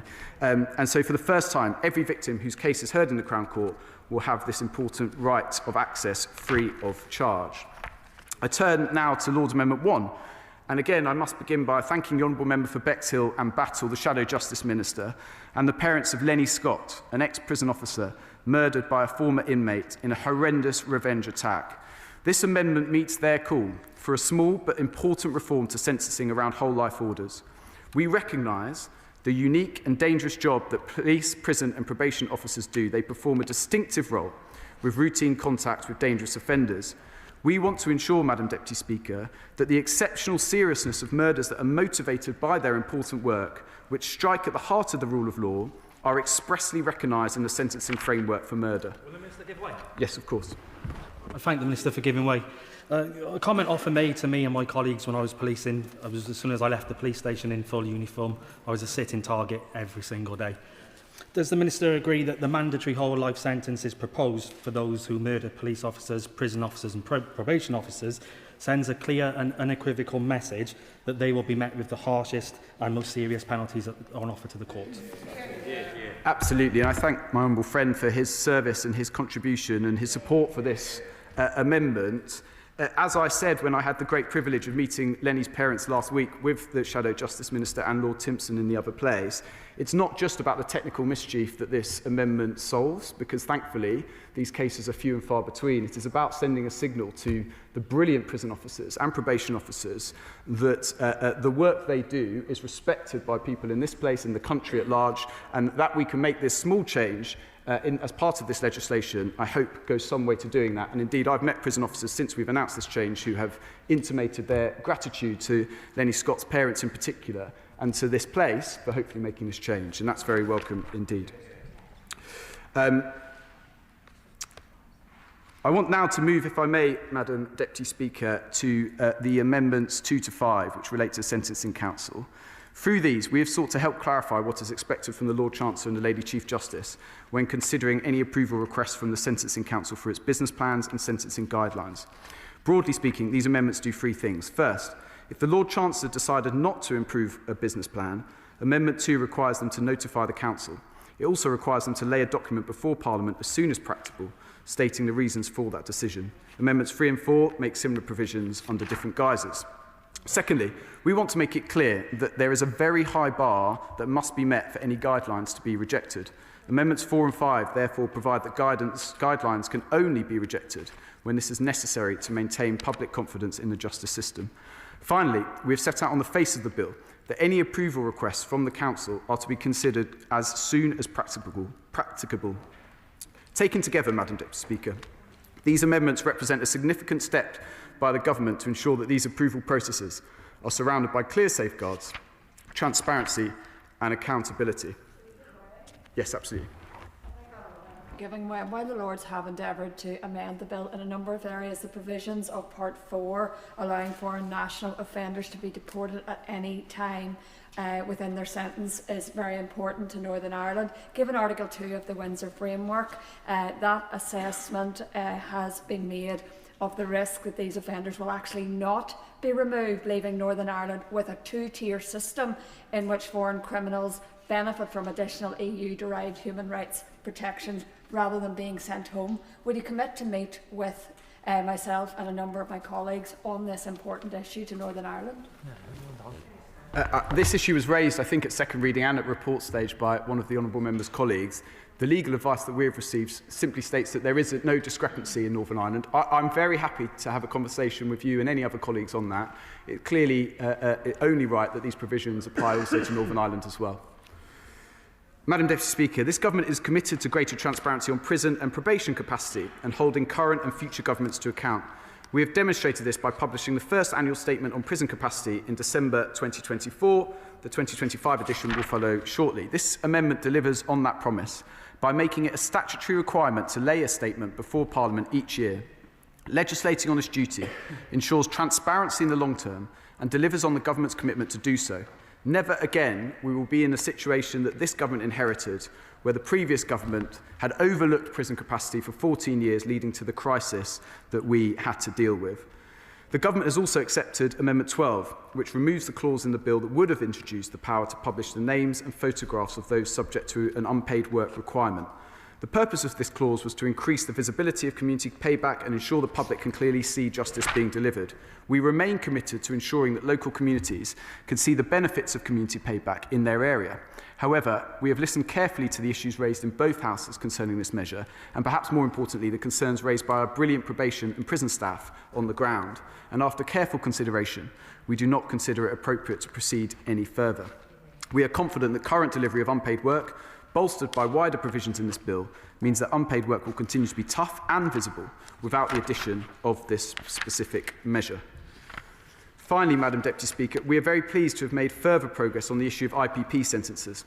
We want to do everything we can to support those who are still serving these sentences to progress to the end of their sentence, but we are not willing to undermine public protection. The amendments made in this bill strike that careful balance. The Victims and Prisoners Act 2024 made significant changes to the IPP licence period. The qualifying period for referral to the parole board for consideration of licence termination was reduced. It went from 10 years after first release to 3 years for those serving the IPP sentence and 2 years for those serving the DPP sentence who were convicted when they were under 18.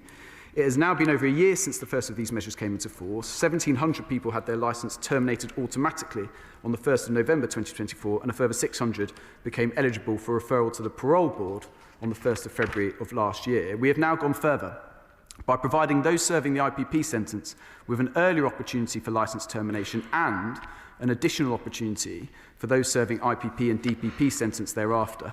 Those serving an IPP sentence will be considered for licence termination 2 years after release rather than the current 3 years. This provides suitable time for support and rehabilitation in the community, whilst ensuring our communities are best protected from harm. Would the Minister give way? Yes, absolutely. I thank him for giving way, and I welcome the amendments relating to IPP sentences. It's a matter of concern to many across the House. Can the Minister assure the House that changes to IPP licence termination will continue to provide for community rehabilitation whilst protecting communities from harm? And can the Minister also commit to continuing to work to resolve the remaining challenges around these sentences? Absolutely, and my honourable friend, as a member of the Justice Select Committee, always brings thoughtful contribution on justice issues, but in particular IPP. There is that balance that has to be struck between protecting public safety, but also ensuring that there is rehabilitation. The government thinks that this legislation has gone some way to doing that, but there is always room for further review and assessment as we go forward. And I know that Lord Timpson, who's leading on this piece of work for the government, will continue to engage, certainly with the Justice Select Committee on this issue. Madam Deputy Speaker, I'm very grateful for the improvements that have been made to this bill during its passage in the House of Lords, and I hope, in particular with the undertakings I've given on the provision of sentencing transcripts, I hope that all parties will be able to support the government's amendments in lieu of Amendment 7. These represent a major step forward for transparency and for victims, and I beg to move these amendments. The question is that this House disagrees with the Lords in their Amendment 7. I call Shadow Minister Dr Kieran Mullen. Thank you, Madam Deputy Speaker. And as we've heard today, the House is considering amendments made in the other place to the sentencing bill. There is no doubt that our justice system is facing significant challenges. I've always acknowledged this, and during recent debates on a wide range of issues from sentencing to prison capacity to probation to jury trials, there's been cross-party acknowledgement that for decades, across a number of governments of different colours, there hasn't been sufficient investment or political priority given to our justice system. But that should not and must not serve as an excuse for this government to bring forward changes to our justice system that damage it, failed to actually address the challenges before us, and slipped through the net changes that elements of the Ministry of Justice have always wanted to do and are simply using the excuse of the current challenges to finally pull off. But that is what we are seeing, both in relation to the proposals on jury trials and even more clearly to the clear detriment of victims in this sentencing bill. I welcome elements of this bill. Some of the examples we'll go on to discuss, and the Minister mentioned, for example, the restriction zones, the domestic abuse markers, but these are overwhelmingly outweighed by the fact that the heart of this bill is a catastrophic blow to the victims' search for justice, as it will let out thousands of rapists, paedophiles and seriously violent offenders out of prison earlier. The Minister mentioned in his opening remarks the independent sentencing review, and I'll remind members of this House that the independent sentencing review gave absolutely no consideration whatsoever to what victims and the public would think of the proposals related to sentencing, and actually that report is an insult to victims and their families, and many of them have told me directly. At least during the common stages of this bill, every other party joined the Conservatives in voting against these dangerous proposals, including the Liberal Democrats, and in fact a number of Labour MPs bravely abstained. It should be a matter of deep shame for the Liberal Democrat Party that they have since joined Labour in voting to let rapists and paedophiles and seriously violent offenders out of prison earlier, especially as they so clearly articulated why this was wrong before. A complete betrayal of serious victims of crime and their families. This is likely my final opportunity to say to this House and MPs opposite that I'm confident they will come to regret these elements of the bill and will find it difficult to explain themselves to victims when they see perpetrators of crimes like rape, child sex offences and child grooming leave prison sometimes only after having served a third of their sentence because of their support for these measures. I will do whatever I can to ensure those victims know who made those choices when there were so many other alternatives available to them. But as I do have to accept that this government majority, with the help of the Liberal Democrats, has ended that campaign for now, we should consider the amendments of this bill before the House today. And as I know the public greatly value constructive cross-party working, I want to begin with an important area where we were able to secure government support in relation to Law's Amendment 1. This amendment ensures that where a police officer, prison officer or probation officer, including a former officer, is murdered because of their service, a whole life order will be the starting point for sentencing. This change originated from the opposition, and I'm grateful that the government accepted the principle following my meetings and campaigning with Paula and Neil Scott, whose son Lenny, a former prison officer, was murdered because he refused a bribe from an inmate. Parliament has long been clear that those putting themselves in danger directly by confronting and standing up to the most dangerous people in our society should have the greatest possible protection of our law available to them. That is a whole life order. We had previously legislated to that effect through the mandatory whole life order for those that murder police and prison officers in the course of their duties. The case of Lenny Scott highlighted a gap in the law, though. Lenny was brutally murdered years after his service as a prison officer in revenge for handing in a phone he'd found in a prison cell search. Imagine, years later, having moved into a new phase of his life, enjoying work, the gym, time with his children and the rest of his family, being shot in a car park late at night simply for doing his job. Lenny's mum told me how she knew something was wrong when Lenny didn't come home that evening. She even went out in the middle of the night to look for him, only to have the police arrive at her door at 1 a.m. with the devastating news. It's been a true privilege for me to work with her and Lenny's dad, Neil. And I want to extend my sincere thanks to Lord Timpson and the other place and the Minister for taking the time to meet with them both and agree to work with them further to see what else we might do to improve protections for our prison officers. I'm sure the Minister will agree it was clear from the meeting what decent, moral people they are, which explains the sort of person Lenny was. I'm also very grateful to Lord Timpson for bringing fresh thinking to this area by including probation officers in the measure. They also must work closely with dangerous, violent offenders and sometimes stand up to them to protect the public. They face the same dangers and so should get the same protections. Whilst our wider focus must always be on preventing crime and protecting the public, it's right that clear gaps in the law are addressed when they arise. The opposition therefore supports this amendment in lieu of her own, and I know Lenny's parents and all his family and friends have been delighted to see its progress in the House. In my time working with victims on campaigns, I've learnt the pitfalls of naming a law after an individual case. There are always others that might warrant the remembrance of their own experiences in the naming of a law, but for Lenny's family personally, they would have every right to call this measure Lenny's Law. Yep. Next, Madam Deputy Speaker, I'd like to consider amendments that are attempting to deliver reform in an area much needed, but are simply insufficient. Lord's Amendments 2, 3, 4 and 5 all concern themselves with the relationship between the Lord Chancellor and the Sentencing Council. Between them, they provide guidelines for specific scenarios where the Lord Chancellor may not approve the Sentencing Council's business plan, conditions for withdrawing consent for the Sentencing Council's issuing of sentencing guidelines, conditions of withholding the consent to a request from the Sentencing Council to issue allocation guidelines if it's necessary to do so in order to maintain public confidence in the criminal justice system. We saw in the debacle over two-tier sentencing just how far the Sentencing Council has strayed, and these measures will not fundamentally correct that. The official opposition has made it clear in the past, and I will restate it again, that it is our firm policy position that we would abolish the Sentencing Council and restore power back to elected ministers directly accountable to the public and give Parliament a role itself.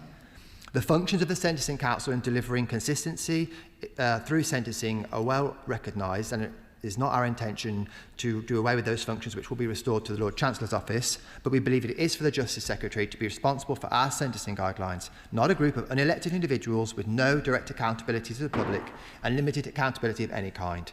Consultation with the public is not the same as accountability to the public, and we are clear Parliament should have the power to act as well. Therefore, Madam Deputy Speaker, whilst the amendments are not a point of contention in the bill's progress, we will not divide the House on them, I raise them to point out that they would not be part of a bill introduced by a Conservative government, as we would abolish the Sentencing Council entirely and fully restore accountability. Next, Madam Deputy Speaker, I want to draw the House's attention to Lord's Amendment 7 on court transcripts of sentencing remarks proposed by the opposition and supported in the other place. Lord's Amendment 7 would require sentencing remarks delivered in the Crown Court to be made available within 14 days of a request, free of charge, subject to judicial approval and existing reporting restrictions, and published online. As I mentioned, this was a Conservative amendment. Let's start with something we can all surely agree on. Sentencing remarks matter. They are how judges explain the seriousness of the offence, the harm done to victims, and the reasons for the sentence imposed. For victims and offenders, a sentence being passed in a Crown Court will be a moment of extreme seriousness in their lives. I think we can surely agree that it shouldn't be that unless you can afford to pay, you'd have to simply rely on your memory or on scribbled notes by those in the court on your behalf, and not have a word-for-word record of this event is a good example of how for decades our justice system has been doing things that no one can really justify from any party, and these things must be changed. For victims and families, access to these remarks is often central to understanding the outcome of a case and to having confidence that justice has been done. It will also be crucial for them to give consideration to making an application to the unduly lenient sentence scheme, as the Minister mentioned, which the Government continues officially to insist should remain at 28 days, though I do take on board the Minister's remarks that they're giving consideration to the 56-day time limit. I would just say I know what's incredibly important to the families is as well as a wider overall limit, is that those directly affected by the most serious crimes get a more extended period than just simply 56 days, equivalent to the offender's ability to have a unlimited appeal in exceptional circumstances. So I do hope the Minister takes that on board. The last Conservative government initiated the piloting of access to the remarks for victims of murder, rape and other sexual offences. I'm not aware of anything from this pilot that would make for an argument against the measures we've proposed. Lord's Amendment 7 addresses that problem directly by placing a clear duty on the court on the face of the bill to provide sentencing remarks within 14 days free of charge and publish them. The Minister said it would be all remarks. That's not what the amendment says. It says remarks on request. And this is actually short of where we should be in the end, which is to aim for all court transcripts, more generally of proceedings to be made available. But we've been sought to be modest with the aim of garnering wider support.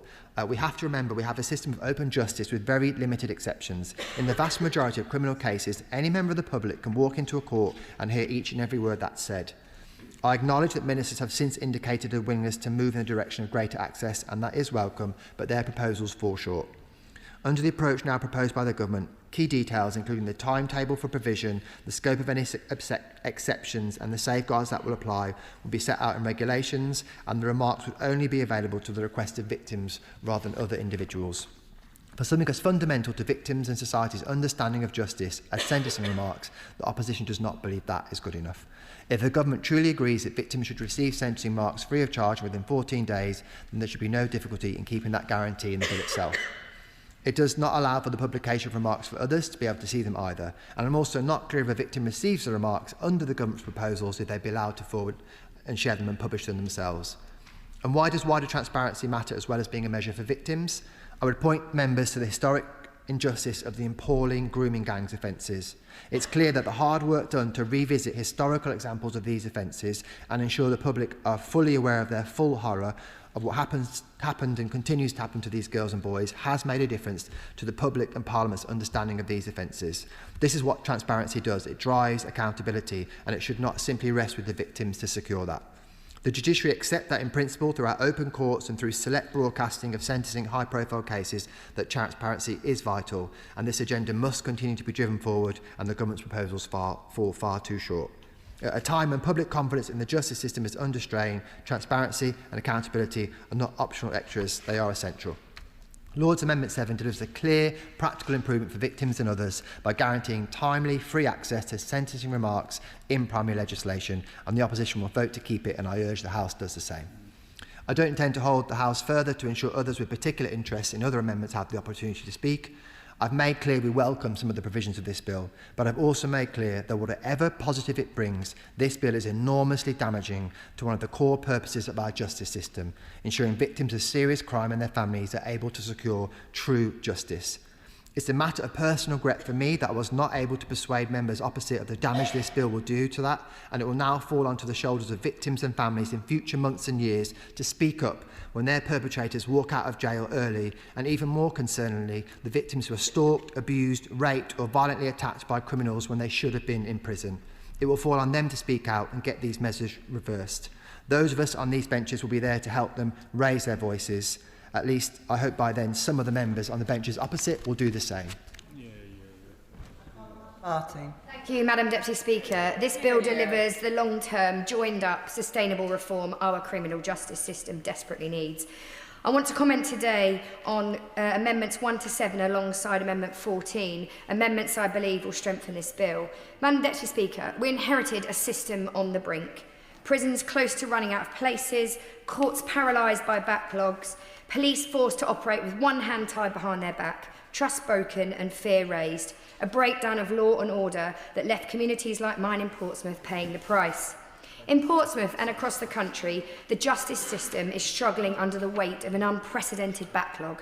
Crown courts in England and Wales now have between 77 and 78,000 outstanding cases waiting to be heard, with tens of thousands open for a year or more, and some defendants waiting for up to 4 years before trial dates are even available. These delays, Madam Deputy Speaker, mean victims in my city and beyond are denied timely justice, eroding confidence in our courts. The sentencing bill and wider reforms are a crucial step towards tackling these backlogs, speeding up justice and ensuring offences are addressed without further delay. The Conservative Party talks tough on crime, but their record tells a very different story. They increased sentencing lengths without building the capacity to support them, and in 14 years they added just 500 prison places. When the system finally broke, they released tens of thousands of offenders early, largely, Madam Deputy Speaker, in secret. 10,000. In secret, shattering public confidence in justice. This government is working hard to fix their mess. We believe in prisons, Madam Deputy Speaker. Many offenders must go there, and some, Madam Deputy Speaker, for a very long time. Many offenders must go there. We have already opened 2,500 places, and we're on track for 14,000 by 2031, the biggest expansion since Victorian times. But we also have to be honest about the challenge. We cannot build our way out of a Tory prison crisis alone. We owe it to the British public to reduce crime and to reduce victims. That is why this bill reforms sentencing, so punishments can actually cut crime and rehabilitation can help reduce crime and reduce victims. That includes tough, credible and visible punishments in our community. Offenders will be closely monitored through tagging, restrictions on where they can go and strict conditions that curb their freedom. Courts will be able to impose no-go zone banning offenders from entering specific areas such as town centres, retail zones, building sites or industrial estates where they have previously offended. These, Madam Deputy Speaker, are not soft options. They are enforceable restrictions backed by modern technology and real consequences if breached. This approach is vital for crime that devastates working people, and particularly I'd like to mention, Madam Deputy Speaker, the horrendous life-changing crime that is tool theft. In Portsmouth and across the country, tradespeople have told me the story time and time again. When tools are stolen, it's not just property they lose, it's income, cancelled jobs, damage to reputation, and families pushed into financial stress overnight. And in some cases, Madam Deputy Speaker, it has led to the taking of our tradespeople's lives. It is because of this I have campaigned relentlessly on this issue, working closely with tradespeople, industry bodies, police, insurers and retailers, and together we made the case that tool theft must be treated as serious and repeated crime. Because of that work, this bill and the amendments delivers real change for these victims. Repeat tool offenders will now face tougher sentences in court and also in our communities. Does she accept that the vast majority of the result of this bill will only have to serve a third of their sentence instead of half? I believe that we are clearing up the mess left by the Tories, where people are still waiting for their day in court. It is not okay to commit a crime and not even be able to sentence for 4 or 5 years. If you'd like to intervene again, I'll sit down. The facts are, those tool theft victims that she's talking about, will any single one of them agree that those people should only serve a third of their sentence? I think they'll be serving more than was under the Conservatives when they didn't care about tradespeople or construction crime. Repeat tool theft offenders will now face tougher sentencing because of a Labour government, including tagging on release, strict movement restrictions, robust unpaid work and no-go areas, stopping them returning to the places where they targeted working people. This is about disrupting criminal behaviour, protecting livelihoods and showing that Labour is the only party that stands squarely with those who work hard and play by the rules.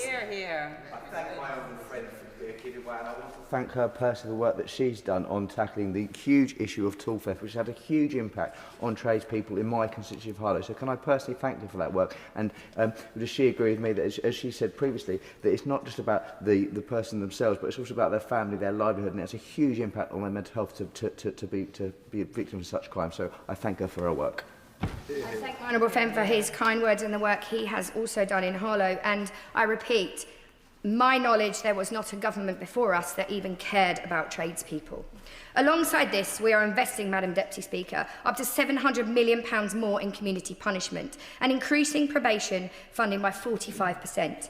That means better supervision, faster enforcement and a system that is credible to both offenders and to the public, and again looks to reduce repeated crimes for victims.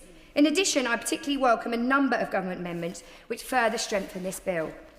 As a daughter of a retired police officer, and I notice my honourable friend from Portsmouth South is in the room, and his dad was a retired probation officer, I have family and friends still serving in the forces and as prison officers. I welcome Amendments 1 and 14, which broaden whole life orders. Murder, Madam Deputy Speaker, is the most heinous crime a person commit, and these amendments ensure that those who murder police, prison or probation officers, including where the crime is motivated by their current or former duties, face the full force of the law.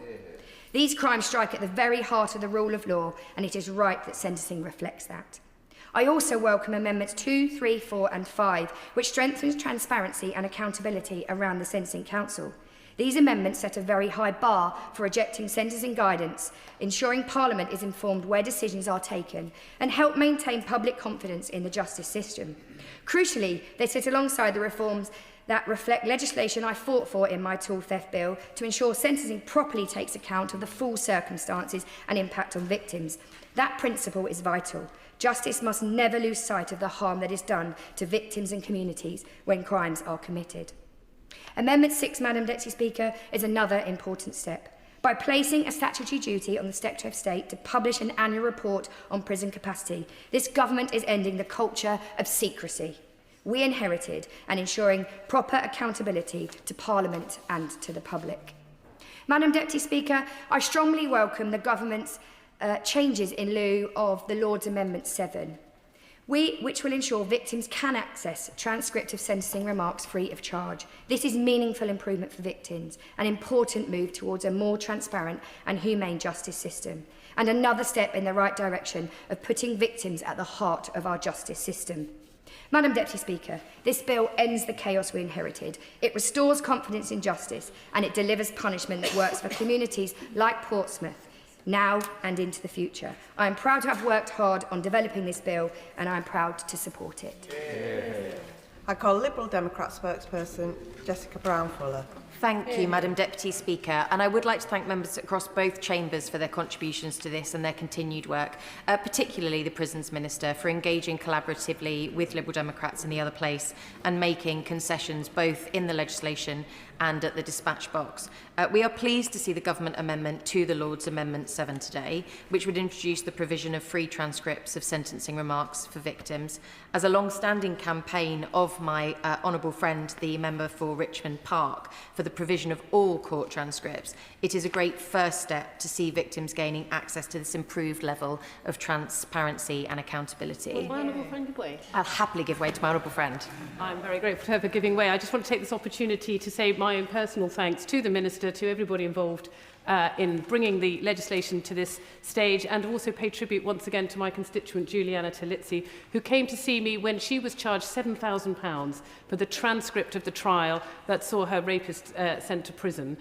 This is a huge step forward for victims of all kinds, and I am really, really pleased to see this in our debate today. And I just want to put on record my huge thanks to everyone for that.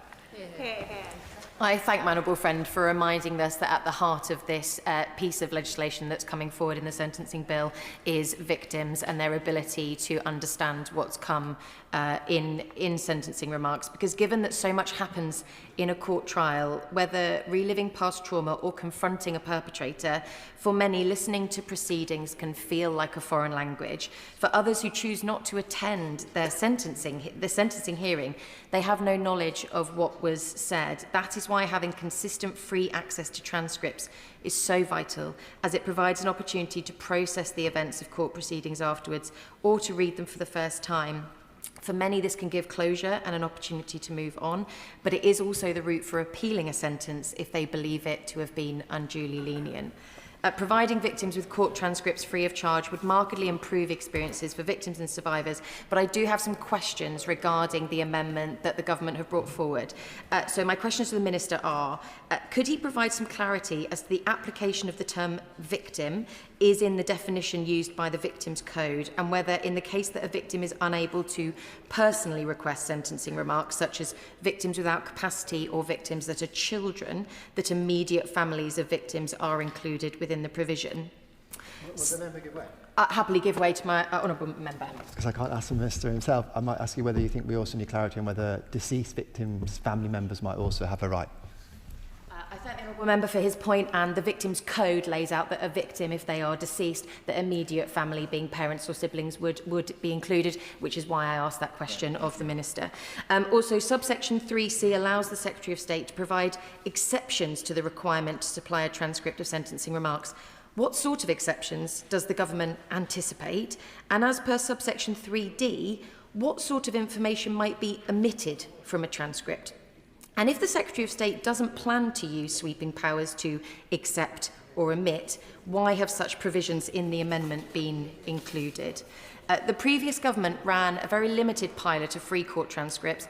Will this Government publish a detailed publication of the review of that pilot? We believe that this could and should go much further, as per the campaign by my honourable friend for Richmond and Baroness Brinton in the other place. And we have tabled an amendment to the Victims and Courts Bill, which would mean all transcripts were provided free of charge, including judicial summaries and bail decisions.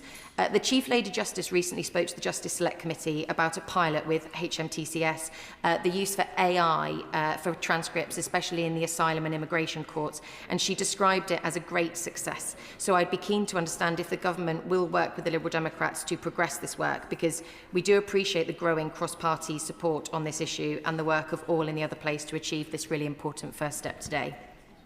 We also welcome the Government committing to a statutory annual report into the state of prison capacity and, importantly, the probation service. This is an important mechanism for oversight, which will improve long-term assessments of the health of our justice system. And we were very happy to see the Government accept our amendment to remove Clause 35 from the bill, which did nothing to address the crisis in our justice system and was totally at odds with the Rehabilitation of Offenders Act. We also welcome the amendments tabled by the Government to strengthen protections in relation to the Lord Chancellor's approval of sentencing guidelines. We have been supportive of many of the provisions in the bill aimed at addressing some of the key failings in our crumbling justice system. Our courts, prisons and probation services are all at breaking point and without urgent intervention are at risk of failing completely. The bill offered an opportunity to ease some of those pressures our system faces, where currently the needs of victims, offenders and the system more widely are too often ignored. We do also need to ensure that our prison system is one of rehabilitation, one that ends the cycle of reoffending and reduces those long-term pressures. All of the Liberal Democrat work on this bill has been in that vein in order to get the legislation into a better place to achieve those aims. So to briefly conclude, Madam Deputy Speaker, we realise the mess our justice system finds itself in. We've always aimed to work collaboratively and productively cross-party to ensure that we can begin to turn the tide on this, and we will continue to do so. We need a sustainable solution to this crisis, which includes cutting reoffending and tackling the court backlog to reduce the number of people in prison on remand, and properly resourcing our probation service, which will no doubt feel the impact of this legislation most acutely. The bill contains a number of proposals that Lib Dems have campaigned for as part of the wider package of reform, but it still could go much further to ensure that it's fit for purpose to protect victims and safeguard our justice system for the future. Thank you. Thank you, Madam Deputy Speaker. I'm pleased that this bill will deliver some long-term and sustainable reform to our criminal justice system and make sure that we never again end up in the position where dangerous offenders aren't being locked up, the police don't have capacity to make arrests and courts are not able to hold trials. It was frankly a breakdown in law and order like nothing we have seen in modern times, because the last government increased sentence lengths without reckoning with the consequences of doing that, adding just 500 places in their time in office, and that was a dereliction of duty beyond comprehension, and I think that's something that must not be forgotten in the context of this bill. Our prisons were brought to the point of crisis, and frankly they only survived till the general election in 24 because they, on the quiet, largely released 10,000 offenders, completely undermining public confidence in our justice system.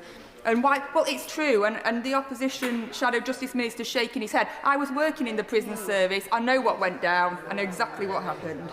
And that's why this bill is so important, because whilst it was born out of necessity, it is bringing forward the kind of reform which will be absolutely transformational and which, frankly, governments of all colours should maybe have done in years past.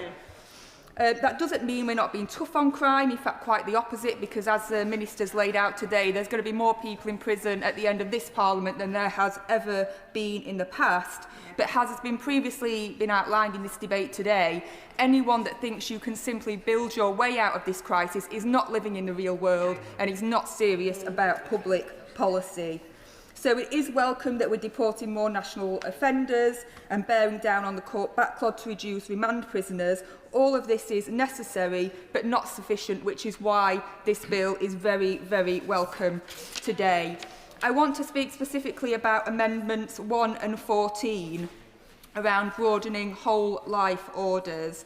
When I was a prison officer, I found it personally incredibly frustrating how little acknowledgement was given, frankly, by wider society about the serious level of assaults and injuries that staff often had to suffer. And this is something I'll be taking up with the Minister maybe on another time, because I know it's not directly about this amendment. But I do think it's important that there is that public recognition about how dangerous the job can be for probation officers as well. And I want to pay tribute to Lenny Scott's family, who have worked tirelessly to advocate for this change. It is very welcome, and I hope that every member of Parliament from across the House will support that amendments, and those amendments today, sending the clear message that this House backs our police, probation and prison staff, particularly with the dangers that they face, and send a clear message that we support them this day and indeed every day.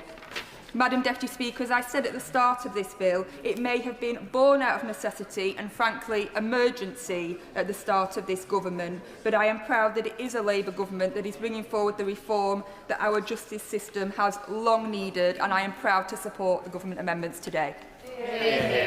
Leave the House, Minister. With leave of the House, Madam Deputy Speaker, today is a pivotal day, subject to agreement from this House in due course in the other place. this bill would have completed all its stages and will shortly become law. And Madam Deputy Speaker, I want to take this opportunity to thank, first of all, my predecessor, my honourable friend, the member for Scunthorpe. Although I've been the minister who's taken this piece of legislation through the House, his painstaking work in developing the policy has been fundamental, and he deserves great credit. I want to thank my honourable friend, the member for Portsmouth North, for every single opportunity she quite rightly raises her campaign for clamping down on tool theft, and she's taken that opportunity again. She is a fine champion on this issue and for her constituents. And I want to thank my honourable friend, the member for Doncaster Central. She brings huge experience to this. To these issues, and we are taking measures to offer further protection for prison staff, but I'm very happy to speak with her about what more the government can do. Very briefly, Madam Deputy Speaker, just some of the issues that have been raised. On the Sentencing Council, we've aired this debate before, but the Conservative position, which was developed by the now former Shadow Justice Secretary, the member for Newark, it is a team effort. I'm not sure about that. It is an example of real constitutional vandalism. It has never been the case that the judiciary this would threaten the independence of the judiciary. What these amendments do and what this proposal does that's set out in this legislation is ensure there is a democratic lock around sentencing, ensures there is a role for this place, but that the Sentencing Council remains independent, and that is absolutely the right thing to do. On transcripts, I welcome that there is a degree of a consensus on this. The Conservative position on this amendment at the back end of last week and then early this week seems to have changed a few times.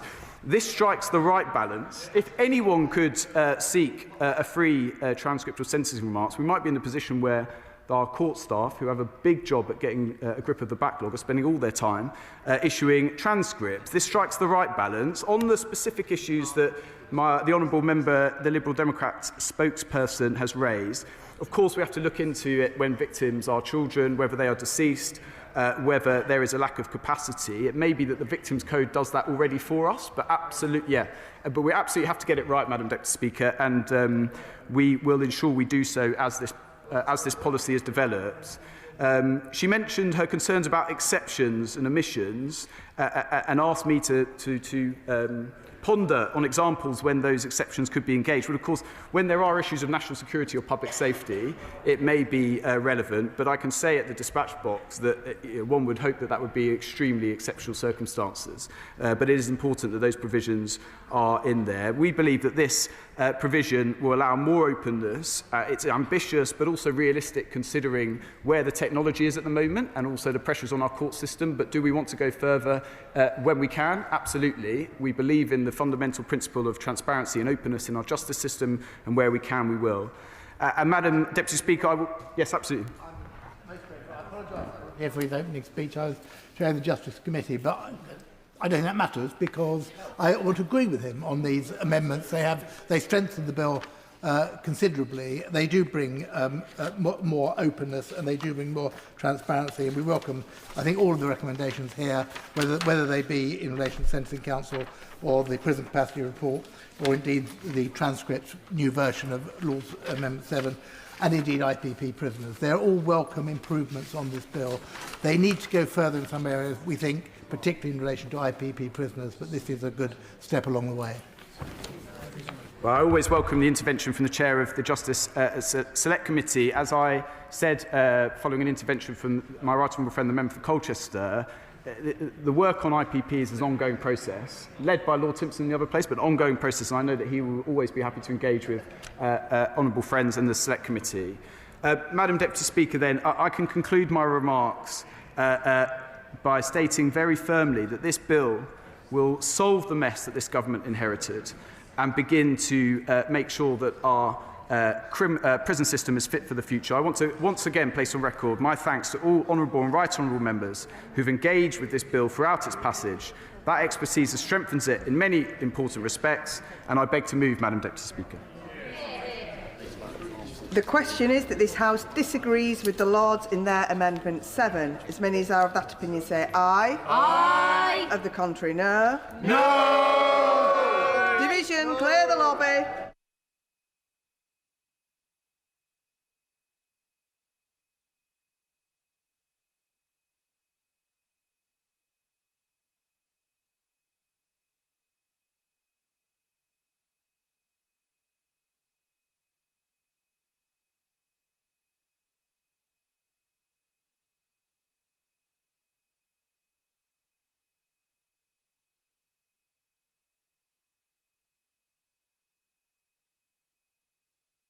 Is as on the order paper. As many as are of that opinion say aye. Aye. Of the contrary, no. No. Tellers for the ayes, Jade Botterill, Stephen Morgan. Tellers for the noes, Harriet Cross, Gregory Stafford.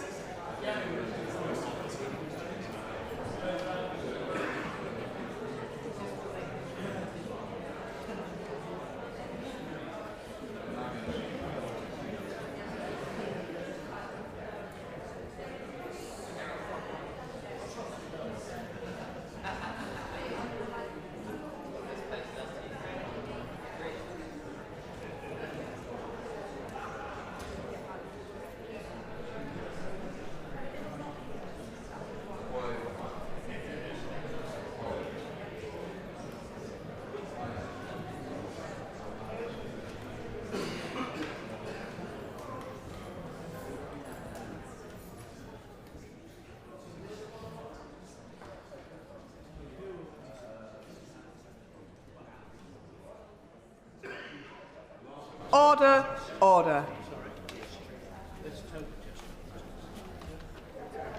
The ayes to the right, 319.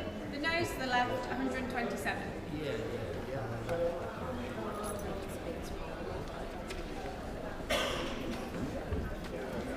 The ayes to the right were 319. The noes to the left were 127. So the ayes have it. The ayes have it. Unlock.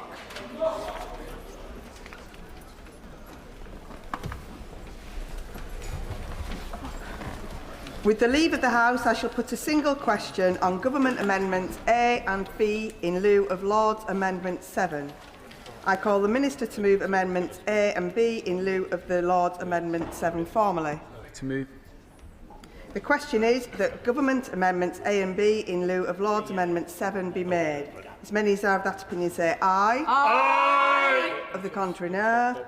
I think the ayes have it. The ayes have it.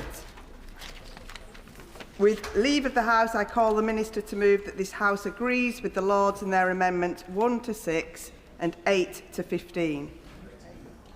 The question is that this House agrees with the Lords in their amendments 1 to 6 and 8 to 15. As many as are of that opinion say aye. Aye. Of the contrary, no. I think the ayes have it. The ayes have it. Point of order, Sally Jameson. Thank you, Madam Deputy Speaker. I wish to apologise because I inadvertently made an error. At the start of my speech on the sentencing bill, I forgot to declare that I remain a member of the Prison Officers Association following my time in the prison service, and I hope that the record can be corrected. I thank the honourable member for her point of order. Her comments are now on the record, and the record is corrected. We now come to the motion relating to the Holocaust Memorial Bill, allocation of time.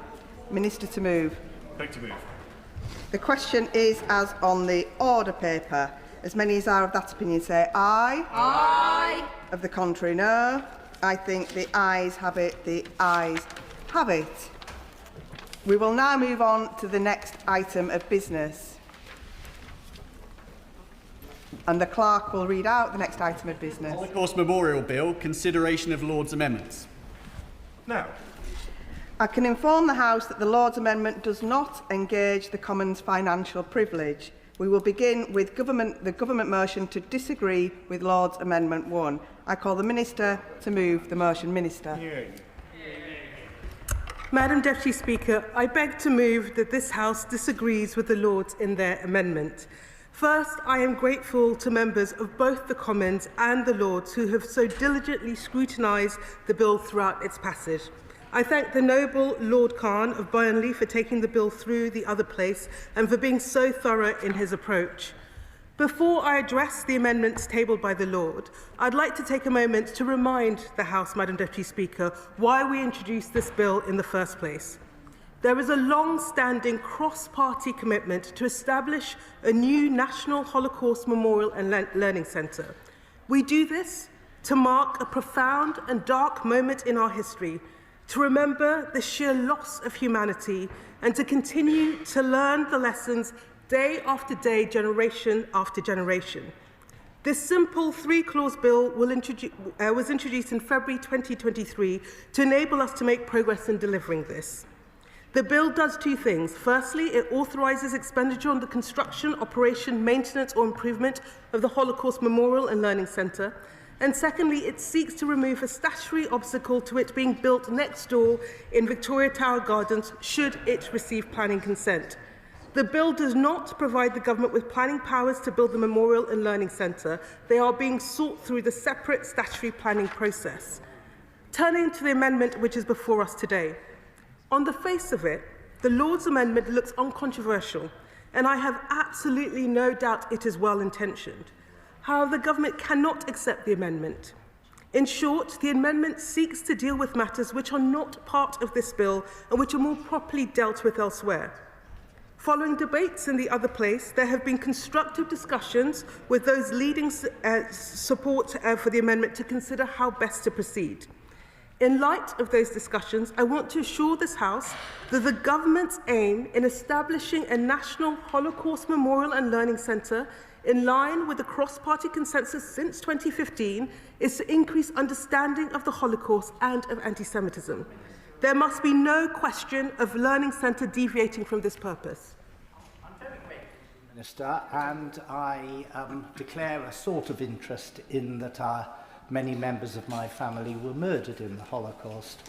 What I understand the meaning of the term Holocaust to be is the Nazi mass extermination of the Jews during their period in power, both in their own country and in the countries they occupied. Now, I haven't been following the progress of the bill as closely as I should have done, but I get the impression that there's some move away from keeping it specific to that terrible crime and to widening it to cover massacres in general and other terrible racial crimes. I think the intention of this bill for this museum was that it was the extermination of the Jews by the Nazis and their associates. Can she confirm that that is still the situation? Minister. Thank you to the honourable member. I can confirm that's the case, and I will be very clear and explicit about both the intention and what we will do to ensure that we enshrine that intention. The Learning Centre will provide a solid, clear, historical account of the Holocaust, leaving no visitors in any doubt about the unprecedented crimes perpetrated against Jewish people. The content for the Learning Centre is being developed by a leading curator supported by Martin Winston, the Holocaust historian and educator, and by an academic advisory group. With their help, we will ensure the content is robust, truthful and fearless. It will stand as a vital rebuttal to Holocaust denial and distortions in all its form. Delivery of the Holocaust Memorial and Learning Centre is being supported by the UK Holocaust Memorial Foundation.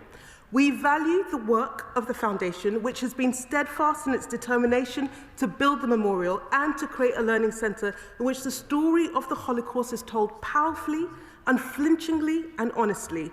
We aim to make sure that the body responsible for the Holocaust Memorial and Learning Centre has the independence and the permanence which the Commission sought. We will provide the operating body with governing documents that are clear and specific, leaving no doubt that the Learning Centre has been established to provide education about the Holocaust and about anti-Semitism. We will also ensure appropriate processes for the appointment of governing body members and provide support so they have a clear understanding of their role. The governing body will be permitted to hold fundraising and commemorative events and public lectures as long as it is appropriate to the intent and the purpose of the Learning Centre. It will be for the trustees to determine what activities are consistent with the aims of the Memorial and Learning Centre. So I hope I have shown that there is no disagreement between the government and those who wish to ensure that the Learning Centres focus very clearly on the history of the Holocaust. No additional clauses are needed on the face of the bill to achieve what we all want to see. Moreover, there are inevitable risks in seeking to prescribe too narrowly what the Learning Centre is permitted to do.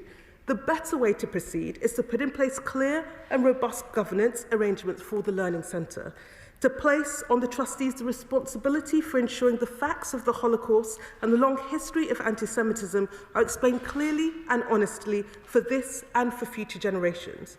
And our aim must now be to pass this bill and to move ahead as quickly as possible to establish the National Holocaust Memorial and Learning Centre. The question is that this House disagrees with the Lords in their Amendment 1. Shadow Secretary of State, James Barnier. Madam Deputy Speaker, thank you. As this bill returns to the House, it does so at an important time of year. Next week, we mark Holocaust Memorial Day, when communities across the country will pause to remember the 6 million Jewish men, women and children who were murdered during the Holocaust. As a former Home Secretary, I've seen firsthand the strength and dignity with which Jewish communities have preserved the memory of the Holocaust. And as Foreign Secretary, I saw that also in Israel and in other countries. But the people who have done so do it not only to honour those who were murdered, but also to educate future generations. And that act of remembrance is a service to the whole country, and it is why education is essential if the memory of the Holocaust is to endure, and if we are to confront anti-Semitism wherever and whenever it appears. Madam Deputy Speaker, this bill has taken much longer to progress than any of us would have wished. I am therefore pleased that the government has chosen to take it forward.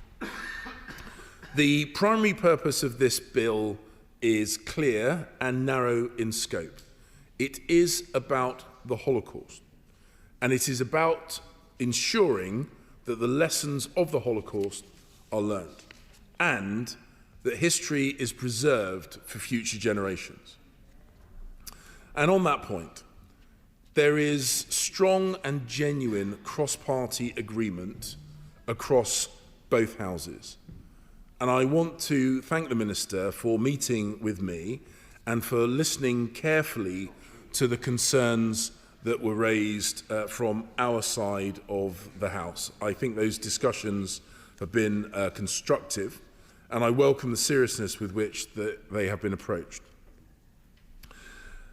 There has been contention during the passage of this bill, and there have been strong views expressed about the location of the memorial, about the security of the memorial, and the design of the memorial.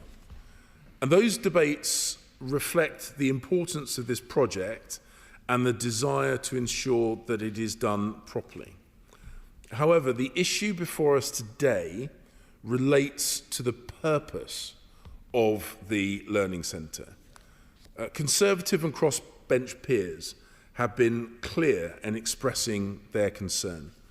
They have sought assurance that the Learning Centre will exist for one purpose only, and that purpose is to provide education about the Holocaust and about anti-Semitism. I welcome the assurances that the government has now provided on these points, in particular the commitment that the Learning Centre will be focused exclusively on the Holocaust and anti-Semitism, and that there must be no question about it drifting from that mission or that purpose in future years.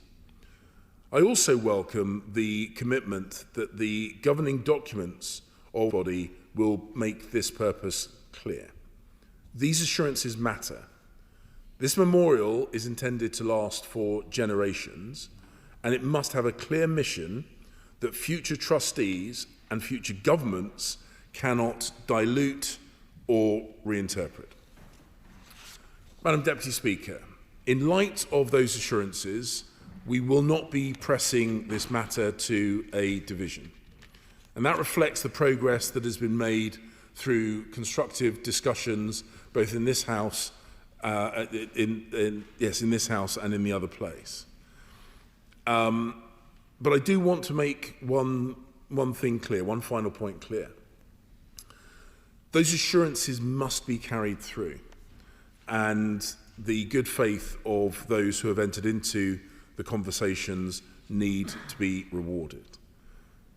I also recognise concerns about the design have been raised throughout the passage of the bill, both directly with me and with the government. And whilst those matters fall outside of the scope of the legislation before us today, I hope that ministers have listened to those concerns and will ensure those concerns are communicated more widely to those involved with the construction of the Education Centre. If this House is to create a lasting national Holocaust memorial, it must be clear in its purpose and it must be faithful to its promise. Chris Vins. Thank you, Madam Deputy Speaker. And I start by thanking the Minister and indeed the Shadow Secretary of State for their speeches in opening this important debate. And can I start by saying, Madam Deputy Speaker, that I absolutely welcome this bill and its aims to create a lasting memorial to those 6 million people who lost their lives in what was probably the most devastating event in recent history. And also, of course, those who did survive and carry those scars with them, and of course also their families. Although I do obviously recognise what my right honourable friend has said about the bill and the amendment in particular, and then also particularly I would say the need to move this bill forward at pace. I'm attending our Holocaust Memorial Day event in Harlow at the weekend, and the theme for Holocaust Memorial Day 2026 is bridging generations. And the reason this is so important is because we need to recognise that the responsibility of remembrance can't just end with survivors. When we came together in this house last year to recognise the 80th anniversary of the end of the Second World War, we all recognise that this will be one of the last significant anniversaries where veterans of that terrible conflict would be with us. We must also recognise that as we move forward, those survivors who did survive the terrible events that happened in the Holocaust will no longer be with us, but we must carry their flame. We must continue to remember. And building a bridge between memory and action, between history and hope for the future, and education about the Holocaust and anti-Semitism is hugely important for this reason. Like I'm sure many honourable members and right honourable members across the House, I have visited Auschwitz and seen the horrors of the Holocaust. But what we perhaps don't see so often are the events that led to this. I think about Kristallnacht. I think about the ghettos. It has been a real pleasure to meet on a fairly regular basis with my local rabbi in Harlow, Rabbi Irit, to talk about how the Jewish community in Harlow is doing. And I'm pleased to hear that the Jewish community in my constituency haven't experienced anti-Semitism. However, we must always be mindful. And I want to particularly pay tribute to Rabbi Irit for the work that she's done working with faith groups from across my constituency.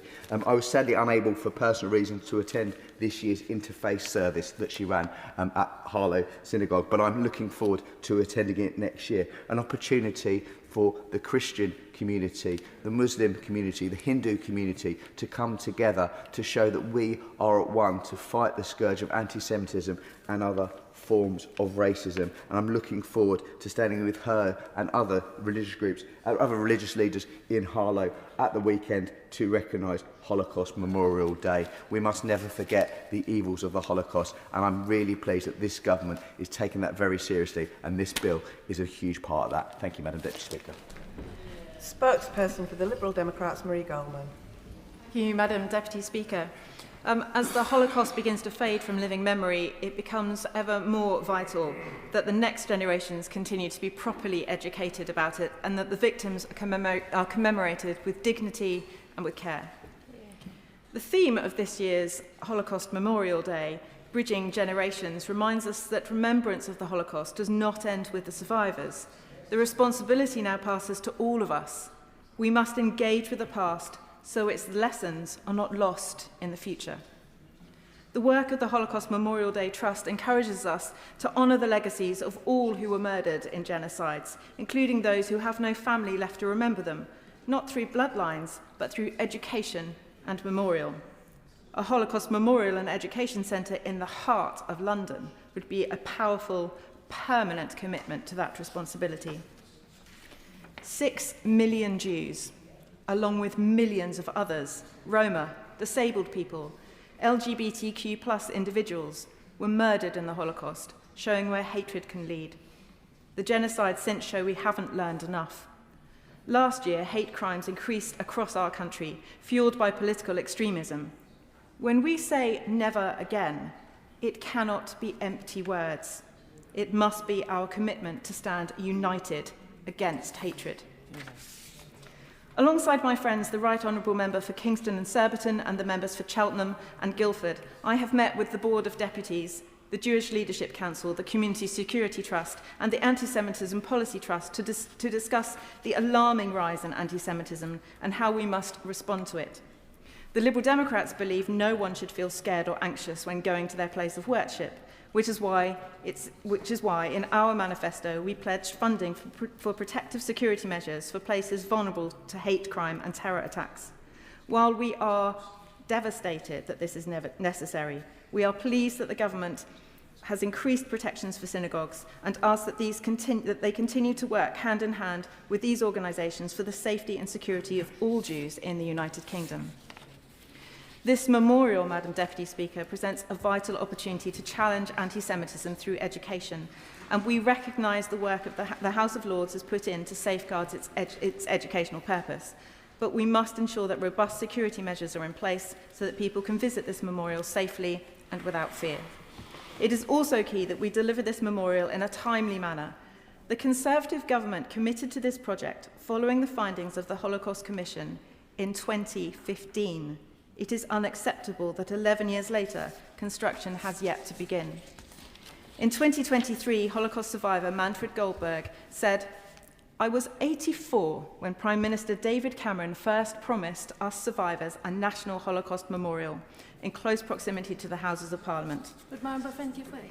I will give way, yes. Thank you. I appreciate you giving way. One of my constituents, Kitty Hart-Moxon, actually helped to set up the Holocaust Educational Trust and will be 100 this year. And as you said, that bridging that gap as she's handing that over to Peter Moore and the family to keep that going. But don't you think it'd be a wonderful tribute that she'd be able to see this memorial and show how important that is to the people of Great Britain? I thank my honourable friend for that intervention. I couldn't agree more. Manfred Goldberg went on to say, "Last month I celebrated my 93rd birthday and I pray to be able to attend the opening of this important project." Tragically, Manfred passed away on the 6th of November at the age of 95. My thoughts are with his family. Manfred was an extraordinary man who gave so much to Holocaust remembrance and education in the United Kingdom. As a nation, we must continue this legacy and ensure this memorial and education centre is built through proper process, with careful planning, strong security and quick delivery. In doing so, we commemorate the 6 million Jewish people murdered in the Holocaust, honour survivors and create a space that truly educates future generations, standing as a lasting commitment to remembrance. Sir Edward Lee. Madam Deputy Speaker, there's universal recognition of the gravity of the Holocaust. It's widely and wisely regarded as the greatest crime in human history, which is precisely why this memorial should proceed only on the basis of broad consensus. No one wishes to create division around Holocaust commemoration. Yet there is demonstrably no consensus within the Jewish and local community about the Learning Centre itself or how it should be used. This was evidenced by the 2018 Times letter signed by 8 Jewish peers expressing deep reservations about the current proposal. The original decision to site the memorial in Victoria Tower Gardens was made with good intentions, including the recognition of the importance of the Holocaust through proximity to Parliament. But it was taken without prior consultation or proper investigation, and was opposed by the local council. Subsequent scrutiny has revealed serious flaws within the site, and you can't have a discussion of what the Learning Centre is used for without understanding that. And I've taken part in several of these debates, including the last time we debated this with Sir Peter Bottomley, the former Father of the House, on the day the general election was called. And no satisfactory answers have ever been given. The plans are for a substantial underground structure on ancient marshland beside the Thames. The water table is known to rise sharply after heavy rainfall. Significant flooding occurred there with recent memory. Do we want to have to wet vac our Holocaust memorial every few years? We've had no answers on this point. Victoria Tower Gardens is a protected public park, protected by statute. It's maintained by the Royal Parks, which has never supported a memorial on this site. The chair of the Royal Parks warned that it risks damaging one of the area's few open green spaces and setting a dangerous precedent.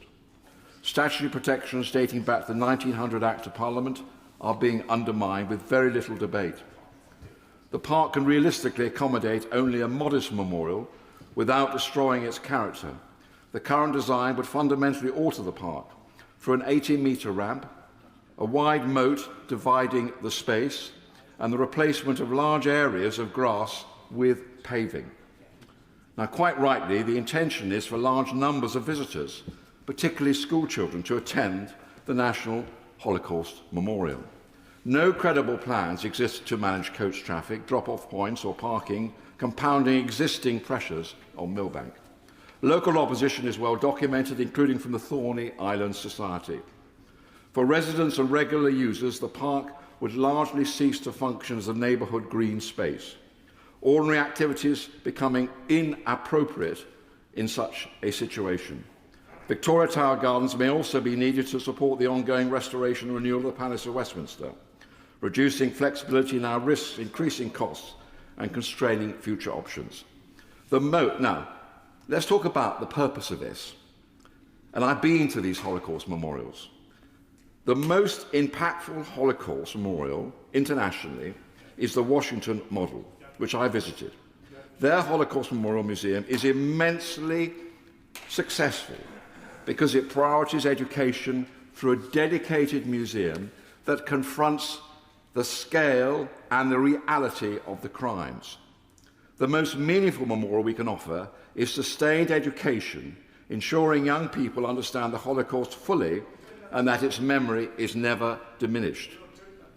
Had the Learning Centre been established years ago at the Imperial War Museum, as we've constantly suggested, and as the Imperial War Museum wants to do, I'm going to finish, if you don't mind. Hundreds of thousands of visitors could already have benefited from it, and there would have been no delay. Now, the House of Lords has wisely passed an amendment clarifying that the sole purpose of any learning centre must be the provision of education about the Holocaust and anti-Semitism. It's a mystery to me why the government opposed this and why they have imposed strict time limits on debate. This much-desired memorial should be the result of clear consensus, not imposed in a way that stifles discussion. And I'm quite suspicious of why the government is opposing this wise amendment from the House of Lords. One of the reasons why an underground learning centre is inappropriate. This is not a proper museum. You know, I've been to the memorial in Israel, in Washington. These are huge structures. You're taken across the whole process. You can't understand the Holocaust unless you understand its beginnings and how people came to abide this to be filled with this horrible hatred. It's basically just a bunker. It's totally inappropriate. It's also a security risk. You're going to have armed guards on it. You're going to have railings. Just imagine the terrible nature of some appalling atrocity or terrorist atrocity that might be committed there. It's just simply an inappropriate location. And I suspect, now I don't know, but I suspect the reason why the government are resisting this amendment is they are actually worried that this bunker, this totally inappropriate underground structure, which is not a proper museum, might become a target. Might become a target. And I would suggest, all right, I'll give way to the Honourable Gentleman. Dr. Scott Arthur. Thank you, Madam Deputy Speaker. It's not that the government is not giving way. The government has shown leadership by negotiating with other parties to find consensus in this chamber. That is something we should celebrate. I'm ashamed that 81 years after the Second World War ended, we still do not have a national memorial. And the far of the House is talking about more debate, more time wasting, and more Holocaust survivors dying before we even start work. Does he not recognise the need for this memorial? And placing it right next to the home of democracy in the UK absolutely makes sense to celebrate what we did well during the Second World War in terms of protecting the Jews, but also what we got wrong. Sir Edward Lee. The whole point of what, it's not just me, by the way, it's a large part of the Jewish community, We want a proper museum of the type that exists in Washington. And this, I'm afraid, is not a proper museum. It's a small underground structure in an inappropriate place, difficult to secure. If the government and the previous government had proceeded with consensus and wanted to build an aesthetic memorial which could have given proper tribute to the people who died, this would all have been passed years ago. The whole debate has been around the underground learning centre. It has not been around the memorial. Everybody accepts there should be a memorial. Everybody wants to have a proper museum. This is not a proper museum. And I'm just curious, frankly, as to why the government is resisting this perfectly sensible amendment from the House of Lords. And I think there is a real danger, actually, that in order to allay security concerns, the whole purpose of this learning centre may indeed drift from the Holocaust. May indeed drift. And that would be, I think, extremely regrettable. So I'm sorry if I've irritated the honourable gentleman, but I think that this is a debate, and I think that we're all entitled to express a point of view. Josh Babarende. Thank you, Madam Deputy Speaker. I welcome the spirit of this amendment. I welcome, of course, this bill. I welcome the assurances that the Minister gave. And notwithstanding some differences of opinion, I do welcome the civility with which this debate is taking place, which is exactly what needs to happen on such a sensitive issue. Madam Deputy Speaker, I speak today not only to this House, but to those gathering back home in Eastbourne on Holocaust Memorial Day 2026, the 27th of January. And on behalf of our town and those far beyond it, I pay huge tribute to remarkable Eastbourne resident and Holocaust survivor, Dorrit Oliver Wolfe, whose tireless Holocaust education work as a survivor herself ensures that future generations never forget. She's a leading light, whether by facilitating events like Holocaust Memorial Day in Eastbourne, school visits, or even as a published author, sharing her experiences through her book, Yellow Star to Pop Star, or sharing her story to the masses of Channel 4 viewers when she appeared on First Dates in 2021 and told us more about her experiences. We thank Dorrit so dearly for her advocacy, for her service, and for her fabulousness. Dorrit's example serves as a real testament to the need for the Holocaust Memorial and Learning Centre that is the subject of this Holocaust Memorial Bill going through Parliament, literally as we speak. Education is our most powerful defence against hatred's return. And the theme of this year's Holocaust Memorial Day, for a better future, carries such profound weight. In that spirit, we remember the 6 million Jewish lives stolen and all victims of Nazi persecution. We honour their memory by confronting hatred wherever it emerges, including in the face of genocide in our world today. But with great sadness, that confrontation requires vigilance. From the anti-Semitic attack on Bondi Beach to the targeting of Jewish people worshipping at their synagogue in Greater Manchester, hatred persists. And in Eastbourne, the event organisers of our Holocaust Memorial Day commemorations this year have worked so hard to hold an event as safe as possible. In fact, I directly requested that Sussex Police strengthen its officer presence at the event to reinforce that. And while I'm grateful that the police have agreed to review its presence and have deployed specialist officers with significant capabilities accordingly, it is a shameful tragedy that in 2026, Holocaust memorial gatherings still require the extensive protection necessary today. Yeah. Our society, at home and abroad, has so much further to go. Legislation like that before Parliament can take us some way. But defeating prejudice requires each of us in our communities, our schools, our daily interactions to challenge anti-Semitism and division. And so I say to those gathering in Eastbourne, thank you for remembering, for standing against hatred, and for choosing a better future. As we embrace the path forward, as we light candles of remembrance, let us move towards the tolerance and humanity that the Holocaust victims and survivors were denied. We will never forget. Susan Murray. Thank you, Madam Deputy Speaker. Since the horrific attacks of 7th of October, we've seen a sharp and sustained increase in anti-Semitic abuse in Britain. Last year, a report commissioned by the Board of Deputies of British Jews found widespread failures to address anti-Jewish discrimination across public life, including within the NHS, education, the arts and policing. This matters today and is not a problem of the past. The Community Security Trust recorded over 3,500 anti-Semitic incidents in the UK in 2024, one of the highest totals on record. I also understand that some will try to tie what is happening here to Israel's actions in Gaza. People may hold strong views about that conflict, but we must be absolutely clear. British Jews are not responsible for the actions of any government overseas. They are people trying simply to live their lives regardless of their faith or community identity. They should never be blamed, targeted, or held account for events beyond their control.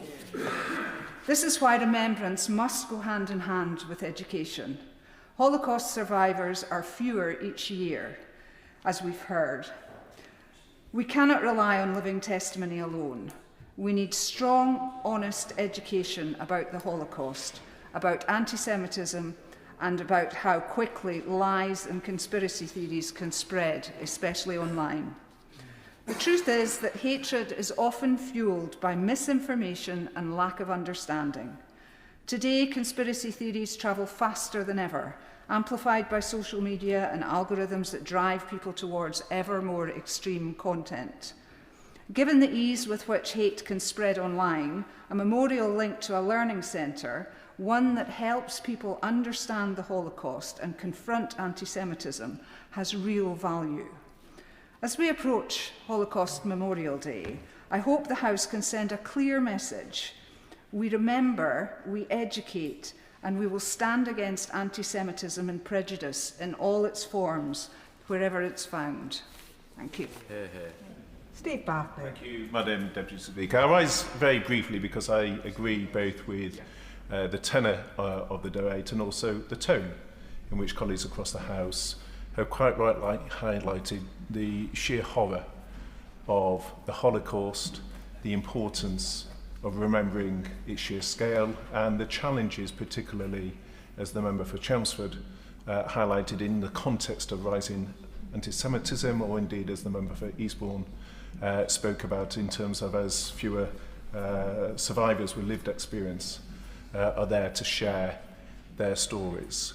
I also wanted to address 2 points that the member, the father of the House, the member for Gainsborough, raised. He raised, I could surmise, I think, a point firstly on security. And I simply don't know, I say to my right honourable friend, I simply don't know where the best site would be from a security perspective. It may be between Parliament, which is obviously a heavily secured site, and MI5 is an appropriate location for a site that will always carry security risks. It may be there are other sites that are better, and I defer to those with far more expertise than me on that. But I also note both the current father of the House and the previous father of the House spoke about concerns with the design of the memorial. And it's also, I think, reflective of the fact that the father of the House is the former chair of the Public Accounts Committee. And I always have a slight concern, not obviously the principle we all agree on, the importance of this. And again, as the member for Chelmsford spoke, 11 years now, there is a need to make progress. So it is not that I call for delay. I certainly don't. This is important. We need to get on with it, and we need to deliver it. But I think it is fair to say that when the House is all agreed on an issue, there is a danger that issue is not sufficiently scrutinised. And I note the current father and the previous father of the House raised concerns. He speaks of a former chair of the PAC. I currently chair the Finance Committee. Now, the Finance Committee is not responsible for restoration and renewal in this House, and the House will come on to debate that. But I think I've already seen, Madam Deputy Speaker, and you have huge experience of that programme. But there are already very serious concerns emerging around the challenges of restoration and renewal, and indeed that programme has been repeatedly delayed and seen significant cost overruns. And we have a design here where a significant proportion of the construction is underground in a very constrained site.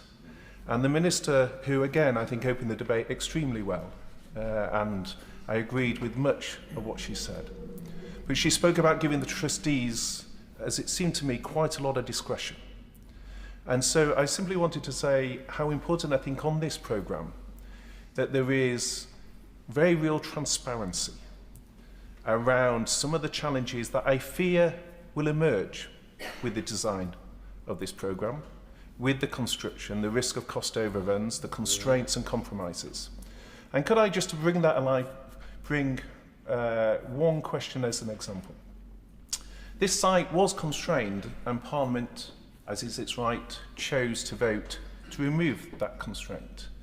When I look at the R&R programme, I'm told that the Children's Education Centre has to move because of an identical constraint. And the interaction between this programme and the R&R programme, I suspect, is something that will come before the House in due course and raise some challenges. And indeed, the House hasn't even decided on R&R and things like what happens with the Education Centre. And so my purpose in speaking is the importance of remembering the unbelievable horror of the Holocaust cannot be overstated. But when the House, if you just let me finish, when the House all agrees on something, the question is, have the designs been sufficiently scrutinised? And therefore, my plea to the Minister is to have a commitment around the transparency of that and how some of the pressures, which I foresee will emerge, will be communicated in a very timely way. Minister, with leave the House to wind up.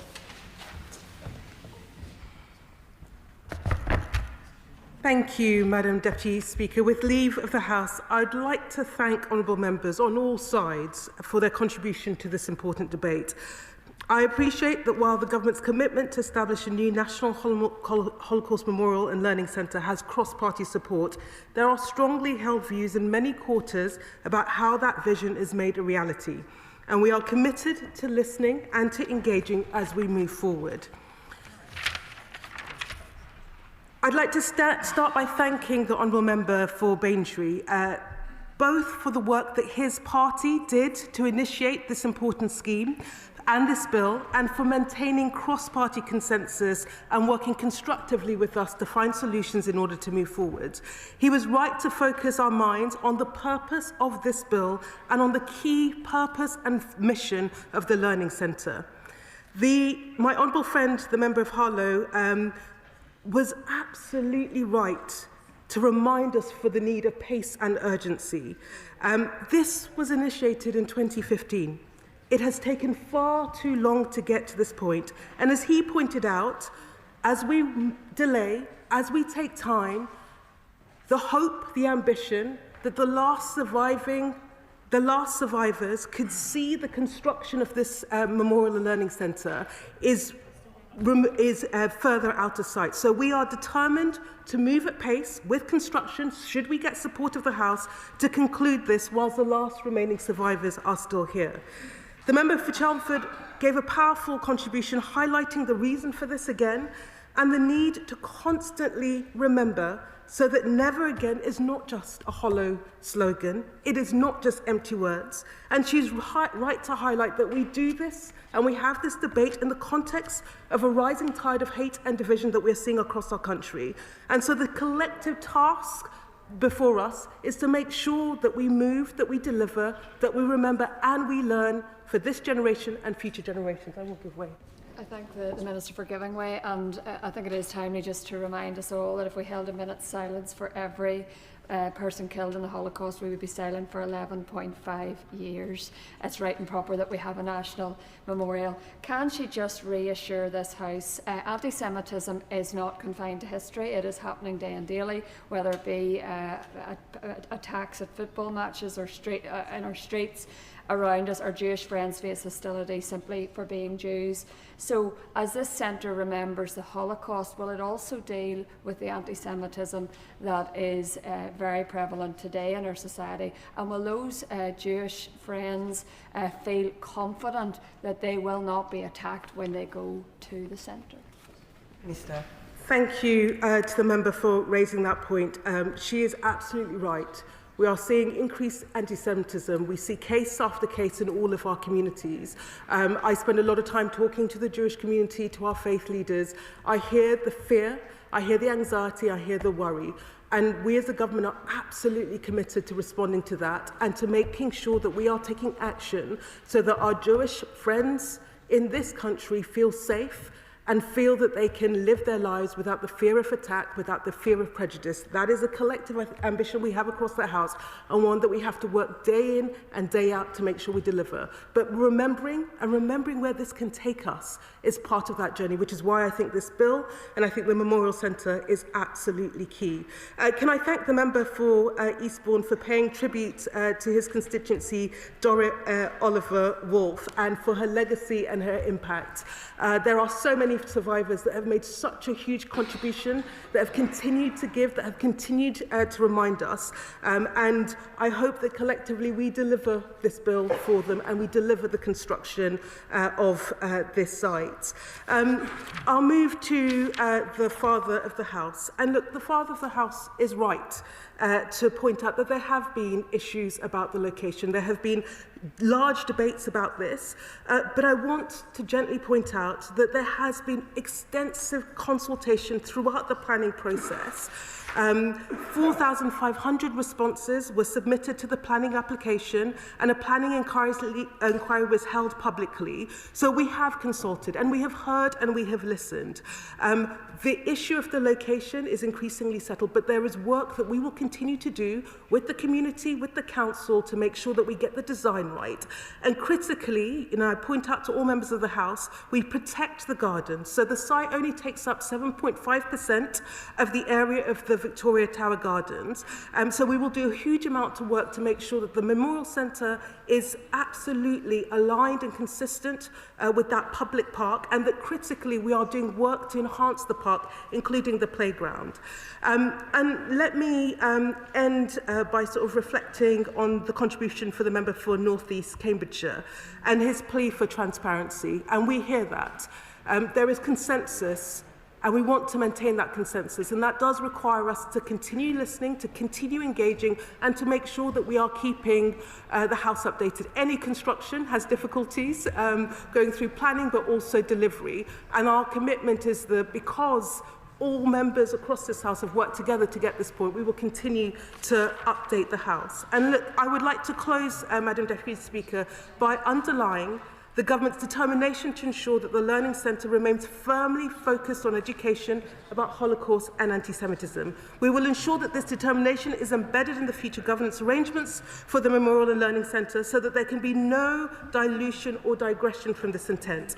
And we do this because as members across the House have raised and highlighted eloquently and passionately in order to ensure that we remember this dark moment and that we learn the lessons of history so that this can never happen again.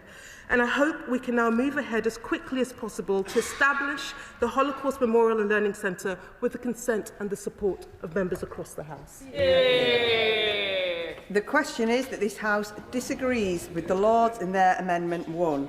As many as are of that opinion say aye. Aye. Of the contrary, no. I think the ayes have it. The ayes have it. No. Minister to move that a committee be appointed to draw up reasons. I beg to move that a committee be appointed to draw up reasons to be assigned to the Lords for disagreeing to their amendment. The Miata Fambula, Deirdre Costigan, Laura Kirk-Smith, Mark Seward, Peter Prinsley, Sir James Cleverly and Zoe Franklin be members of the committee. that Miata Fambula be the chair of the committee, that 3 be the quorum of the committee, that the committee do withdraw immediately. The question is that a committee be appointed to draw out reasons to be assigned to the Lords for disagreeing to their Amendment 1. That Miata Fambula, Deirdre Costigan, Laura Kirk-Smith, Mark Seward, Peter Prinsley, Sir James Cleverley and Zoe Franklin be members of the committee, that Miata Fambula be the chair of the committee, that 3 be the quorum of the committee, that the committee do withdraw immediately. As many as are of that opinion say aye. Aye. Of the contrary, no. I think the ayes have it. The ayes have it.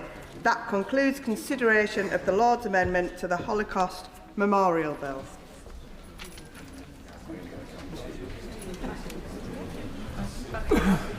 We now move on to the programme motion to be moved formally. I beg to move. The question is as on the order paper. As many as are of that opinion say aye. Aye. Of the contrary, no. I think the ayes have it. The ayes have it. We will now move on to the next item of business. Garcia military base and British Indian Ocean Territory Bill. Consideration of Lord's amendments. Now. Before we move to consideration of the Lord's amendments, I can confirm that Lord's amendments 2, 3 and 6 engage the Commons financial privilege. Having given careful consideration to Lord's amendments 2 and 3, Mr Speaker is satisfied that they would impose a charge on the public revenue which has not been authorised by this House. In accordance with paragraph 3 of Standing Order number 78, the amendment will therefore be deemed to be disagreed to and are not subject to debate. We will begin with the government motion to disagree with Lord's Amendment 1, with which it will be convenient to consider the other Lord's amendments and the government motions as on the selection and grouping paper. I call the Minister to move the motion to disagree with the Lord's Amendment 1. Minister. Well, thank you, Madam Deputy Speaker, and I beg to move that this House disagrees with the Lords in their amendment number 1. Madam Deputy Speaker, national security must always be the first priority of any government, and this is all the more important during these uncertain times. This government has always and will always act to ensure the safety and security of the British people. And that is precisely why we have agreed the Diego Garcia military base deal and why we need to pass this bill so that the treaty can come into effect. The deal secures the vital military asset for future generations. It allows the base to continue to operate as it has done for decades to come, protecting UK national security and regional stability and that of our allies. Madam Deputy Speaker, as part of this agreement, the Government has negotiated robust and extensive provisions to protect the base that will categorically prevent our adversaries from compromising the base or interfering with the vital protection that the base gives both the United Kingdom and the United States. I'll make a little bit of progress and I will take some interventions, certainly from those honourable gentlemen. The UK will never compromise on that national security, and as we've repeatedly made clear, the agreement we struck is vital for protecting our national security, guaranteeing the long-term future of a base that is vital for both the United Kingdom and the United States and our allies, which had been under threat. And the deal secures the operations, crucially, of the joint US-UK base on Diego Garcia for generations, and it's been publicly welcomed by key allies, including our Five Eyes partners, as well as key international partners, including India, Japan and South Korea. I'll happily give way. I'm very grateful to the Minister for giving way. Throughout the passage of this bill, he has prayed in aid the support of the United States of America and the wider Five Eyes community. Well, this morning, the President of the United States dropped what could be described as depth charge on that and made very clear what he thinks. Now, what is the House and the Government to read in what the Minister says of what was the American position on the bill and what it appears their Commander-in-Chief is saying today? Minister. Well, of course, we engage with the United States, our closest defence and security partner, on a range of issues, including this issue, every single day, and we continue to do so. And he asks an important question. The United States and President Trump welcomed this deal in the spring, and when we discussed in detail the reasons why the agreement was needed, the strong protections it includes, and the vital security it provides for Diego Garcia, the administration endorsed the agreement as a, and I quote, a monumental achievement, following a thorough interagency process in the United States, and he will know how serious that is. And I will just respond in one more point, and then I'll happily give way. And in May, the United States Secretary of State said, and again I quote, "The Trump administration determined that this agreement secures the long-term, stable and effective operation of the joint US-UK military facility at Diego Garcia." And we will, of course, have discussions with the administration in the coming days to remind them of the strength of this deal, how it secures the base for the United Kingdom and the United States. And we, of course, continue those discussions in many levels. I will give way to the right honourable gentleman. Following the excellent point made by my honourable friend, does he realise that the President of the United States, following his perspicacious comments last night, has had a chance to examine the deal in full? And does he therefore understand why the last government, the Conservative government, of which I was a part, indeed doing the same job that he is doing now, does he understand why the last Conservative government would never, ever have got this deal? Well, on that last point, Madam Deputy Speaker, as I've said in this House many, many times, and he does know this, the right honourable gentleman, as he was part of that government, his government started this deal because they recognised there was a serious challenge to the operations of that base that's critical for our national security. No. Madam Deputy Speaker, we've heard this claim made multiple times on the government's own record of his past administration, the former Prime Minister, the member for Richmond. It's very, very clear that he continued, and the government continued those negotiations right into the run-up to the general election in 2024. They engaged in 11 rounds of negotiations because they recognised, as did we, of the very serious risks to the operation of that base. I'll happily give way to the former Cabinet Office Minister. The Minister makes an important point, that the key thing about these negotiations were they were predicated upon the United States' concern about the continuing operation of the base in the context of concerns around international law. Now, given the position set out by the President of the United States last night, namely that he's not concerned about this. In fact, he's concerned about the deal the other way round. And moreover, I don't think any of us would think there's a concern around international law vis-à-vis the President of the United States. These two things are material changes. Surely, in the face of these material changes, now is the time to pause and reconsider the implementation of the treaty, because the circumstances have changed. Madam Deputy Speaker, the circumstances have not changed, and if he refers, I mean, again, this collective amnesia that we see on behalf of former cabinet ministers on the other side who engaged, I remind him, in 11 rounds of negotiations because they knew of the very serious security and operational reasons affecting this base. And I refer him again to the Secretary of War, who said at the time, Diego Garcia is a vital military base for the United States. The UK's very important deal with Mauritius secures the operational capabilities of the base and key US national security interests in the region. We are confident, again I'm quoting directly from the Secretary, we are confident the base is protected for many years ahead.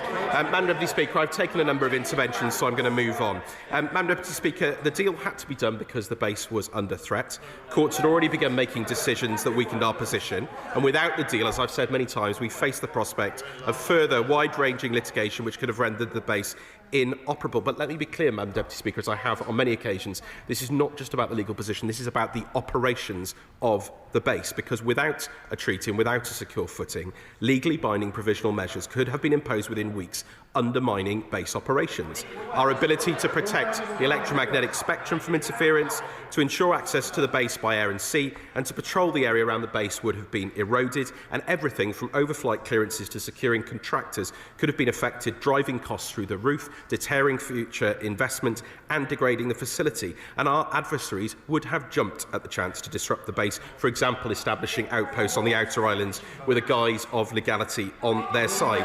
And it's for all those reasons, Madam Deputy Speaker, that the previous government, many of whose former cabinet ministers sit opposite us, undertook 11 rounds of detailed negotiations. And that's also why they made critical concessions on the principles of sovereignty and of direct payment. And I repeat, Madam Deputy Speaker, I mean, I've taken a number of interventions. I'd like to make some progress. I will happily come back and take further interventions.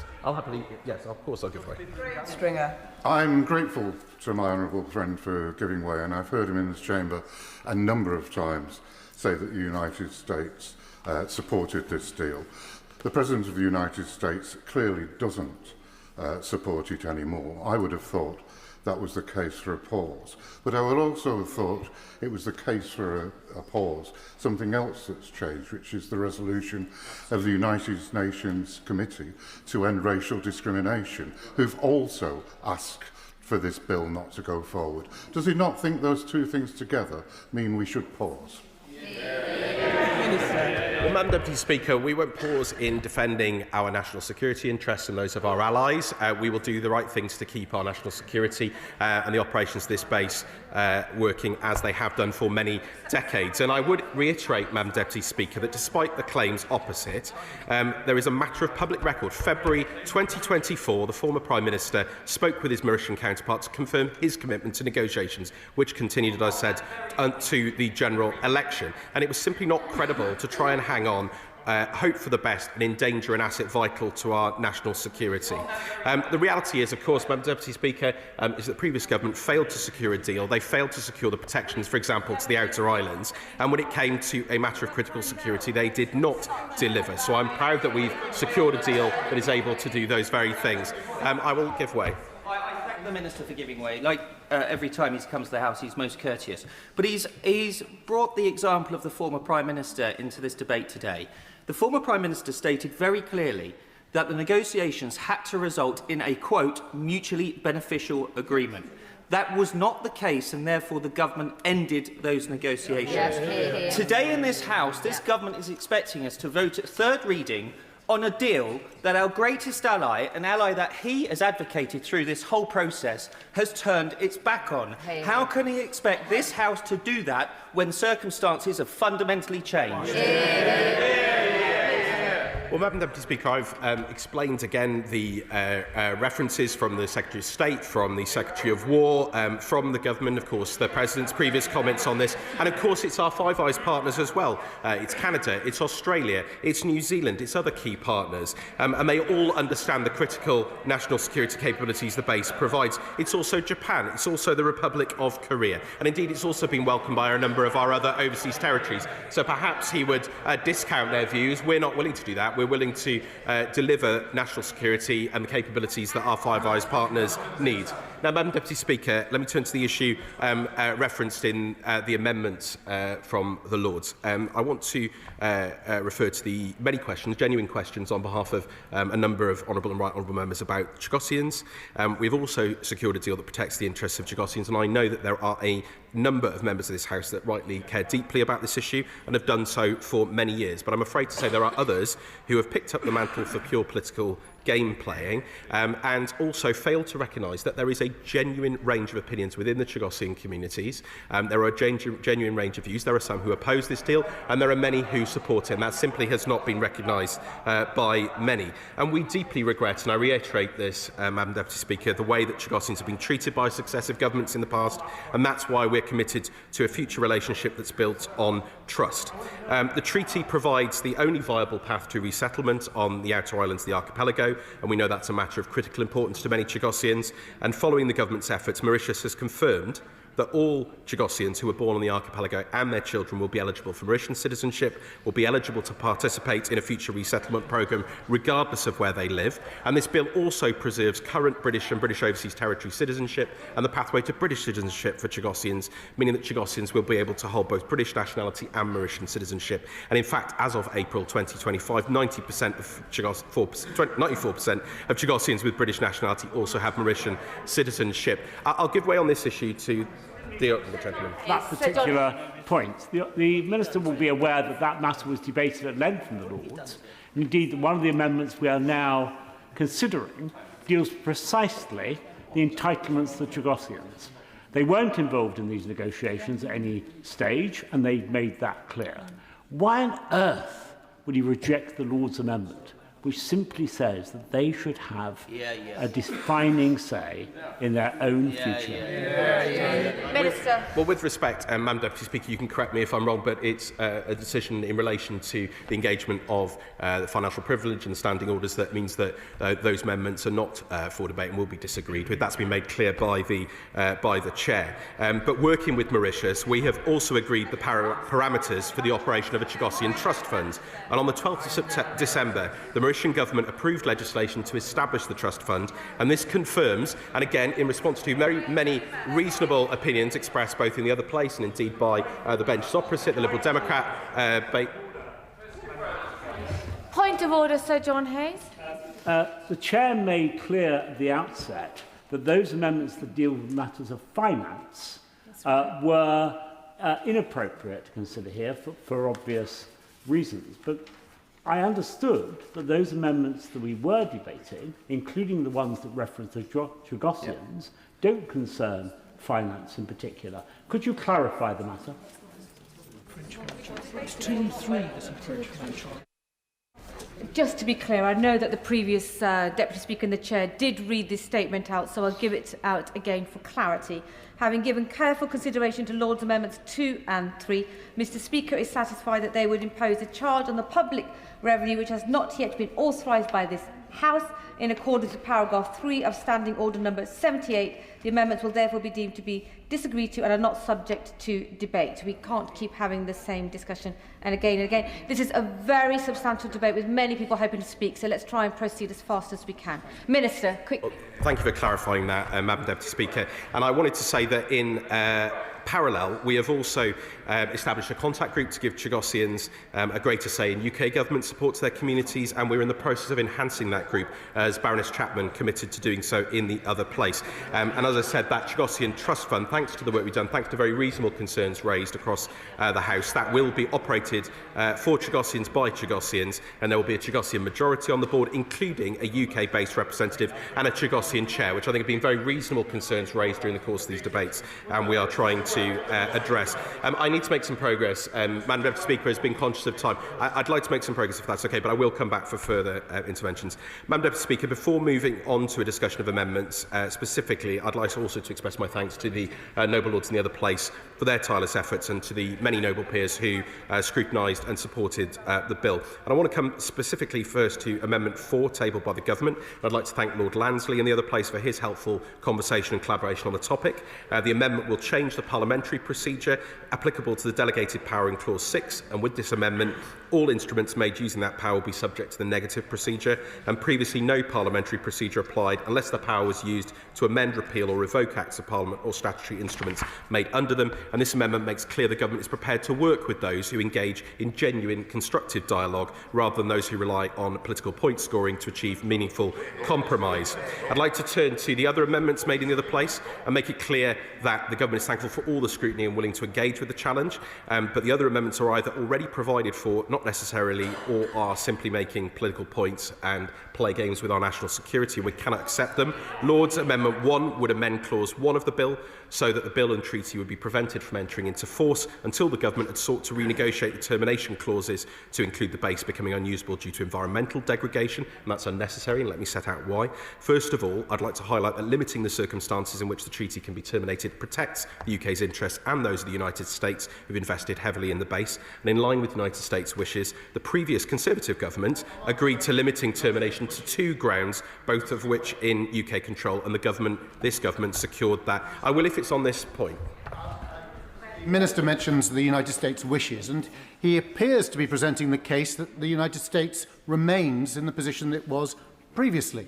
And yet this is despite the fact of what the President Trump said last night. And the now Deputy Prime Minister said in February, if President Trump, and I quote, if President Trump doesn't like the deal, the deal will not go forward. Well, last night he said he didn't like the deal. Is it still going forward, or does he suggest that President Trump didn't mean what he said last night? Live on TV. Well, Madam Deputy Speaker, I've already answered this point. As I said, discussions will continue with the administration in the coming days, as they have done throughout this process. We will remind them of the strength of this deal, allay concerns, and of course emphasise how it secures the base for both the United Kingdom and the United States. We work together on these matters. As the Speaker of the House of Representatives set out this morning, it's important we work together on all matters of national security. Let me make some progress on this issue of termination. First of all, I would like to highlight that limiting the circumstances in which the treaty can be terminated protects the UK's interests and those of the US. The government secured that procedure. And secondly, I would like to reassure the House that, given the importance of this base, we are taking necessary steps to protect it from environmental damage and working with the United States, again in partnership. We already have extensive measures in place, such as the Coastal Erosion Programme, and scientific studies show that natural land loss over the past 50 years has been less than 1%. That said, we recognise the concerns of Lord Craig and Lord Horton, and I'd like to reassure them and the members of this House that the international law of treaties allows for the termination of a treaty when it becomes impossible for a treaty to be performed as a result of, and I quote, the permanent disappearance or destruction of an object indispensable for the execution of the treaty. And Baroness Chapman set out the legal position clearly in the other place, and since that debate, for further reassurance, we've also consulted Mauritius to verify that they share that assessment, and I'm happy to update the House that this has been confirmed in writing to the government. Mauritius is clear on the point, both as a matter of international law and in its own domestic law, and we welcome that confirmation by Mauritius and trust this assures members of this House and indeed in the other place that share his concerns why such an amendment is unnecessary. I will give way to the former chair of the Intelligence. To the Minister, he does seem to be putting an awful lot of faith in the good intent and reliability of the Mauritian government, a close ally of China, which you may remember gave us cast iron guarantees about the future of the Hong Kongers once the lease on Hong Kong was given up. May I gently remind him that in the Labour 2024 manifesto entitled Change, it said, defending our security also means protecting the British overseas territories and crown dependencies, including the Falklands and Gibraltar. Labour will always defend their sovereignty and right to self-determination. Can he look the Chagosians in the gallery, in the eye, and tell them that that's what the government is now doing? Well, Madam Deputy Speaker, as I've said many times, and I have great respect for the honourable gentleman and his role, and we've had many good conversations, but it is extremely unhelpful and not wanted by residents in Gibraltar or indeed the Falkland Islands that this comparison, this false comparison, keeps being made. Absolutely, we stand by that commitment, Madam Deputy Speaker, absolutely to defend the Falklands and Gibraltar, and that's exactly what we have been doing and will continue to do so.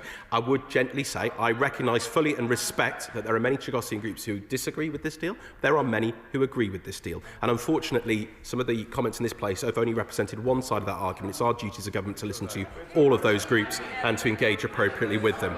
Madam Deputy Speaker, Lord's Amendments 5 and 6 both relate to the costs of the treaty. I'm not going to take any more amendments at the moment. I do need to make some progress. Amendment 5 requires the Secretary of State to publish the total real terms costs of payments made under the treaty, including the methodology used by the Government Actuaries Department and the Treasury. And Madam Deputy Speaker, I confess it brings me some satisfaction to learn that the opposition has eventually accepted the importance of quoting financial figures for a 99-year treaty in real terms. They've always known it's misleading to ignore the impact of inflation. A pound today is not worth the same as a pound in 99 years' time.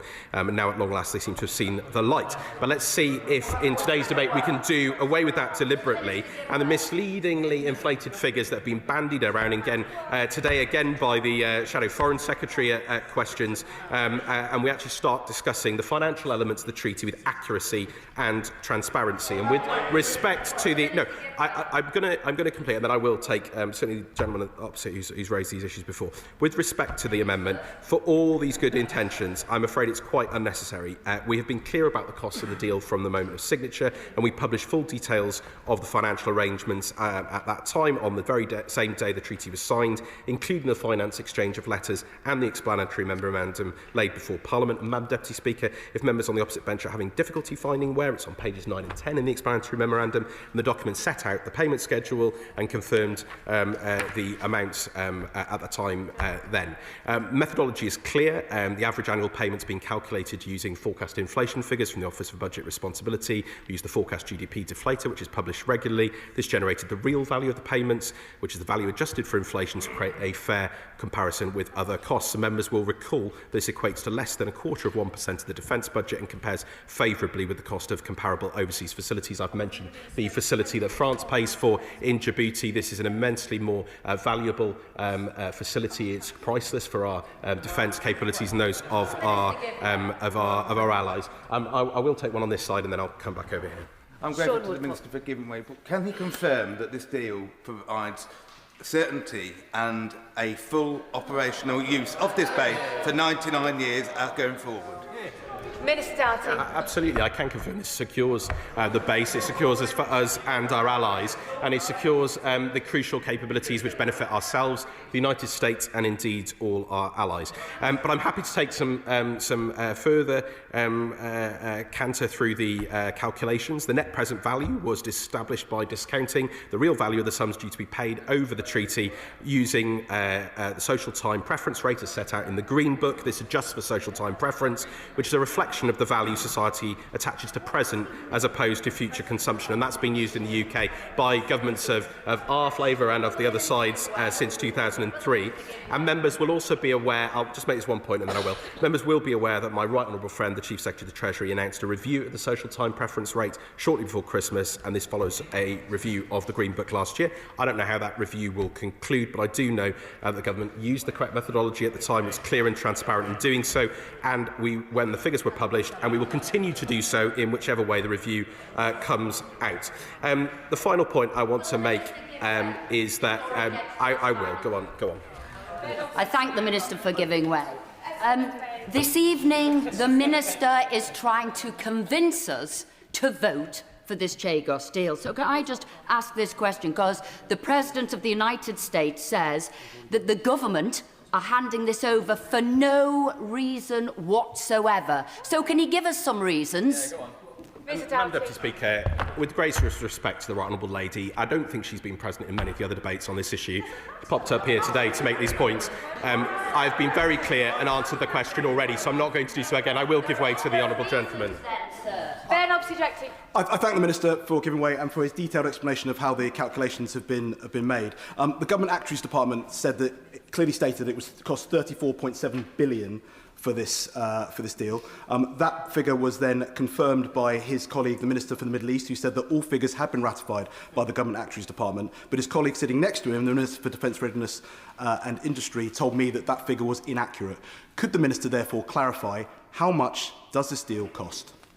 Mr. Doughty. We set out very clearly the costs at the time, which I've done with him on the Chamber a number of times. And what I will confirm is they've been verified by the Government Actuaries Department. The House of Commons Library has been through them and reached the same conclusion. The Office for Statistics Regulation has welcomed the government's approach and said it's in line with intelligent transparency. And the Office for Budgetary Responsibility also confirmed separately to them that discount rates were correct. So I've given him 4 good reasons and the costs. However much they bandy around the costs, this is simply unhelpful. Madam Deputy Speaker, I think we... Madam Deputy Speaker, I will move on to the other amendments. Amendment 6 introduces an ongoing estimates and supply scrutiny process for expenditure under the treaty, including parliamentary approval for future payments and supplementary estimates. The agreement has undergone intense scrutiny, and the treaty provides robust mechanisms for dispute resolution under Article 14. It's normal practice for payments under treaties to be made under the prerogative power and charged on the consolidated fund under the authority of the Supply Acts, and furthermore, this would infringe on the financial privilege of the Commons and affect the Commons' arrangements for authorising expenditure. And these are long-standing practices that members of the former government will know. It was the same that applied under them, and it applies under this government too. And finally, subsection 4 would infringe on the prerogative power of making and unmaking treaties. It's not wise to impose any immovable requirements about a hypothetical set of circumstances which might arise in the future. This provision would seek to risk requiring the government to breach the UK's obligations under a treaty, and it's clearly preferable that all options should be open to a future government to deal with whatever the future may bring in the UK's best interest, taking into account the circumstances that exist at the time. But, Madam Deputy Speaker, conscious of your exhortations on time, and I know a number of honourable and right honourable members wish to speak, the previous government recognised there was a problem. They engaged in 11 rounds of negotiations. They failed to reach a deal in the interests of ourselves in the United States. We secured this deal. It protects the base. It protects the interests of the United States and our Five Eyes partners. And I beg to move. Right. Before I call the Shadow Foreign Secretary, for the benefit of the House and to provide a fuller response by the point of order raised by the member for South Holland and the Deeping, it is the Lord's Amendments 2 and 3 which relate to the referendum, which will be disagreed to under SO number 78.3. The expenditure necessary for a referendum has not been authorised by this House. Lord's Amendments 5 and 6 are within the scope of the debate. Although Amendment 6 engages the financial privilege of this House, it does not in itself involve any expenditure. I hope that helps colleagues going forward. The question is that this House disagrees with the Lords in their Amendment 1, and I call the Shadow Foreign Secretary Dame Priti Patel. Thank you, Madam Deputy Speaker. I just want to clarify. Point of order, Sir Ed Duncan-Smith. I only want to clarify that slightly. They are on the order paper, but they are not allowed to be voted on because of financial privilege. But they can be debated and discussed without vote at the end, surely, because they were passed onto the order paper at the time. Otherwise, they shouldn't have been published on the order paper. The advice I'm getting from the clerks that is actually incorrect because they are disagreed to in the Lords, so we must continue the debate in hand as it is on the order paper. Dame Priti Patel. Thank you, Madam Deputy Speaker. Well, Labour's Chagos surrender bill is back, and this House has its last chance to act in the national interest and defend the rights of the Chagosian community and protect hard-pressed British taxpayers' money who are expected to foot the colossal bill of £35 billion in costs being given to foreign government, Madam Deputy Speaker, to guess what? Cut their taxes while our taxes rise here. I want to put on the record the thanks of this side of the House to the other place for their scrutiny and diligence in once again holding this government to account, because when Labour plotted to deny this House a debate and a vote on the surrender treaty during the 21-day CRAG process, it was Conservatives in the House of Lords which forced a debate and a vote. And when Labour limited the time for this House to give the bill line-by-line scrutiny it needed, it was the House of Lords which stepped in and made time available. And when this Labour government ignored and neglected the views of the Chagosian community, it was the House of Lords and the International Relations and Defence Committee that came to the rescue and organised a survey, giving important insights into their concerns about the government of Mauritius and the future of their ancestral home. And when Labour refused to accept any amendments to modify and improve this £35 billion surrender bill, it was the House of Lords which made important changes, which, Madam Deputy Speaker, we are debating today. So let me be clear. This is a bill that the Conservatives have fought against at every single stage. It is a deal to surrender British sovereignty that we will not accept, and it's a deal we will continue to oppose and challenge ministers on. And every vote today is a vote to kill this bill. We will keep on voting against this bill and opposing it until the government, and one would hope, Madam Deputy Speaker, the Prime Minister sees sense and withdraws it and tears up the treaty. And we are not the only ones vociferously opposing this, because we now know that the President of the United States is against it, saying it is being done for no reason whatsoever. And that China, I'll come in a second, and that China and Russia will have noticed this total act of weakness. I will give way. I thank my right honourable friend. I did ask the Minister what were the reasons this government are signing away those Chagos Islands. He couldn't give any reasons. The President of the United States says for no reason whatsoever this government is giving those islands away. So can my right honourable friend give us any reason to sign off this deal today? Let me just remind my right honourable friend exactly what the President of the United States said. There is for no reason whatsoever. And of course that Russia and China will have noticed this total act of weakness. And Madam Deputy Speaker, in fact it was the previous Foreign Secretary, now Deputy Prime Minister, who's on the record saying if President Trump doesn't like the deal will not go forward. And they've got to be happy with the deal, or guess what, there's no deal. So why have Labour continued to press this bill today? And in light of these comments from the President, can the Minister tell us what will happen with the future status of the 1969 exchange of notes between the UK and the United States, which states clearly that the British Indian Ocean territory shall remain under United Kingdom sovereignty? What is the impact on that agreement? Is it being changed? I will give way. I will, of course. Give way. When I intervened on the Minister, as did other colleagues, we seem to get some rather la-la land answer about the government's response to what the President of the United States has said. And in terms, the Minister said, oh, I'll go and have a word with him and put him straight. Well, good luck with that, I suppose. Is she as confused with me that with the government having prayed in aid for so long, the unalloyed support of the United States, they've now lost it, and rather like in a Bobby in the shower moment of Dallas, are pretending the incident has never happened. I thank my honourable friend for his comments, and I mean, look, first of all, this side of the House is completely against this. But when it comes to the President of the United States, who, for the record, has said for no reason whatsoever should this be going ahead, it seems to me that the government is still on hold to the President of the United States. I will give way. I thank the right honourable member for giving way. I'm too young to have seen that scene in Dallas, so that went slightly over my head. But would the right honourable member agree that you can't read everything into a social media post? After all, the member for Clacton said about the member for Newark, he's a fraud, I've always thought so. Don't believe a word that he says. Isn't it true that you can't always stick with the same mindset on social media? Well, let me just say, for the benefit of everyone in this House, the United States of America is our strongest ally when it comes to the national security of our country, and rightly so. And when the President of the United States now raises concerns, we should listen to those concerns. And I would like to think that this government will act upon his concerns as well. So, Madam Deputy Speaker, let me turn to the details of the amendments and Amendment 5 from the other place on the costs and expenditure, because these introduce new provisions on the transparency of the costs that British taxpayers are being forced to pay.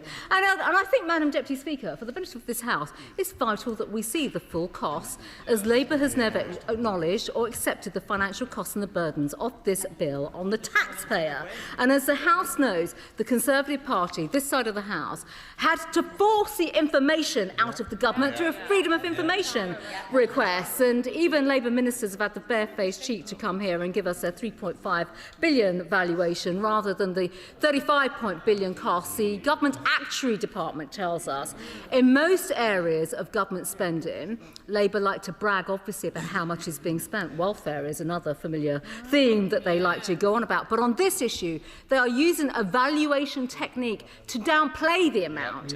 And we've even seen the Prime Minister claim it's how the OBR counts the costs. And when the OBR has actually said that they do not hold any information on the costs or the financial impacts on the specific treaty over the future sovereignty of the Chagos Archipelago, and have not been contacted by His Majesty Treasury, the MOD, or the Government's Actuary Department. So what, Madam Deputy Speaker, is the truth? This amendment should help bring about more openness and transparency on the costs. I will, of course, give way to my... First of all, can I commend the Shadow Minister and commend the Conservative Party for bringing this forward? It's absolutely crucial. Does the Shadow Minister share my concern? Key is that if the British Government has fully briefed the US about the risks to the Pell-and-Bear Treaty for Diego Garcia becoming sovereign to Mauritius, because if government has, then President Trump will be very glad to comment on it.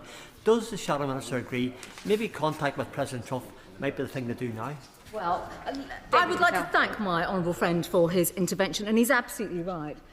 The particular treaty is in relation to nuclear weapons on the base, coming onto the base of Diego Garcia. That is why our emphasis must be on the strength of that relationship when it comes to the national security of our country. This House will not disagree on that. But what is deeply concerning is that the President of the United States has explicitly expressed his disapproval of this entire process and this giveaway. And so to the point that my right honourable friend speaks about, which is about the nuclear treaty, we should absolutely be engaging with our closest ally, the United States of America. I will give way. I thank my honourable friend for giving way. It's not as if the President of the United States has expressed disapproval. He says it's the greatest act of stupidity to do this. And do you think it's ironic we're getting told by the Minister for a statement in May when in under 12 hours the President has absolutely trashed this deal? My honourable friend is absolutely right, and this speaks to the absolute complete nonsense as to why this government has proceeded with this. It is a gross act of self-harm, and actually, to quote the President of the United States, an act of stupidity, and one that will have very significant consequences for this government. I will give way one more time. I'm very grateful to my right honourable friend, and has she noticed that the Minister, who is a shall we say, a flexible friend in the cause of the government's policy, has been relying on the fact that in the past, other members of Donald Trump's government in America have been saying supportive things about the bill. Would she like to cast a wager, as I would, with the minister, that 24 hours after Donald Trump changed his tune, they will change their tune in exactly the same direction? Well, I say to my right honourable friend, you know, if the government wishes to U-turn on this and scrap the bill, we would absolutely welcome that and support it. There's no question about that. So coming to Amendment 1, Madam Deputy Speaker, it's not just on the money, which was Amendment 5, where the government's claims lack any credibility, but on Amendment 1, the surrender of the British sovereignty leaves us weaker. And of course, as we've already heard from colleagues, honourable friends in the House, it'll compromise the long-term operations of the base. We are required, Madam Deputy Speaker, to give notice to the government of Mauritius of a range of activities taking place on this base. If the Pendelaba Treaty, as my honourable friend has pointed out already, which Mauritius is a signatory to, applies to Diego Garcia, then it would prohibit the stationing and the storage of nuclear weapons. This is very serious. And while the Prime Minister's claimed that China, Russia and Iran oppose the surrender, we know that these three states, guess what? They back it, they publicly endorse it, and they will seek to gain from this lack of sovereignty. These points are all relevant to Amendment 1, as this change requires the government to renegotiate Article 11 of the treaty, so that payments cease should the use of the base for military purposes become impossible. And we hope that this scenario obviously does not materialise. We believe that Diego Garcia is a vital cornerstone of our national security and our defence, and it should remain so. But as the treaty currently stands, if we stop using the base, the UK is still bound into paying pretty significant payments, Madam Deputy Speaker, huge costs over the 99 lease period. And this amendment is therefore a vital point of contingency. And we would like to see the whole agreement binned now, but we will believe it is reasonable and practical for the government to accept this change. So can the Minister explain, when he sums up, why he's not prepared to consider this and renegotiate parts of the treaty? I will give way. To my right honourable friend, does she, like me, feel some sympathy for the Minister? He's rested his whole case on this, on the support of the United States of America. The Deputy Prime Minister saying it wouldn't go ahead if the President of America didn't support it. And we all remember the great mystery around who shot JR. There's no mystery around who shot the minister's fox, and that was the President of the United States last night. His whole case has crumbled away. My honourable friend's absolutely right. He's spot on. And this is the moment, Madam Deputy Speaker. I would argue this is the critical moment where the government should tear this up and scrap this absolute disaster, and this should not proceed at all. I will. Of course, I will do that. I'm very grateful to the Shadow Foreign Secretary for giving way. Does she, like me, notice that all the military veterans in the government and on the Labour benches seem to have abandoned their posts today? And I think I've counted about 9 veterans, with one notable exception. I think I've counted about 9 veterans on our benches. And if more of them had been there, perhaps they could have told the front bench about the forlorn hope. The forlorn hope were the people who were sent out either to defend the indefensible or go on suicidal attack missions. They were either in search of promotion or for pardons for sins of the past. And so does my right honourable friend agree with me that they have been sent out here to defend the indefensible? I would like to thank my honourable... On a point of order, Madam Speaker, can I just correct the record? He's saying that there weren't any veterans. I've served this country as an army reservist as well. I'm very proud to have done so. I have many other members on this side who served as veterans, and they absolutely defend our national security of this country, and have done at many different stages. So I do think that comment is not accurate and needs correcting. I can make a decision. I don't need any help.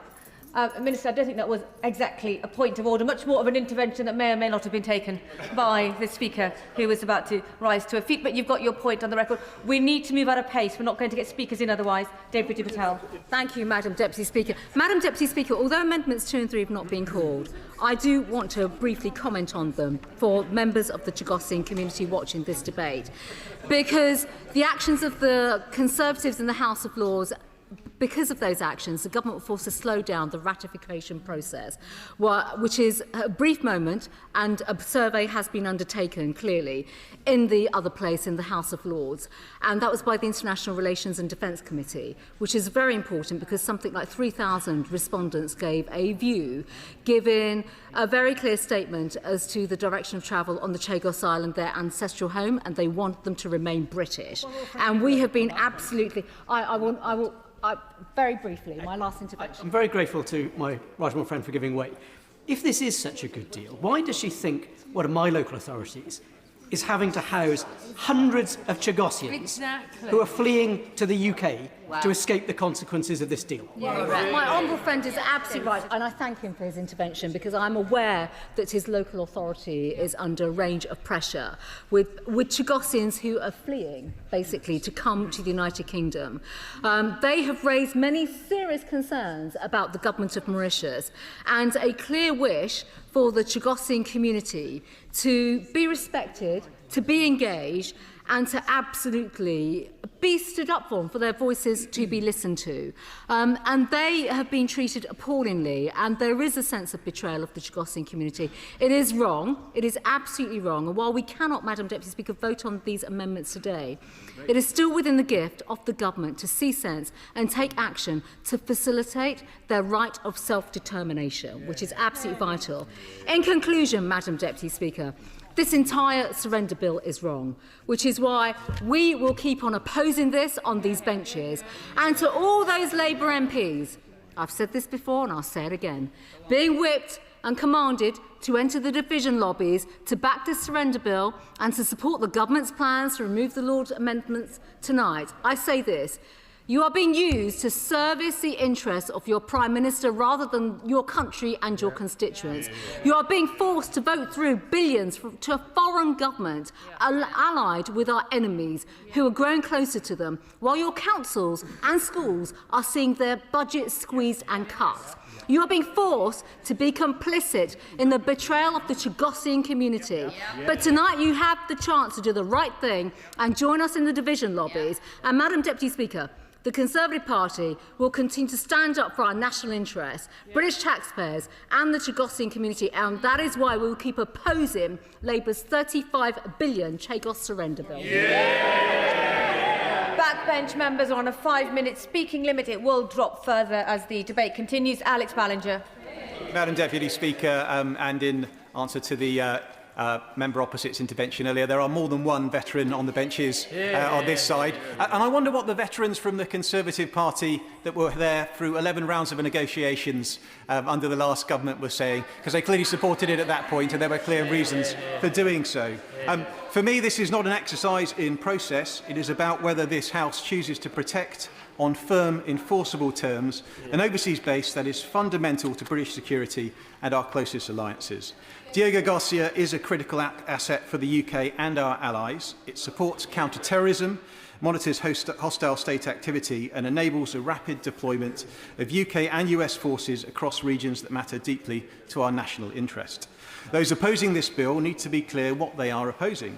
They are opposing a treaty that secures the base for 99 years with full operational freedom, backed by our allies and negotiated substantially under the previous government.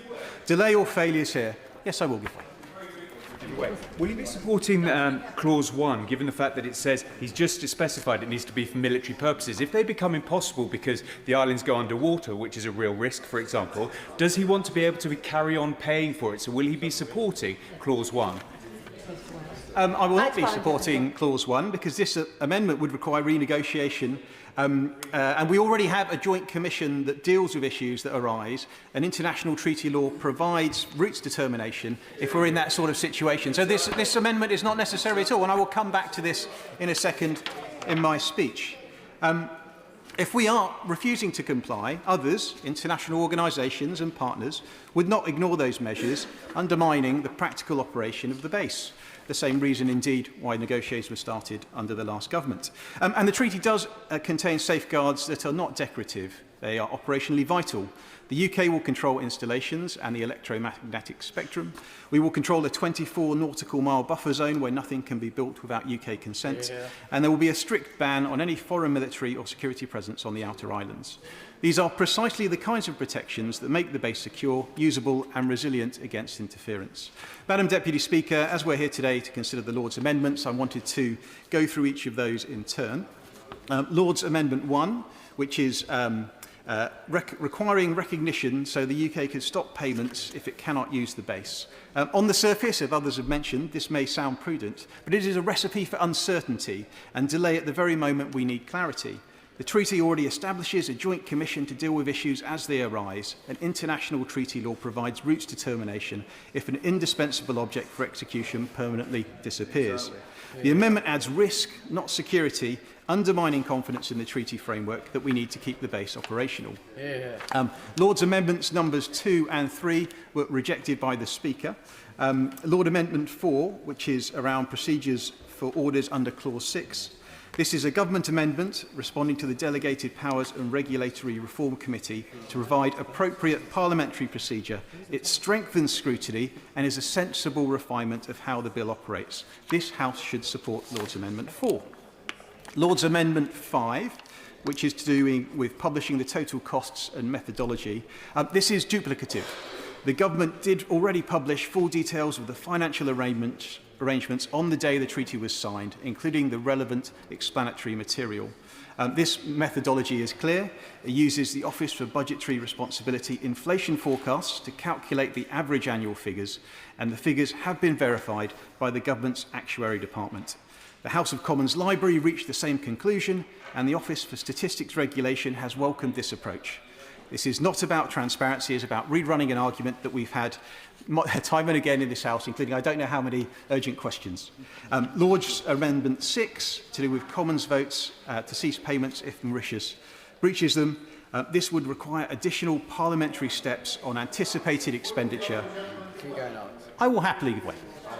Honourable gentleman, he's talking about the cost of the deal. Can you just set those out for the House? Because I don't think anyone has done that in the debate so far today, and he's speaking with such expertise. It'd be great to hear from him exactly what it is costing. I will very happily outline the House. The Minister has already outlined it. It's approximately 0.25% of the defence budget. This is tiny in comparison to the base in Djibouti that the French operate. And if you compare that to the operation of an aircraft carrier or something of that size, it is very, very good value for money.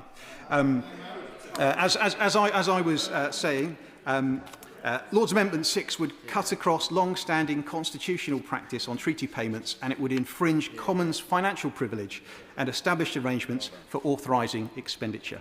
More importantly, it would send a damaging signal that the UK is building an exit ramp into primary legislation, weakening our hand and injecting instability into the very agreement designed to secure the base. The treaty already contains robust dispute resolution mechanisms, and that is where the issues belong. Yes, I will continue.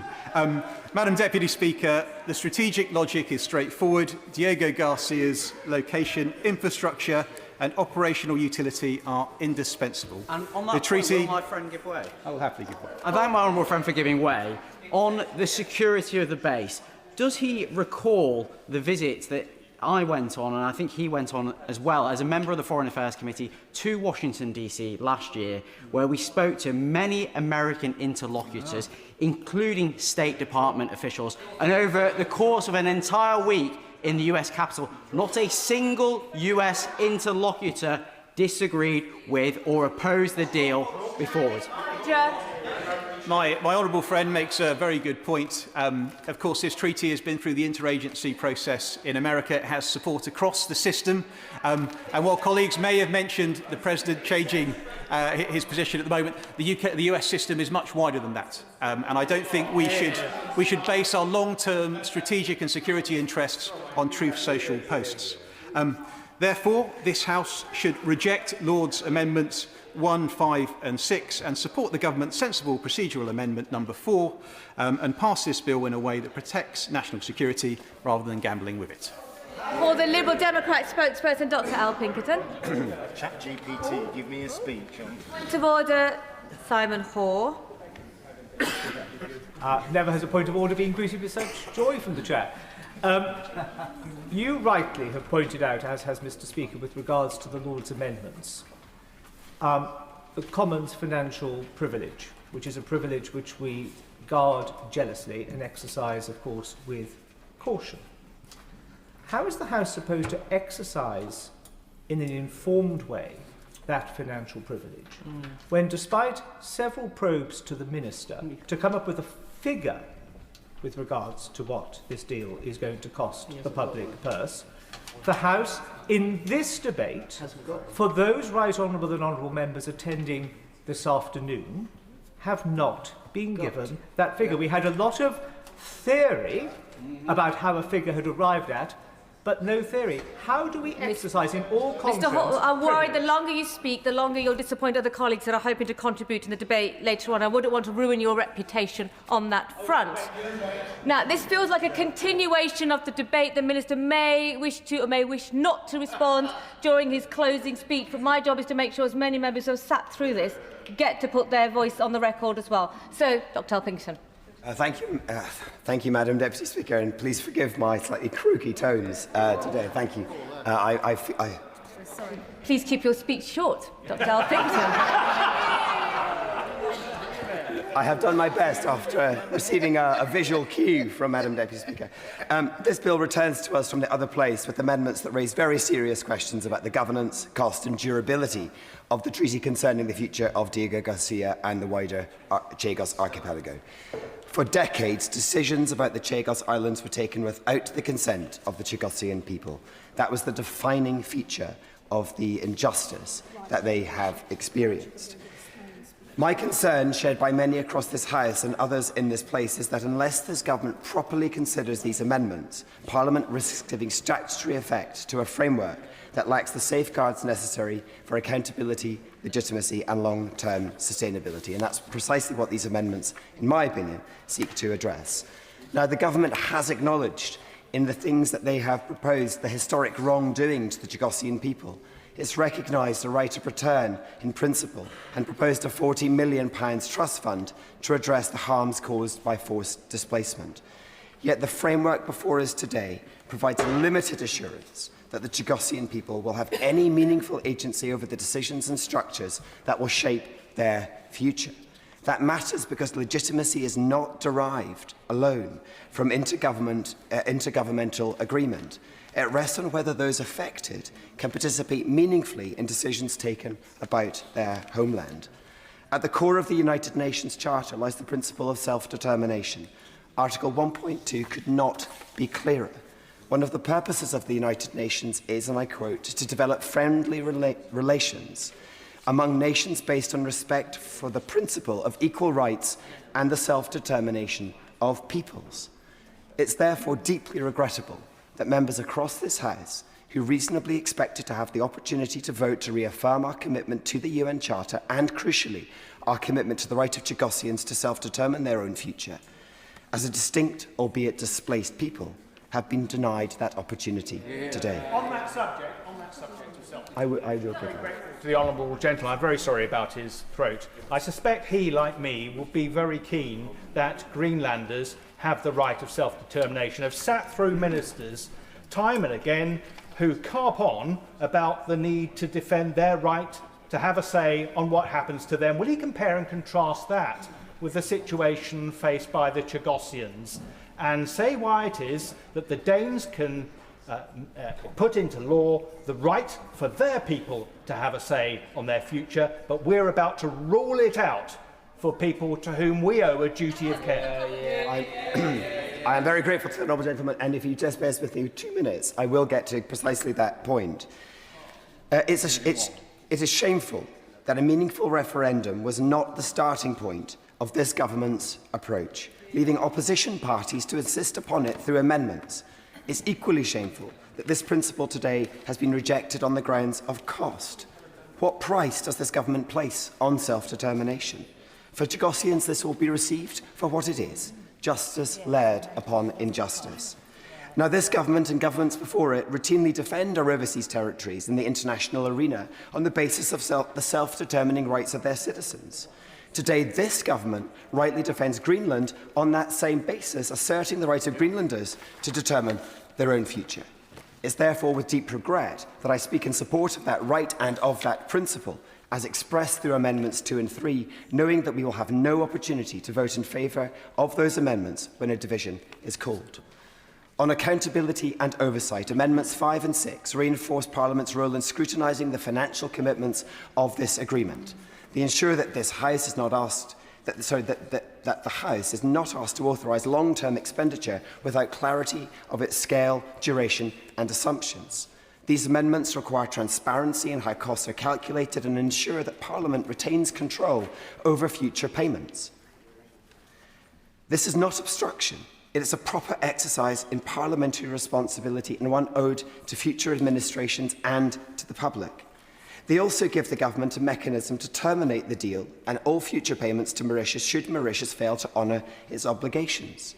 Now, in May, the Prime Minister stated that this deal would cost up to £3.4 billion over 99 years. However, Freedom of Information disclosures suggest an initial estimate closer to £34.7 billion, a figure we've already heard today. That disparity risks further undermining trust in this government and confidence in its wider approach to public spending.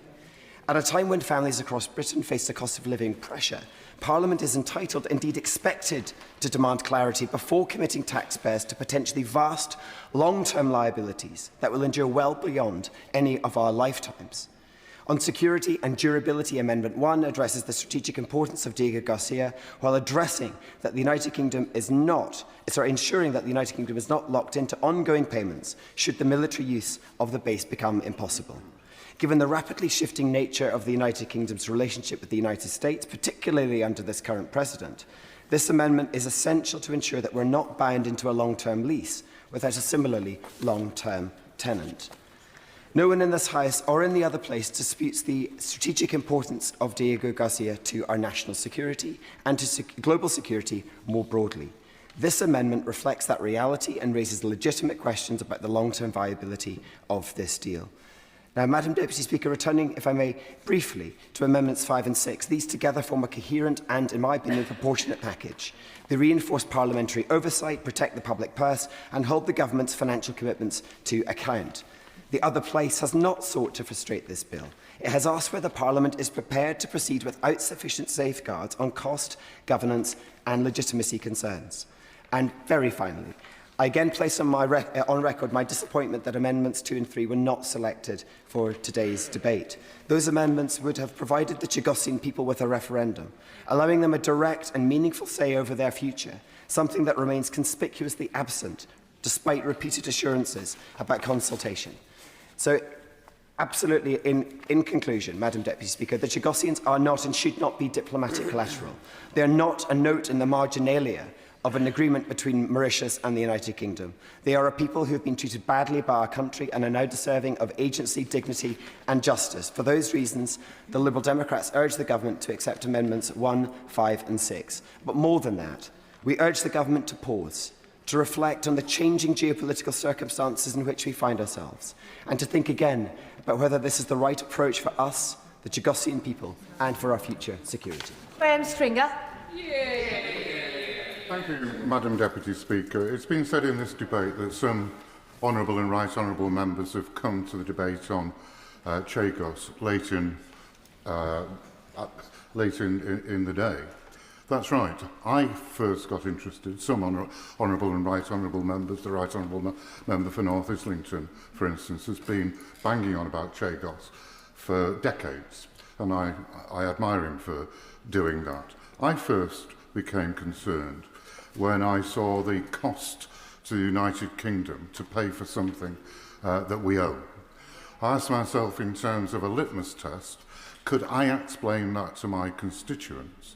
Why we're going to pay for something to an island that has no connection directly with Diego? Yes, I will. thank him for the kind comment he just made. The reason that I spoke about the Diego Garcia and the Chagos Islands for many years was fundamentally the injustice that was done and their right of return to the islands. The whole point has been to gain the right of return, which has been won through this bill for the outer islands in a limited form to Diego Garcia itself. I thank the Right Honourable Member for that intervention. That is at the heart of what has gone wrong that he has been talking about for a long time. The Chagosians were treated as itinerant workers in the 1960s, so they didn't get, at that point, the basic rights that other people on other parts of the old British Empire, British protectorates.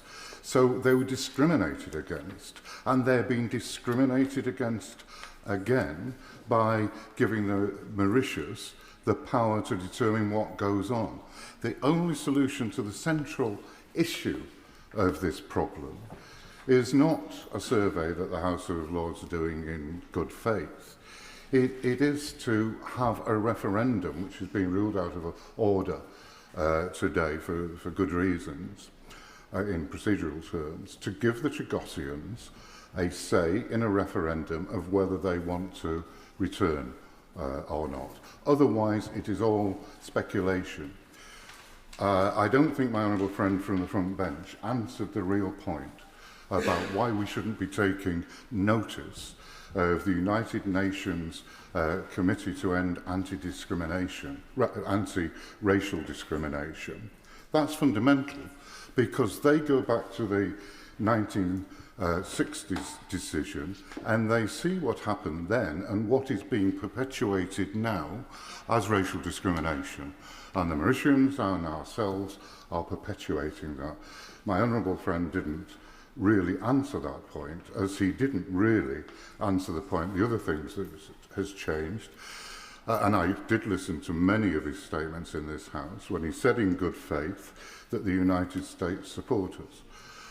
Whether they did then or not, they probably did. They absolutely, certainly don't at this time. And both those items are a reason for pausing, thinking again, and getting into compliance with the United Nations Committee on Ending Racial Discrimination, and talking, certainly, as my honourable friend said, to the United States, because they have changed their position. The amendments before us are really not the core of the bill, because that has been dealt with in a very short period of time at the second reading and report stage and committee stage in this House. But they are important in as much as they ask for information. We're going to pay for something that we didn't used to have to pay for. It will have consequences for our ability in the Indian Ocean to look after our defence interests, and we don't know how much it will cost.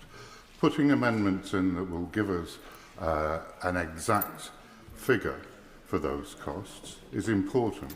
It's also important on Amendment 1 to limit that if for some reasons the Mauritius changes its view or the islands indeed disappear if they go underwater. So I don't have the opportunity this afternoon, Madam Deputy Speaker, to vote for what I would like to, but I will vote for the amendments that the Lords have put before us. Second Smith. Madam Deputy Speaker, I really rise because it comes out of the previous debate that we had in here, where the government ministers were posed with, and the question has been asked again, what are the reasons for this legislation?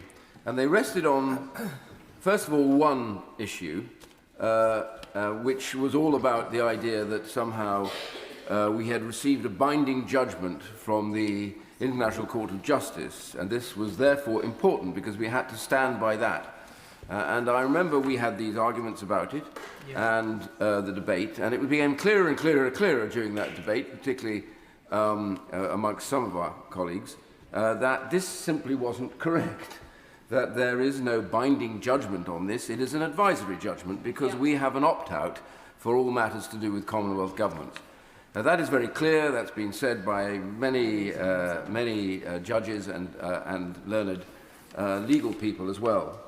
And some of my right honourable friend, one of who I see sitting on the bench right now, have raised then other reasons. And that was led to us that there's somehow that beyond that there were other issues that if we didn't do this, we would face challenges under two other agreements. One is UNCLOS, and the other one stands steadily as the ITU.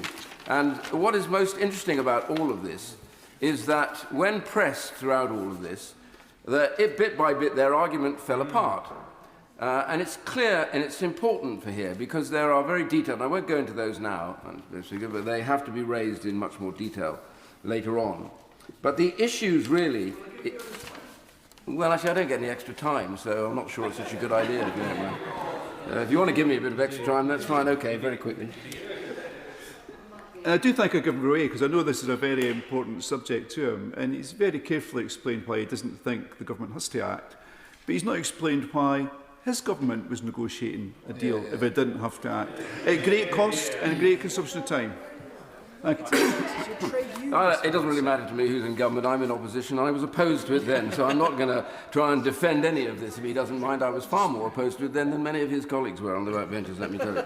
So now that I've expunged any dishonour to my part, I have to say to those on the opposite side and to the rest of the House, so really these two areas that were really critical, UNCLOS and the ITU, we discovered that there were certain articles that exempted us in any way from any challenge in a legal sense. So therefore, they were not binding. And so I say this because today it is a matter of intense sadness. And I follow the Honourable Gentleman, who I'm a massive admirer of, and he knows that, for his steadiness and determination, often in unpopular elements. But I say in following him that Articles 2 and 3, and by the Liberal Democrats the same, we have in a matter of sophistry, I have to say to this House, if we believe in free speech and free debate, and we believe in voting on what we believe or we oppose, then why is it genuinely that we cannot do this on Articles 2 and 3? Because sitting in the gallery, there are people there who will be utterly depressed by the idea this chamber has shut itself out from the rights of the Chagosians to debate them here today and to vote on them. And I know it's clever to get that done, and I know the Speaker's office is under pressure to do that, but I have to simply say this is not right. It is not right that they cannot have this House decide on their rights, and particularly when the committee that he mentions, the UN committee, has made it very clear that they should stay this legislation because they fear for the problems that exist on that as well with regards to race relations. And so I simply say to the House today, this is a sad moment for this House. This horribly flimsy piece of legislation that casts away rationale completely. And then this morning, the President of the United States, who has prayed in aid in all of this, that somehow we should motor through this because he was in favour of it, and the American government, if they're in favour of it, we stand. And we know that the earlier Foreign Secretary said, if America doesn't want it and doesn't agree with it, then we won't do it. But here we are rushing through with this. Why are we rushing? Why don't we stay this? Wait to hear exactly what America thinks about it and make a decision as to whether we carry on. Surely that would make more sense and it would be more rational.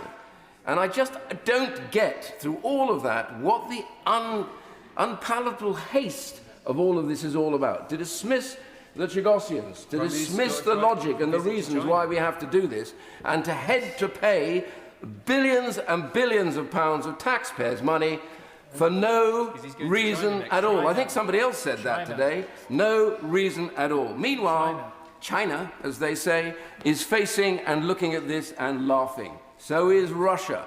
So is Iran. So are all their nasty states that exist that we have danger. And I simply finish, Madam Deputy Speaker, by saying, honestly, this is a bad day. This is badly done. This is a bad day for us, for the concept of dispute, debate and liberty. And I simply say we should hang our heads in shame, because that place is better at debating things than we are, and they have much better rights. The limit is 4 minutes. Tom Hayes, 4 minutes.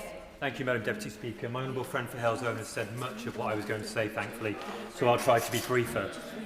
The Shadow Foreign Secretary has made a set of arguments which are predicated on the case for national security. And so I think it's important, therefore, that we do take on the question of how secure we are. If we look at the economic security that this government inherited, 15 years of slow, weak growth, the lowest business investment in the G7, wages which grew at a consistent 2% a year, flatlining. If we look, too, at the impact of the Brexit deal negotiated by that side, in early 2025, the UK's GDP was between 6 and 8% lower than it would have been without Brexit, and we lost 180 billion up to 240 billion pounds of output. Madam Deputy Speaker, this is important because it actually relates to the credibility of the opposition when they make their case on the basis of national security. This debate is about the issue in hand, not the credibility of the opposition. Let's get to the point quickly. Marvellous.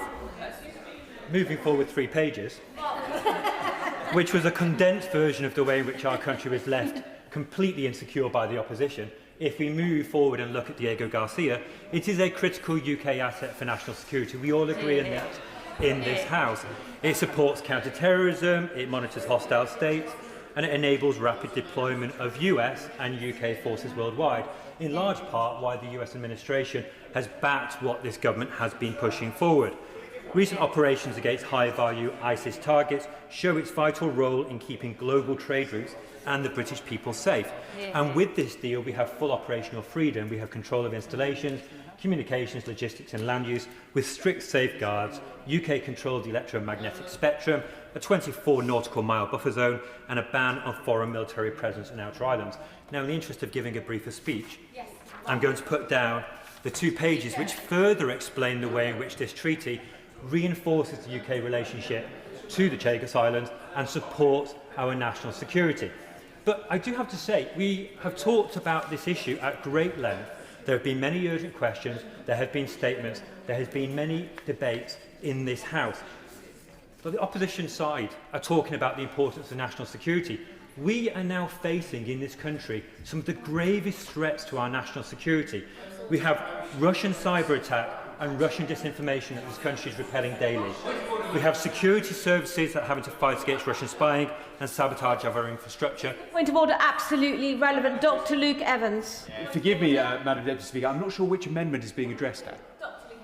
Well, I'm not sure which amendments have been addressed. There are at least 5 on the order paper to be talked about. I just wondered if Russia is relevant to any of those amendments. We need to stop using points of order to continue debates. No doubt the member's going to get right to the point and then conclude very quickly. Tom Hayes.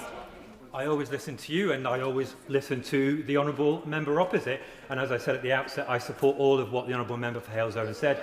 And he went into great detail about the amendments. But the point I'm bringing us back to here is the Conservative Party need to put country before petty party politics. They are acting in a childish way and they are overexcited about this debate. I'm going to close here by saying that this is a treaty which protects our national interest, it safeguards British interests, and I think that the opposition have a cheek when in fact they were responsible for at least 85% of the negotiations which has led this House to this debate. So I'm going to close just by saying, in this House, we speak through the chair, because in so doing, it tempers debate. When I speak with school children about this House, they remark upon the fact that we're in an old building, and I think that shows our continuity over many years of history. In this place, we make decisions in a sombre, sober way. We do not make it in the same way as the President of the United States did last night, in the form of a rash tweet. Let's not take that social media post at face value. Let's do the reasonable thing and debate this properly. Thank you, Madam Deputy Speaker. Some very tiny islands. That is how this government's National Security Advisor described Diego Garcia and the Chagos Islands. And I'm afraid that that contempt is consistent with how they continue to treat those people. The former Foreign Secretary never once met with Chagosians. The current Foreign Secretary, there is no evidence that she has ever met with Chagosians. And I'm afraid the Minister at the dispatch box only met with Chagosians on the 30th of September and the 3rd of October after the deal was done and refused to discuss the deal with them, unless he is saying that those who are here today are lying. I, on the contrast, before anyone starts to heckle, have many meetings with representatives of the Chagosian community and organise roundtables with them. I'm afraid, Madam Deputy Speaker, that we urgently need these amendments, 1, 5 and 6, on financial oversight of this £34.7 billion bill the British people are about to have to foot. The clawback option is the bare minimum the government should be accepting for if Mauritius breaks the conditions of this appalling deal, because it is quite likely that we will see mistreatment of the Chagosian people. It is also important that that clawback is there, because we will need to review and understand the surge of Chagosians who came to the UK after this deal was announced. The government tried to dismiss it and claimed that the increase had nothing to do with this deal. That is wrong, and we will continue to see that. This is a bad deal. Agreement is legally illiterate. There was an ICJ opinion, not a ruling. It is historically illiterate because the Chagos have never belonged to Mauritius. This is a bad deal, ceding territory to those hailing from those, ceding territory not from those hailing from those islands, but a country that has consistently mistreated Chagosians and legislated to criminalise their views. This bill cements a shameful treatment of the Chagosian people into law. Anyone voting tonight against a clawback should be ashamed of themselves, because they should want to put in place the minimum protections for the people of the Chagos Islands, those people who have come this evening to hear us debate because their voices have not been heard in this chamber and they have been denied by a government that would not meet with them, a government that has no interest in supporting them, and a government who tonight will vote against the only protections that might make sure their voice is heard. Thank you, Madam Deputy Speaker. Thank you. Thank you, Madam Deputy Speaker, and I align myself with the comments made by my honourable friend, the member for Hills Owen. In South East Cornwall, we may be geographically removed from Diego Garcia, but we're closely connected by the realities of national defence. In Tor Point, we have the third highest number of veterans of any community, with over 14% of people having served. And residents across the area have written to me about the importance of this issue. His Majesty's Naval Base in Devonport is the largest naval base in Western Europe and a key part of our national defence capability. So we're an area that understands the importance of national defence. We understand its complexities. We know that it requires long-term thinking and joint working with multiple allies, each of which understandably have their own national interests in mind.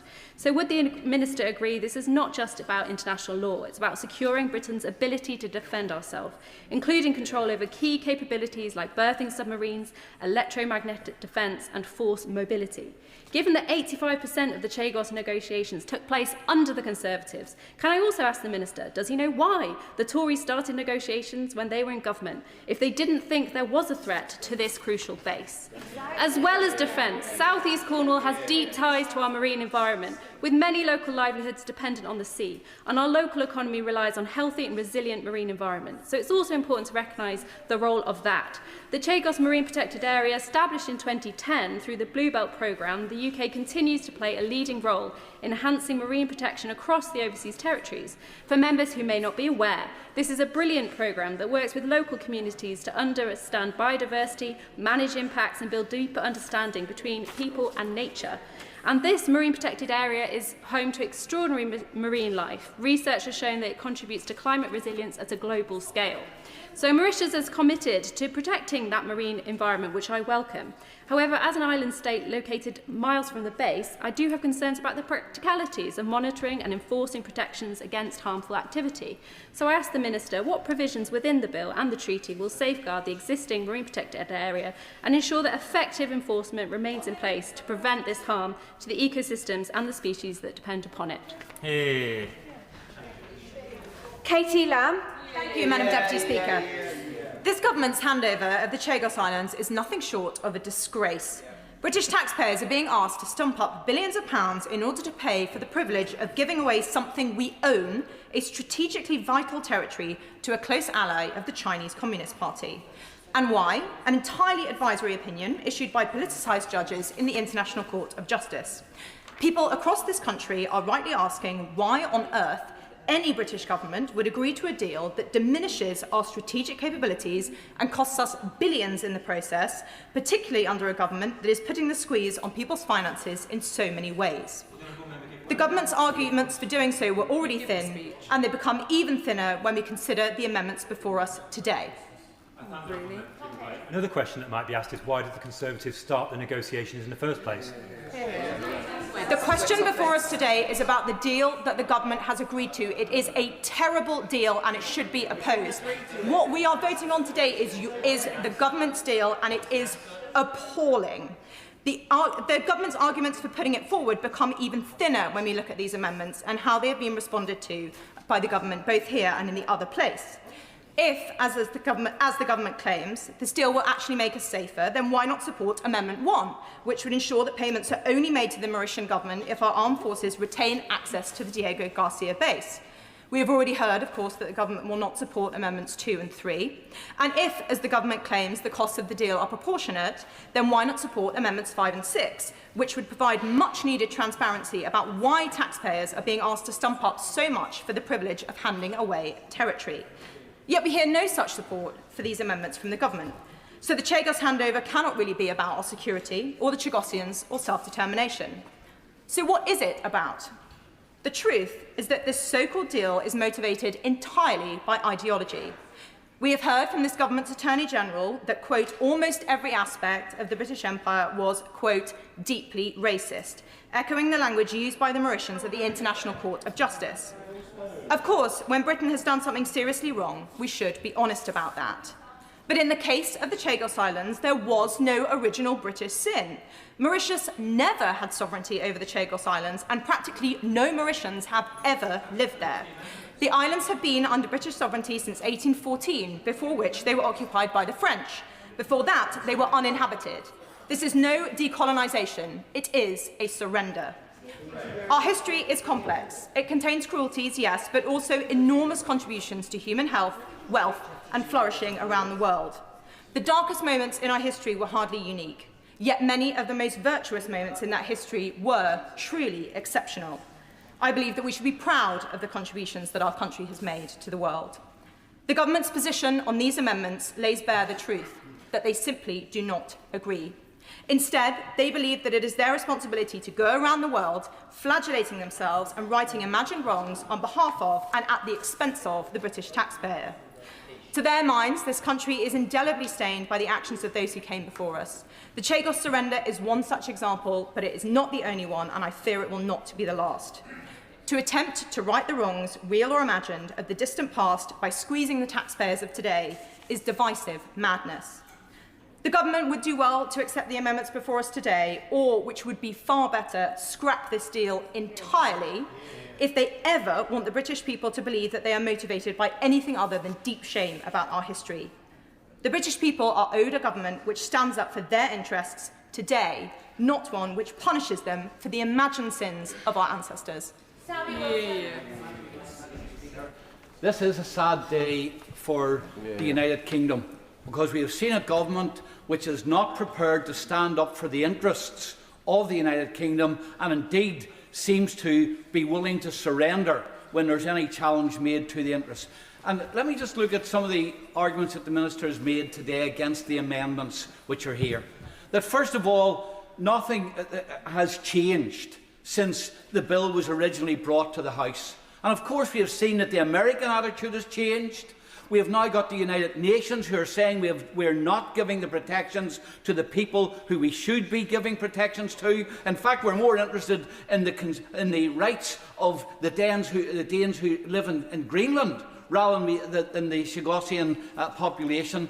And the United Nations have actually said we should stay this. So there's been changes. There have been changes, and changes are quite substantial.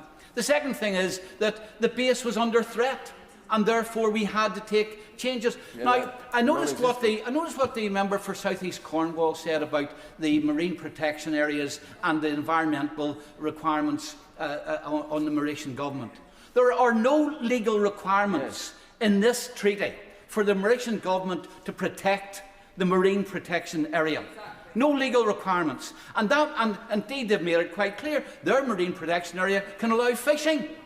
Now, what's the danger there? The danger is, of course, that Chinese ships can come into this area. We know what the Chinese have done in the Southeast China Sea, where they've used commercial activities to be eyes and ears, etc. So the base is actually under threat.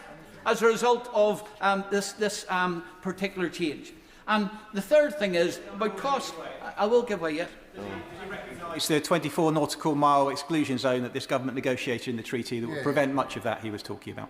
Well, in fact, it's not. We're not talking about 24-mile nautical exclusion zone to ensure that there is not the spying and everything else. It still leaves the area environmentally damaged and also a threat to the military base.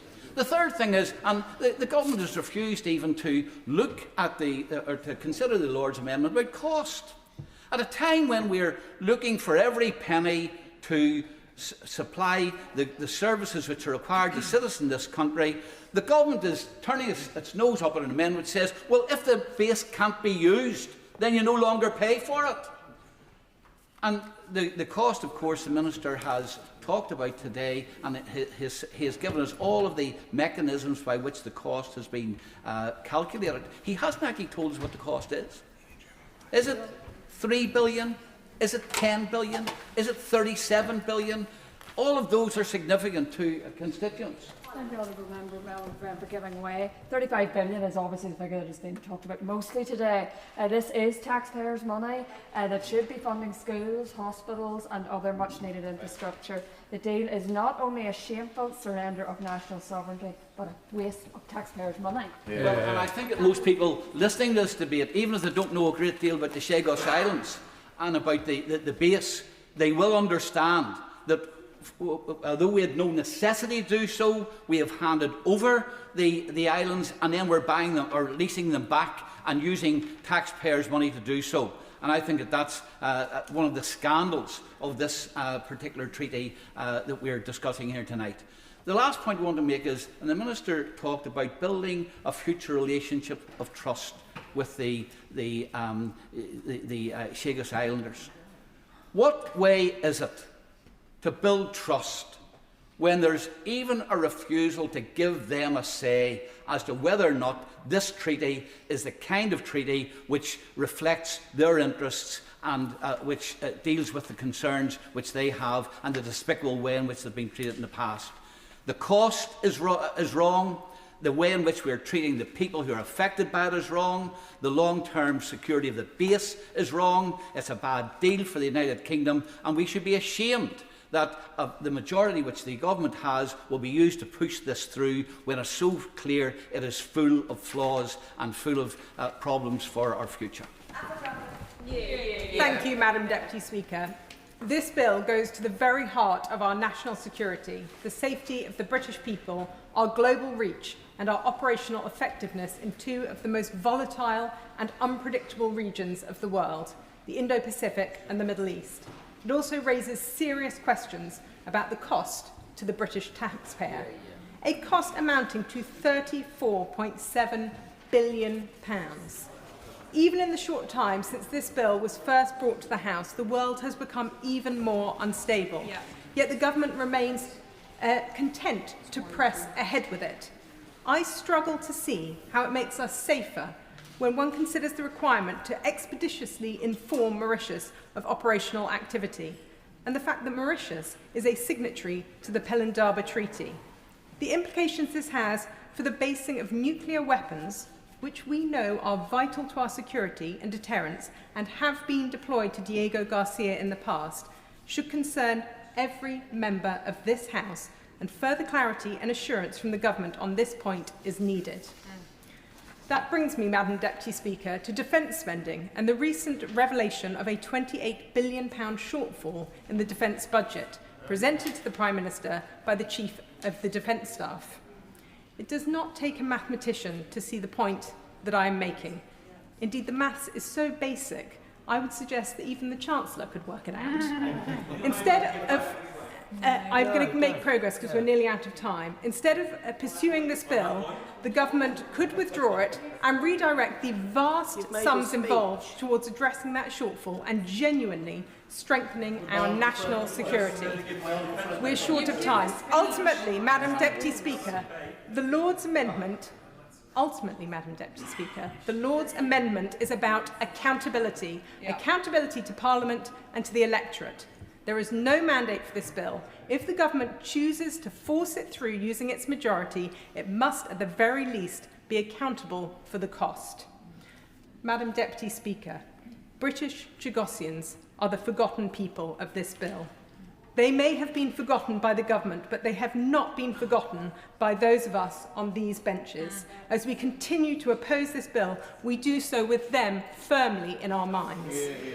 The Prime Minister has rightly stated that the sovereignty and self-determination of Greenland rest with the people of Greenland and the Kingdom of Denmark.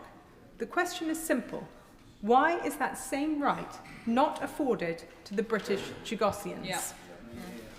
Madam Deputy Speaker, this bill has profound implications for our national security and public expenditure. The amendments tabled by opposition peers are there for a reason, not for political gain, but to make a bad bill slightly less damaging, to introduce safeguards, to offer some reassurance to the British taxpayer, and to ensure that the voices of the British Chagosians people are finally heard. Intervention should be used with caution. Sir John Hayes. I'm immensely grateful, Madam Deputy Speaker. The best laws begin as bills that metamorphosise during their passage, as through scrutiny are improved. But of course that depends on ministers that listen and learn. And when we consider the amendments before us tonight from the House of Lords, they are measured, they are reasonable, they are not wrecking amendments, they are attempts to save the government from its worst instincts. Amendments which suggest greater scrutiny, greater parliamentary oversight, greater checks and balances, and yet they are rejected by the government. Now, I'm not going to speak in the brief time available about the cost, although of course it is wholly unpalatable that we should be giving away a treasured possession and then renting it back from a foreign place. I'm not going to speak today about the strategic cost of doing just that, although I will draw on Lord West's remarks. Lord West, the former Labour Security Minister who sits on the ISC with me, who said surrendering sovereignty over Chagos Islands would be an irresponsible act which would put our strategic interests and the interests of our closest allies in danger. That is wholly unwise. I am going to speak, however, about the interest of the Chagosians, who have been ignored throughout this process, uninvolved in the negotiations from the outset, whose voice has not been heard and whose future has been disregarded. That seems to me to be completely unethical. So this is unwise. This is unpalatable. This is unwelcome. This is unethical. This is fundamentally wrong. The Lord's amendments would make some improvement to something which is woeful. I implore the government to accept those amendments, but more than that, I implore them to abandon this sorry mission, which is not in the national interest and certainly not in the interest of the Chagos Islanders. Thank you, Madam Deputy Speaker. If it were possible, one could almost feel sorry for the Minister.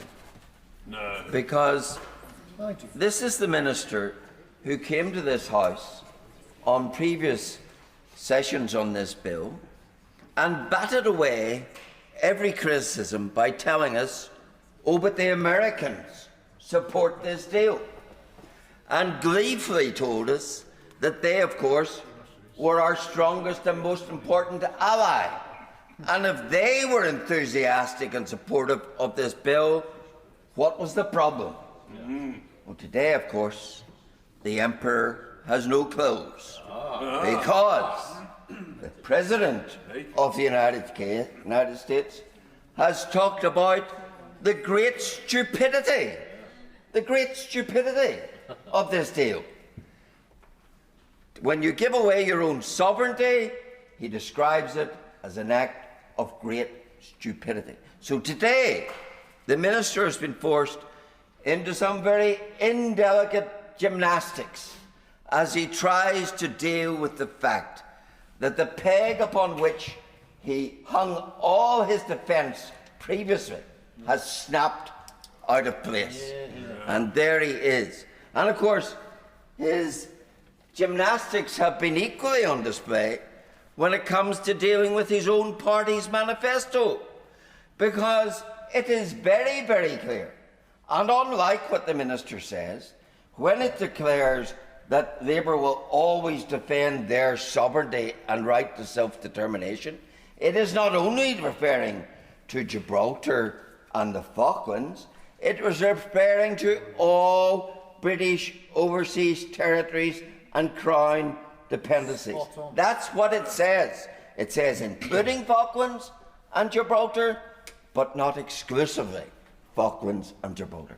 So he's hoisted on the petard of his own manifesto, which he says, I don't think there's any time for the member to remedy his speech at this stage. So he's hoisted on the petard of his own manifesto, which he is in blatant breach of, and can hardly look the people of the Chagos Islands in the eye in denying to them what his manifesto promised to them. And they are the people hurting here. There are people at the heart of this. They have not been treated well over decades by this nation, but now we are finally betraying them by denying them the right to have any determination on their own future. That is shameful. That is something that this House should be running away from rather than embracing. And I do say to the government, it's not too late to do the right thing on this. And it's time you did, and I trust they will. Final backbench contribution, Andrew Rosendale.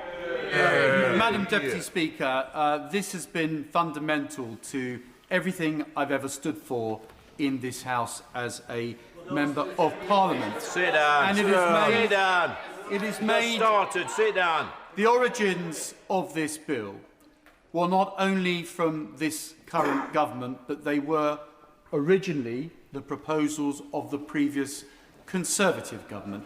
We have never, no government has ever given the right of self-determination to the Chagosian people. Shamefully, we have treated them differently than all of the other overseas territories.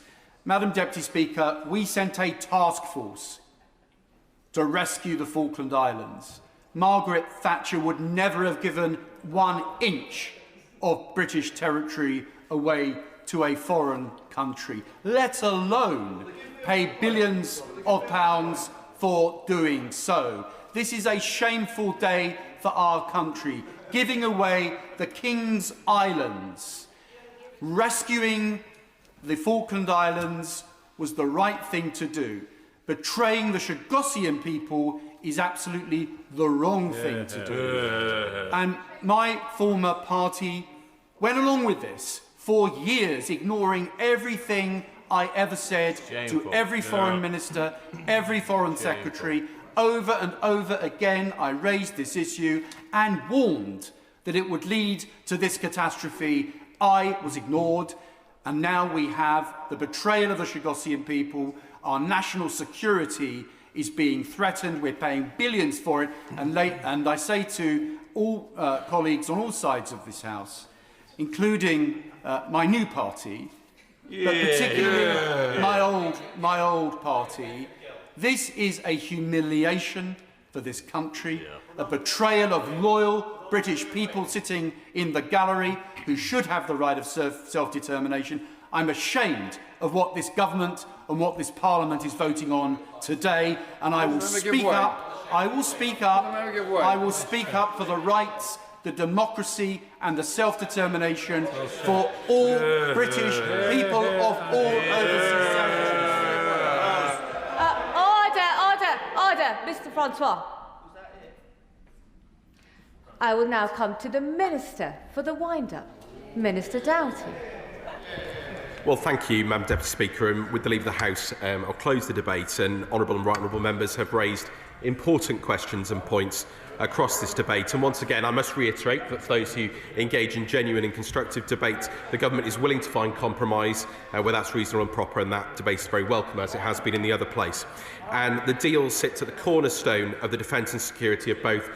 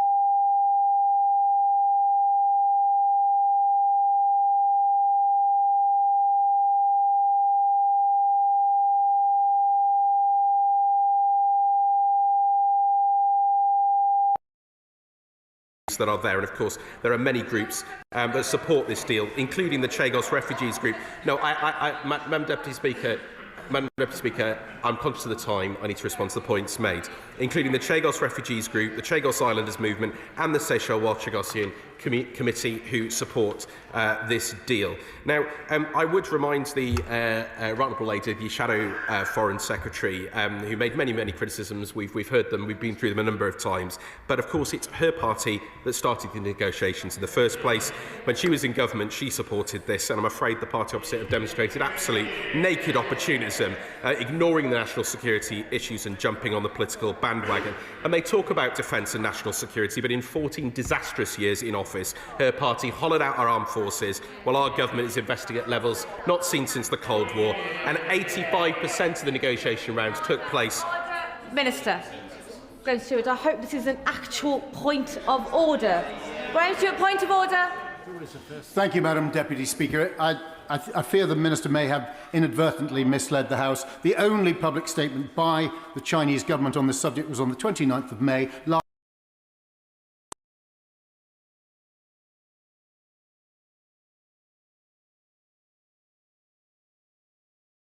The Chair knows the point of order. So can we prevent the debate continuing? If colleagues wish to intervene, they can try to do so. And it's up to the Minister if he wishes to respond to those interventions. We can keep going to 7:18 when it's cut-off time. Minister. I was referring, Madam Deputy Speaker, to an article that was published on the 14th of January by the Chinese ambassador to Mauritius.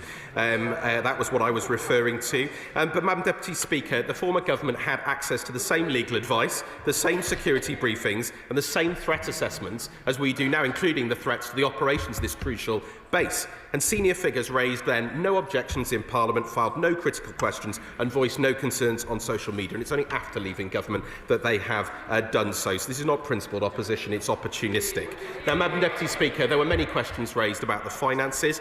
This higher, I will in one moment, the higher £34.7 billion figure that was released by the Government Actuaries Department, I must be clear, Madam Deputy Speaker, was a nominal amount and it was not adjusted for inflation or the social time preference rate. And so it's deeply misleading to quote that particular figure, given the changing value of money over time. A pound today is not worth the same as a pound tomorrow. And quite frankly, I'm baffled to hear these complaints about the finances, given the billions the party opposite waited on defective PPE, the festival of Brexit, who knows what else.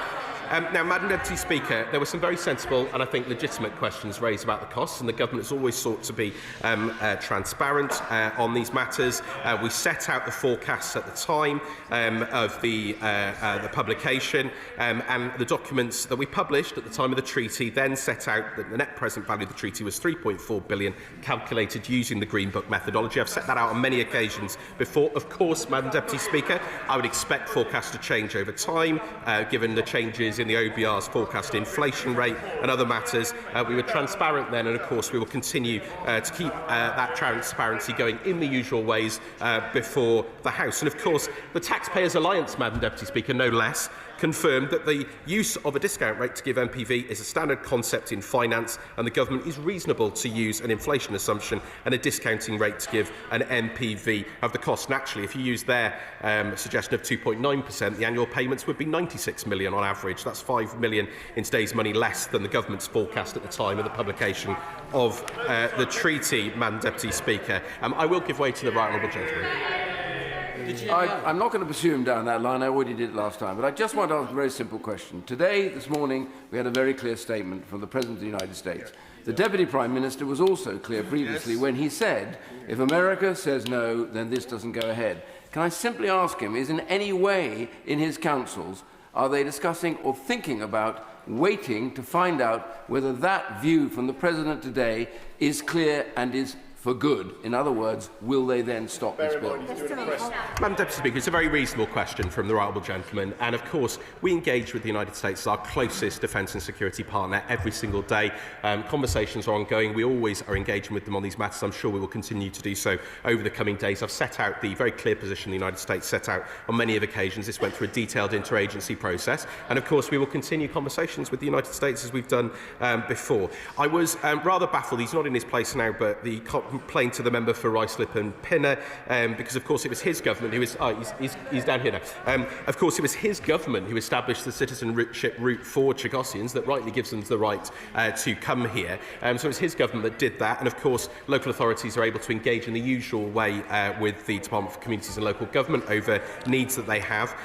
The honourable gentleman, my honourable friend for Blackley and Middleton South, raised the issue of the United Nations Committee on the Elimination of Racial Discrimination. But can I be clear, Madam Deputy Speaker, and this is very, very important. They do not speak on behalf of the United Nations or on behalf of UN member states. And indeed, of course, the UN Secretary-General and the African Union Chairperson both welcomed the agreement. So I think the concerns that have been raised there that were allegedly from the United Nations, that's simply not the case. And I think it's important the record is corrected.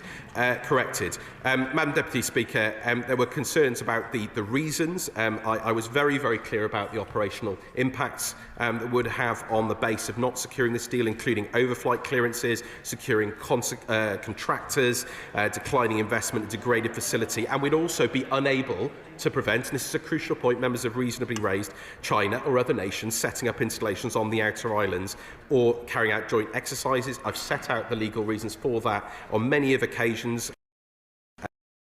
The litigation that could be brought quickly by Mauritius against the UK, including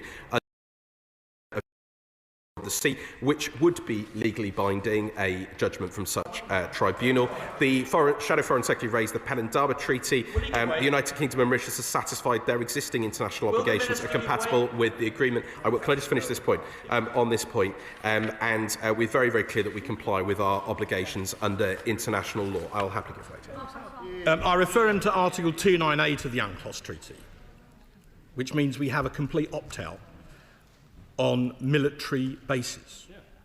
But can I take him back to costs?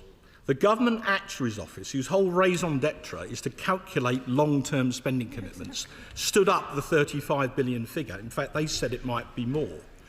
So who should the House believe? People whose whole life's work is to calculate long-term costs, or this minister?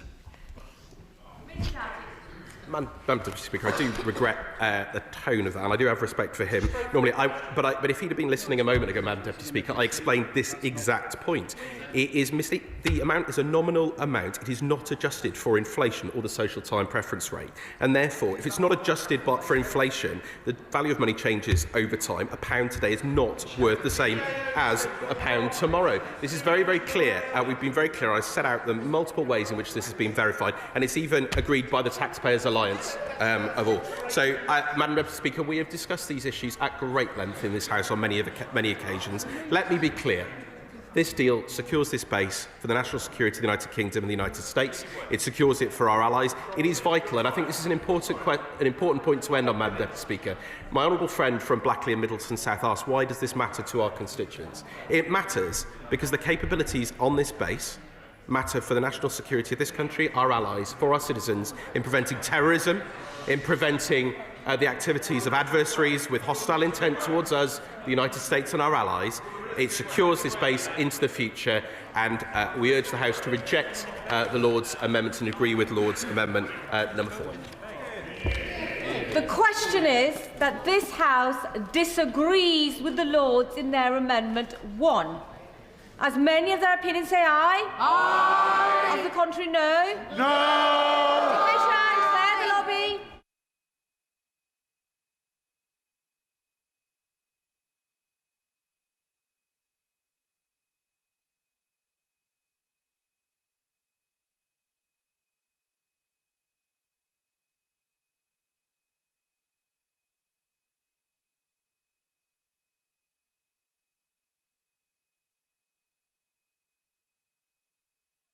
Feet should be seated. Sir John Hayes. Colleagues on their feet should be seated. The question is, as on the order paper, as many in their opinion say aye. Aye. Of the contrary, no. No. Tenants for the ayes are Jade Buttrell and Gregor Poynton. Tenants for the noes are Harriet Cross, are now on throne. I'm staring right at you, but you're definitely. And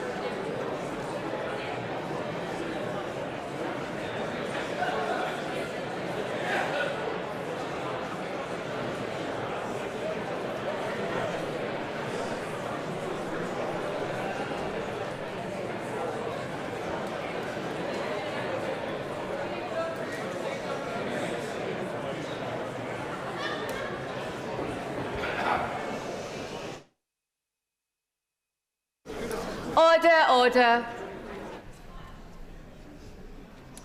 The ayes to the right, 344. The noes to the left, 182.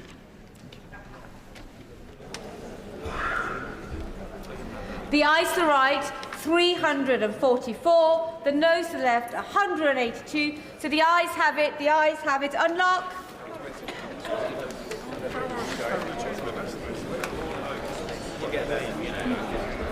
Shh.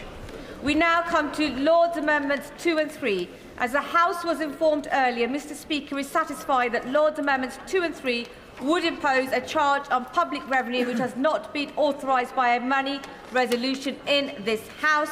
In accordance with paragraph 3 of Standing Order number 78, Lord's Amendment 2 and 3 are therefore deemed to be disagreed to.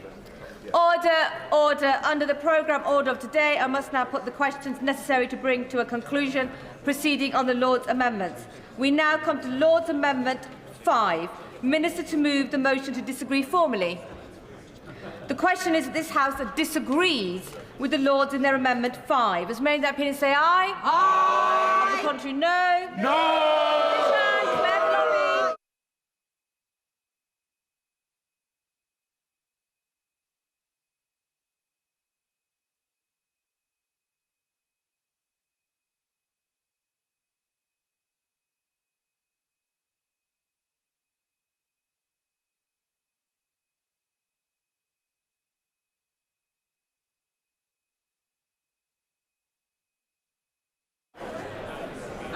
As the chair is on her feet, members will be observing that they should be seated.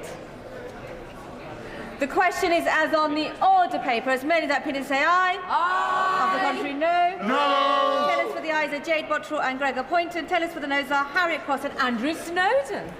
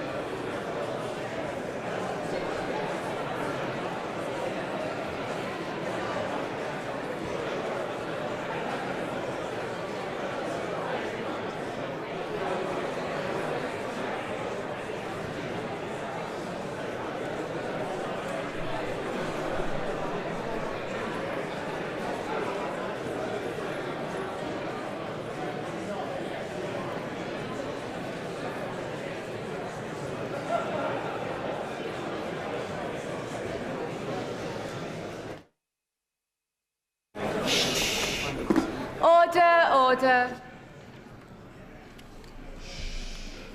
The ayes to the right, 347. The noes to the left, 185. The ayes to the right, 347. The noes to the left, 185. So the ayes have it. The ayes have it. Unlock.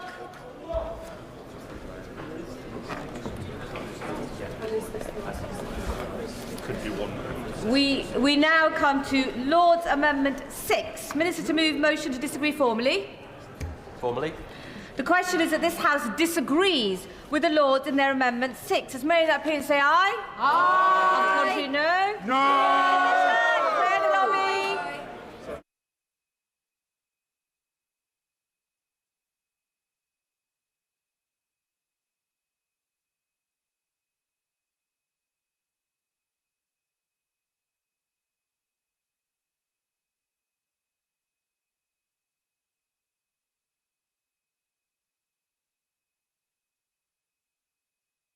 Members observing the chamber will be aware that they should be seated.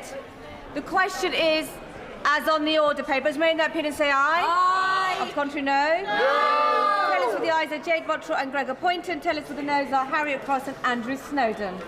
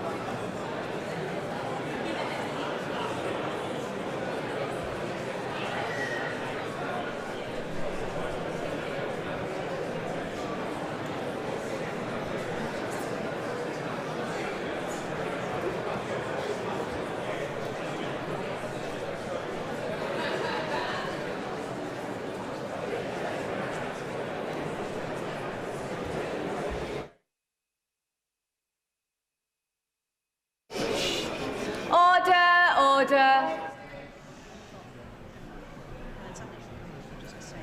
The ayes to the right, 347. The noes to the left, 184.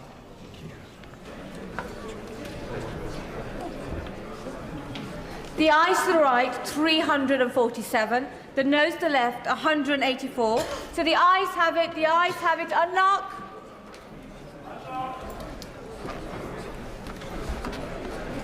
We now come to the government motion to agree with Lord's Amendment 4. I call the Minister to move the motion. The question is that this House agrees with the Lords in their amendment. As many in their opinion say aye. Aye. Of the contrary, no. The ayes have it. The ayes have it. Minister to move that a committee be appointed to draw up reasons.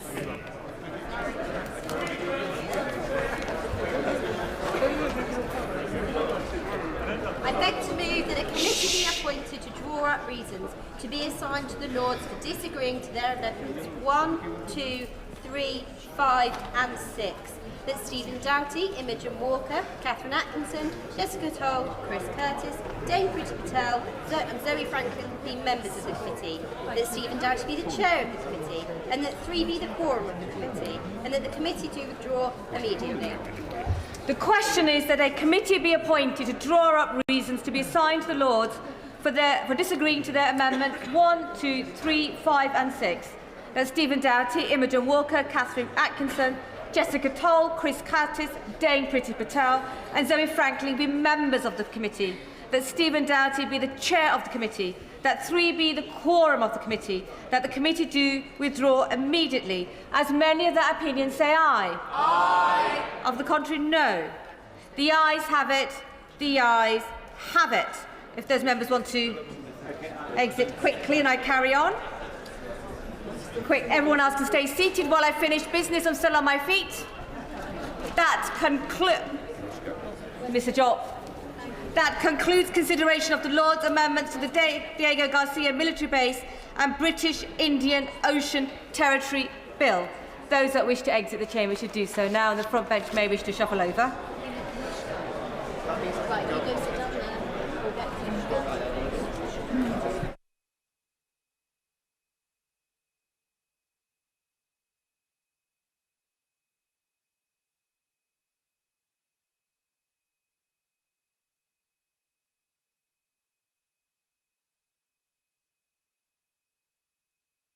Colleagues exiting should exit quickly so I can continue with business.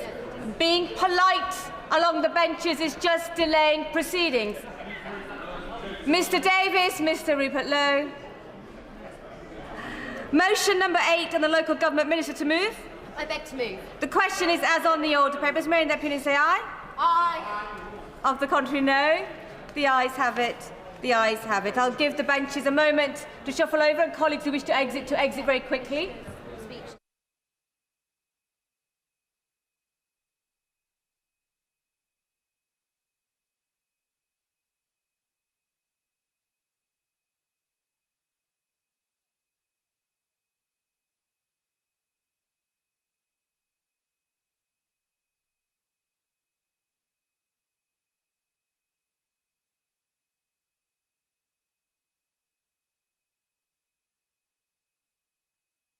House to now adjourn, and I call Sean Davies on 5G connectivity in Telford and the West Midlands. Sean Davies.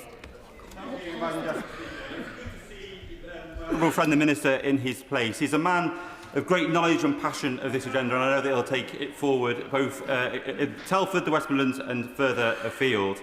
And I'd also like to place on record my gratitude for the department and how helpful and proactive they have been with me since I've been raising this issue, both in terms of in this House but also outside of it.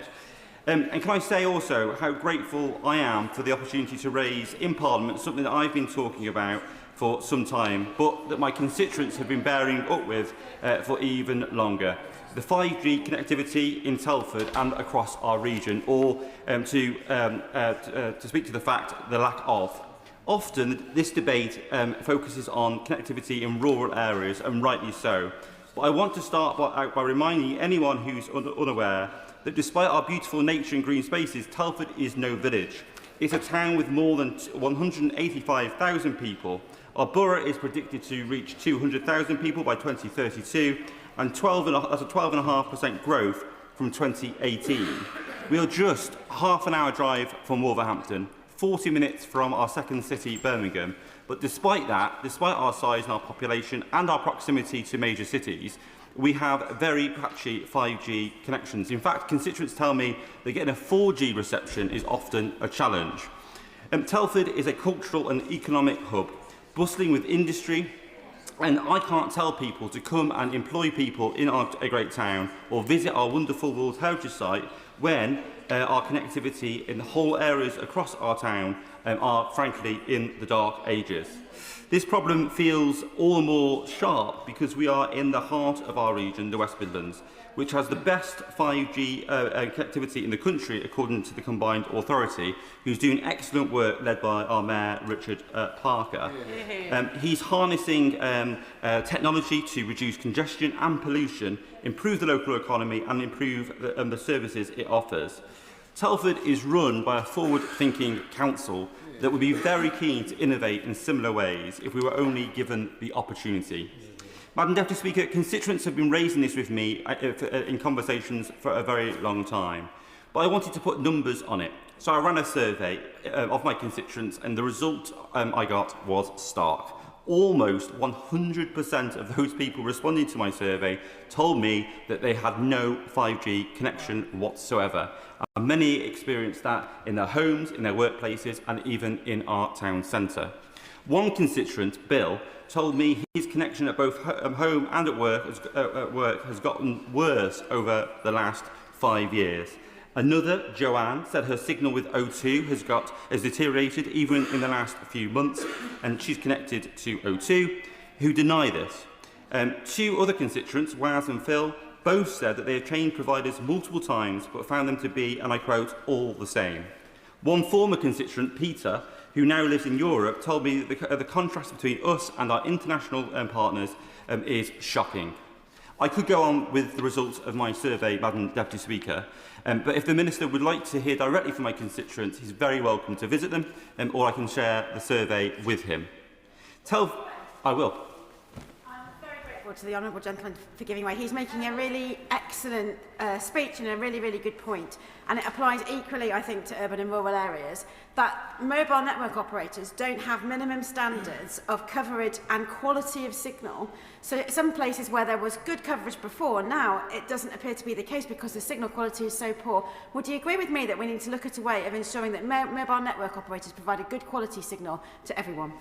I agree with my honourable friend, my neighbour in Shropshire on that point. And I think this is a rural-urban issue because mobile signal is very much like utilities. People just expect them to work for both their personal life and their work-related life.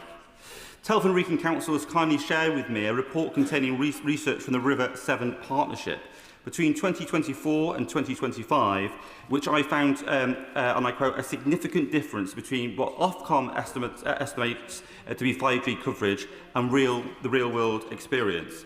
The survey found that 28% of Telford postcodes had good signal, but Ofcom claims there's not a single postcode in Telford where the signal is poor. Again, a direct contrast to the lived experiences of our residents.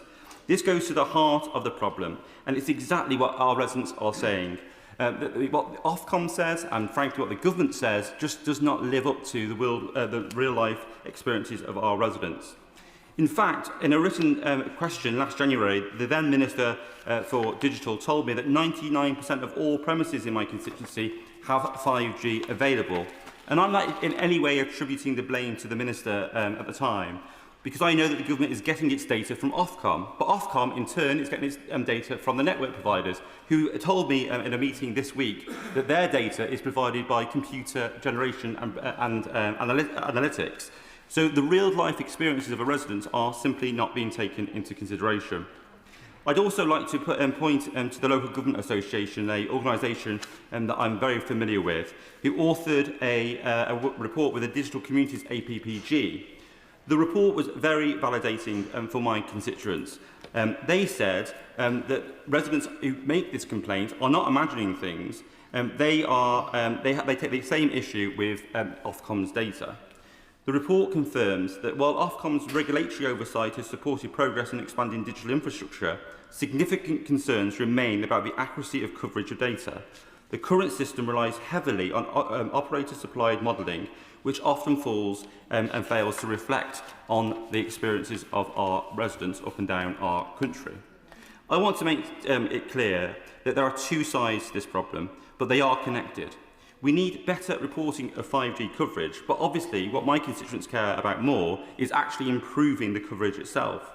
But the path to better 5G infrastructure in my constituency and other constituencies and across the West Midlands needs the acknowledgement that there is a problem in the first place. Well, my honourable friend, please give I'm very happy to. I thank my honourable friend for giving way. He has made some excellent points and he has mentioned Wolverhampton. In my constituency of Wolverhampton West, we have Tettenhall, which is a significantly populated suburb of Wolverhampton, where they face similar problems to the one highlighted by my honourable friend.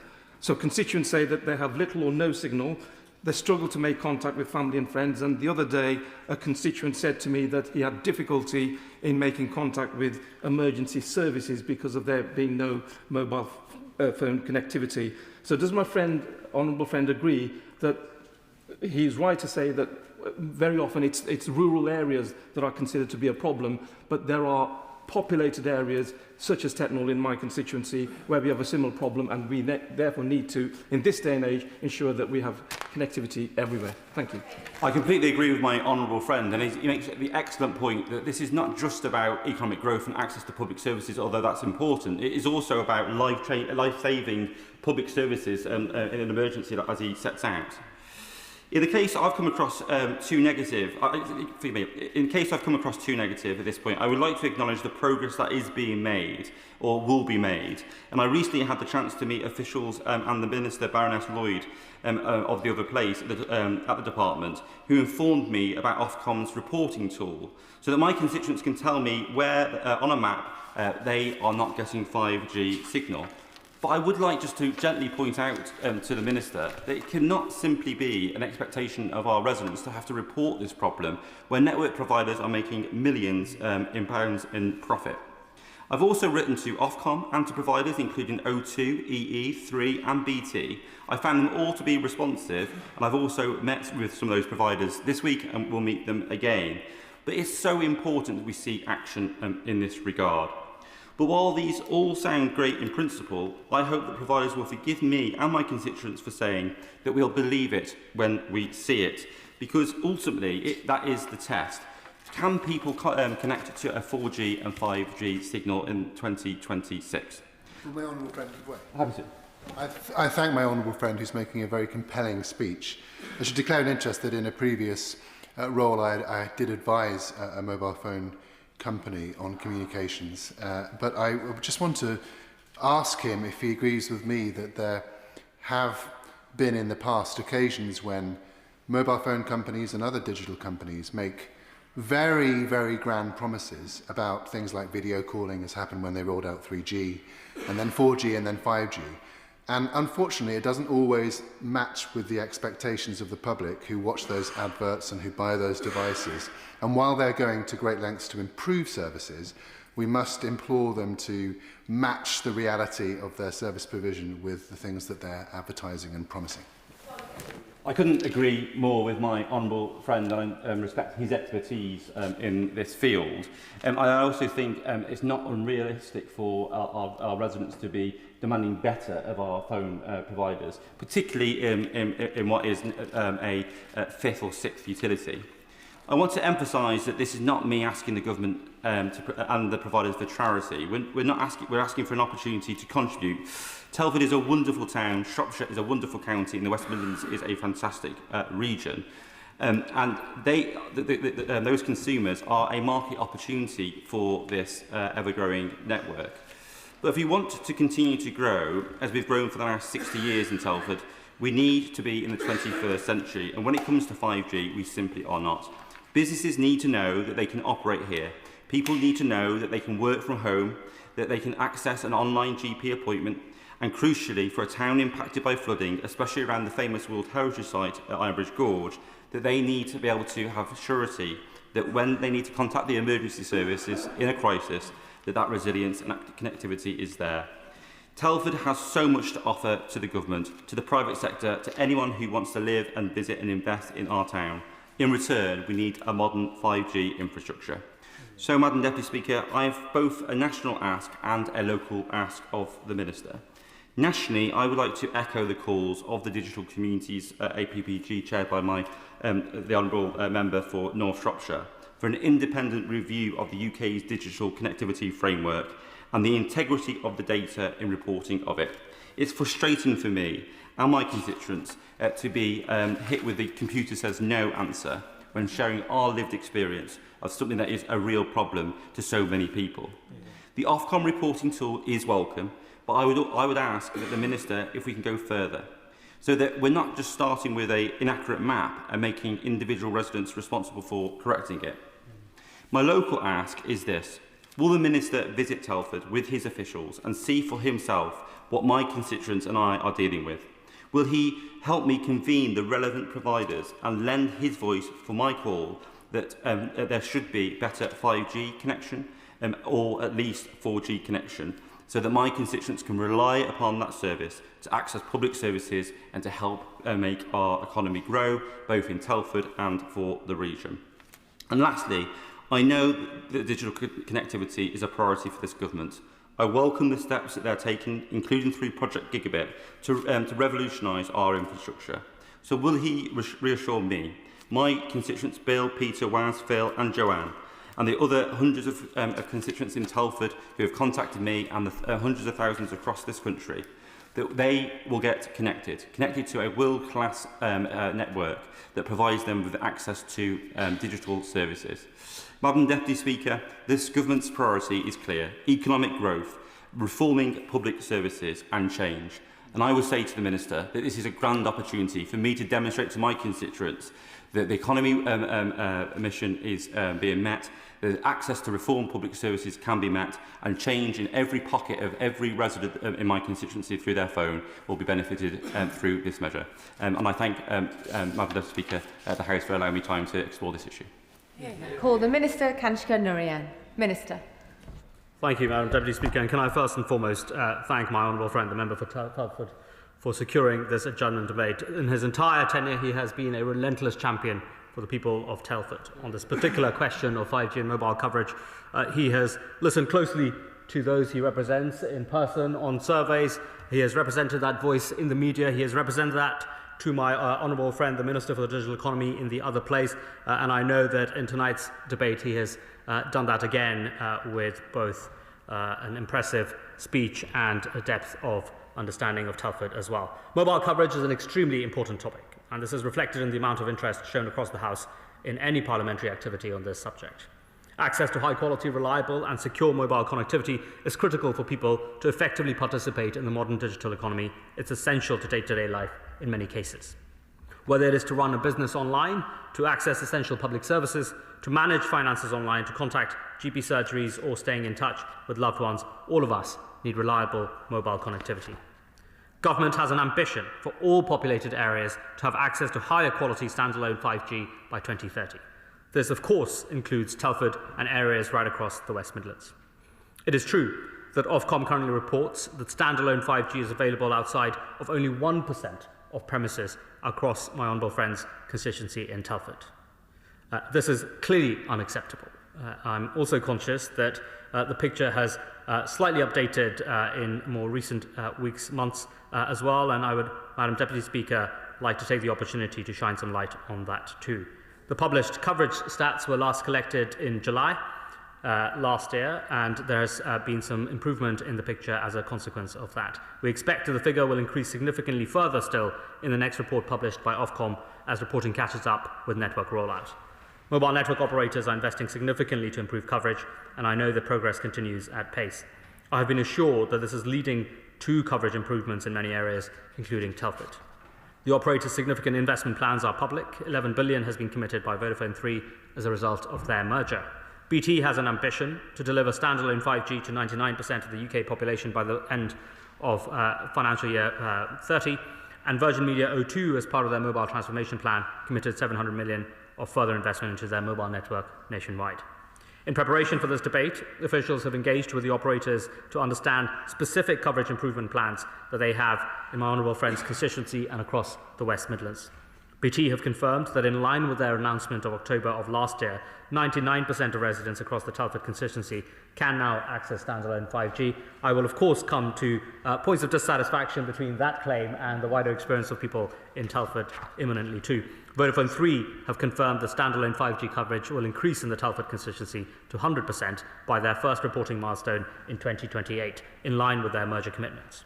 Virgin Media O2 have made strides to improve mobile coverage across the West Midlands, including boosting 4G and 5G capacity across Coventry, deploying standalone 5G small cells in Birmingham City Centre 2 in 2024. This feedback from operators starts to show the significant progress being made in rolling out standalone 5G across Telford and the West Midlands region as well. I would encourage all members of the House, if they would like to understand plans for their constituency, to contact the operators too. I am deeply sorry to hear of the difficulties that my honourable friend in Telford reports in relation to the reliability of services in the region. I recognise that in our modern economy and way of life, services need to be reliable for everyone in all parts of the country.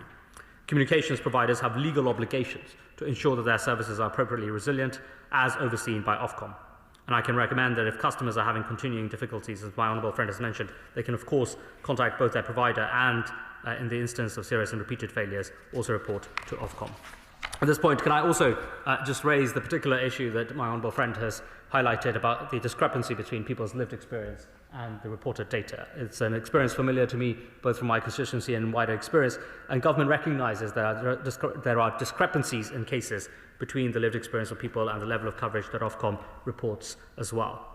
Whilst the launch of our tool, the Map Your Mobile tool, in June of last year was a positive step forward, the work of our government does not stop there. We have restated in our proposed Statement of Strategic Priorities for Ofcom the importance of continuing to improve the reporting of mobile coverage as well, for example, by building on the launch of that tool through the exploration of measured and crowdsourced data as well. Alongside that, I would also point out that the Streetwave Coverage Checker is one tool that is both available on the River 7 Partnership website, but has been funded by government funding by the 5G Innovation Regions project as well. And I'm conscious that that in particular includes my honourable friend's constituency in Telford as well. Madam Deputy Speaker, I understand my honourable friend's concerns about flooding too in his local area that I know he has brought up with the department. There are potential safety risks arising when flooding is combined with the lack of a mobile signal, and I thank my honourable friend for raising this important issue. Clearly, it must be right to raise the risk to public safety so that they can be looked into and addressed accordingly. In relation to mobile signal, I hope some of the information provided starts to give him some reassurance on what is available in the local area and plans for the future. I'm also very happy to work with him and colleagues from both DEFRA and the Environment Agency so that the matters he has raised can be investigated by the correct authorities. As I know the honourable member and my friend will be aware, satellite services can provide another new means of connecting for residents in otherwise hard-to-reach areas. I'm pleased that the rapid advance of low Earth orbit technology for satellites means that the performance of services is also increasing through that measure. As well as satellite services offering home broadband already on the market, Vodafone and O2 have both announced that direct-to-mobile device services will launch and be available to consumers this year. To help operators achieve their ambitious rollout plans, we continue to work closely together with them to identify and remove barriers to deployment where it is practical to do so. This includes implementing the remaining provisions of the Product Security and Telecommunications Infrastructure Act 2022 and launching a call for evidence to see where planning rules can be relaxed to support the deployment of mobile infrastructure. Alongside this work at a national level, we have also provided funding to both the West Midlands and Shropshire as part of our 5G Innovation Regions programme to increase the uptake of 5G services and to drive investment in networks. Now, I know, Madam Deputy Speaker, that we need to do more to ensure investment in high-quality mobile connectivity. That is also why we're undertaking a full mobile market review. We want to better understand the factors impacting investment in widespread high-quality mobile connectivity and what more government can do to support this over the long term. We will soon be publishing a call for evidence to support our assessment and encourage all relevant parties to engage with this process. Can I also encourage all members of the House to be champions of digital infrastructure deployment? It is only in working within their constituencies with both constituents and the local planning authority that we can together champion digital connectivity. Finally, Madam Deputy Speaker, I would like to repeat my thanks to my honourable friend for Telford for securing this debate on such an important topic, and to all members who have intervened and contributed to the debate today. It would, of course, be remiss of me not to end on a note of acceptance of his kind invitation. I will be very happy, either directly or through my honourable friend in the other place, to visit him and to support his hard work for the people of Telford. Point of order, Mr. Murray? Madam Deputy Speaker, on a point of order, can I just highlight that I didn't declare my interest as Chair of the Digital Communities APPG, which I should have done. Thank you. Fantastic, that is now on the record. I was going to just remind the Minister he's more than welcome to come to my constituency, Sussex World, to deal with any 5G connectivity. Anyhow, the question is that this House do now adjourn. Has made that opinion, say aye? Aye. The ayes have it. The ayes have it. Order, order.